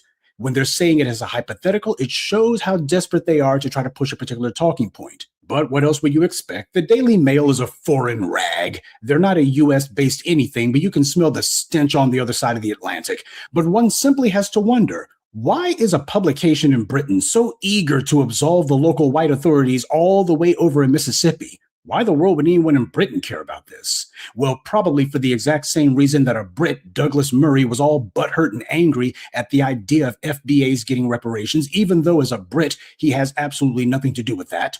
And Douglas Murray's little editorial was published in the exact same New York Post that deliberately misrepresented the NAACP's words on Nolan Wells' death. So there's not even 1 degree of separation among these liars. They all draw from the exact same well. White supremacy is global, and if one of them gets punished in one place, that opens the possibility to all of them finally being made subject to consequences. Common sense says that the enemy lies, deceives, and would be desperately trying to twist people's words regardless. That's a given. But the real problem here is that these civil rights retreads are only too willing to accommodate the white powers that be. They're so used to giving fork-tongued answers where they have to be willing to take both sides of every issue so as not to offend white society. It makes it where they can't stand firm when white power tries to bowl them over. White power says something that is either demonstrably false or at the very least cannot be taken at face value, and the NAACP decides that they're going to keep some wiggle room there, keep the door open instead of slamming it shut. It is not the responsibility of Nolan Wells' family to prove that he was murdered. They're not the ones who are conducting the investigation. And the family of Nolan Wells are also not the ones who have all kinds of direct and indirect ties with the individuals who saw young Nolan last. You know full well that these people all have some sibling or idiot cousin who they've got in common. And the history of Mississippi, when it comes to murdering young black males in particular, and then lying egregiously about their deaths afterwards, is very well known and very well documented. From Emmett Till to James Chaney, you know, he was one of the 3 civil rights workers murdered in the 1960s by sheriff's deputies. Whenever they mentioned the 3 civil rights workers murdered, Goodman, Schwerner, and Chaney, they always mention Chaney dead last. These white liberals always make sure of that. That alone, however, in the history of Mississippi is an indelible stain on all so-called law enforcement in that toilet, which should never be allowed to live that down, not today, not tomorrow, not in a million years. So when these racist authorities say to take their word for it, you tell them hell no. And if some moron asks why, you tell them because we know these people too well. So what the headline should be is that white media outlets concede that Nolan Wells' death may have been non-accidental. They cite the evidence of trauma to his body, but they don't say that he wasn't killed. They don't say he wasn't murdered. They concede that he may well have been killed. Then, well, we can't say for sure. There's not enough evidence to say for sure. Well, using their own talking point, this merits further investigation, and you can't call it accidental. Whenever you get the missing white woman of the week, nobody, absolutely nobody in the white media has ever said, well, she probably committed suicide or she probably just drowned. We can't question the authorities. We certainly can't be jumping to conclusions. If the authorities say this is what happened, well, we need to accept that that's what happened. Natalie Holloway went missing, and her body has never been found. People who were with her before her disappearance, they all say that she had been drinking the night before she vanished. In fact, she'd been drinking a lot during her trip to Aruba, and yet neither the white media, certainly not Nancy Grace, nor the white society at large has ever said that Natalie Holloway's drinking alcohol had anything to do with her disappearance. And keep in mind, her body has never been found. Yet the white media never once questioned the family's demand for answers, and they never accepted what the authorities in Aruba said. In fact, the white media made a crusade out of defying what the authorities said. They weren't going to take no for an answer. When has any black person ever gone missing and the white media joined with the family to demand answers? And the white media didn't try to impugn the family's integrity when it came to Natalie Holloway. They weren't impugning all of the doubters and the critics and the skeptics. You didn't see any white media reports saying that Natalie Holloway's supporters gasped at the claims of the Aruba authorities. After all, why would they be surprised? It's not unusual for people to go missing on vacation. When a white person especially... Okay, twin, drive safely. Keep your head on the swivel. And definitely check out that Rolodex. So you know what areas are safe where you can go or not. The link is all in the description to the threat database and to the B1 Rolodex. Safe travels, my friend. A white woman goes missing or turns up dead, the white media never tries to find a way to whitewash it and sanitize it and say, well, the family's concerns are not really valid. Oh, these guys are making much ado about nothing. It's just a tragic confluence of events. It certainly can't be foul play. They did that all the time. John Benet Ramsey, all the rest of them, what they do is they immediately say, well, we have to make absolutely certain it's not foul play. And if the family is not satisfied, then we aren't either. But with black people, no matter how blatant or unambiguous the circumstances or the evidence are, you can watch a black person being killed on camera and the white media will be the first ones to say, well, we can't jump to any conclusions now. I mean, we have to go ahead and look at all the possibilities, no matter how stupid. And we have to go with the ones that say that the white authorities are not to blame. Just like they're doing with Nolan Wells. They're trying every type of crackpot possibility. They're flying every kind of urban legend that they can come up with, throwing all kinds of crap against the wall, anything and everything that they can to dismiss all the questions. The white media isn't doing news coverage. They're doing a cover-up, which, by the way, is exactly what happened when Cheney, Goodman, and Schwerner were murdered. Their bodies had been buried by their murderers, and the local rednecks down there were all saying, well, nobody here would do anything like that. This is all a ruse to make us look bad. It's all a hoax. Don't you guys know it's a fraud by people who don't like us? They're just trying to make us look bad. And the white media echoed that sentiment. That is, until the bodies were found. And then all these creeps suddenly went into hiding. The white media had nothing to say. They've been trying to find a way to hide from their words ever since. That happened in Mississippi. The family of Nolan Wells has every right to be suspicious, not just of the white males who he had been in the company of last and who had his keys, by the way, but also of the local authorities. If he voluntarily separated from the group, why would he give them his keys? Even his so-called friends can't answer that. And the family of Nolan Wells would be fools to believe anything from the racist in Mississippi law enforcement. Half of the police down there have either murdered a black person or they've helped to cover up the murder of a black person. And with Nolan Wells, it looks like they're up to their old tricks again. So, of course, everyone's going to be keeping an eye on how this story develops. But what they're not going to be doing is taking the word of Mississippi law enforcement or the white media for anything. Because while neither the police nor the white media necessarily had anything directly to do with the death of Nolan Wells, the reality is you can't ask for credibility when you never had any to begin with. Good day and be one. I'd like to take a moment to mention some of our contributors: Rod Spade, Immigrant B1, Nathaniel Taylor, Chris Baker, and Chandler Glover. Salute to them and thank you to everyone for listening, liking, and sharing this message. Black empowerment only exists because of you. All right, y'all. So that's all I have for y'all for Grand Rising with Shabaka and the Chase. Appreciate y'all tapping in with us, staying later than usual. Appreciate Fresh for coming through. Shout out to Michael for coming through. Shout out to Shabaka for coming through. Shout out to Breeze for coming through. Make sure you check him out later. He should be going live later. Shout out to Fresh for the donation. Appreciate you, Fresh. Shout out to Twin. You be safe on them highways and byways. And anybody that was peeking and not speaking. So peace, love, light, reparations, and separations, and delineations and Black empowerment. Chan Krumah signing out from the Mile High Income and Illegal Migrant Flooded City. We'll catch y'all tomorrow for Frontline Black News. Oh, Leonard's in the building. Salute, Leonard. I didn't even see you in here. Okay, Leonard. B1. Peace, love, light, reparations, separations, and delineations, and Black empowerment. Chan Krumah signing out from the Mile High Income and Illegal Migrant Flooded City. We'll see y'all tomorrow for Frontline Black News. Peace.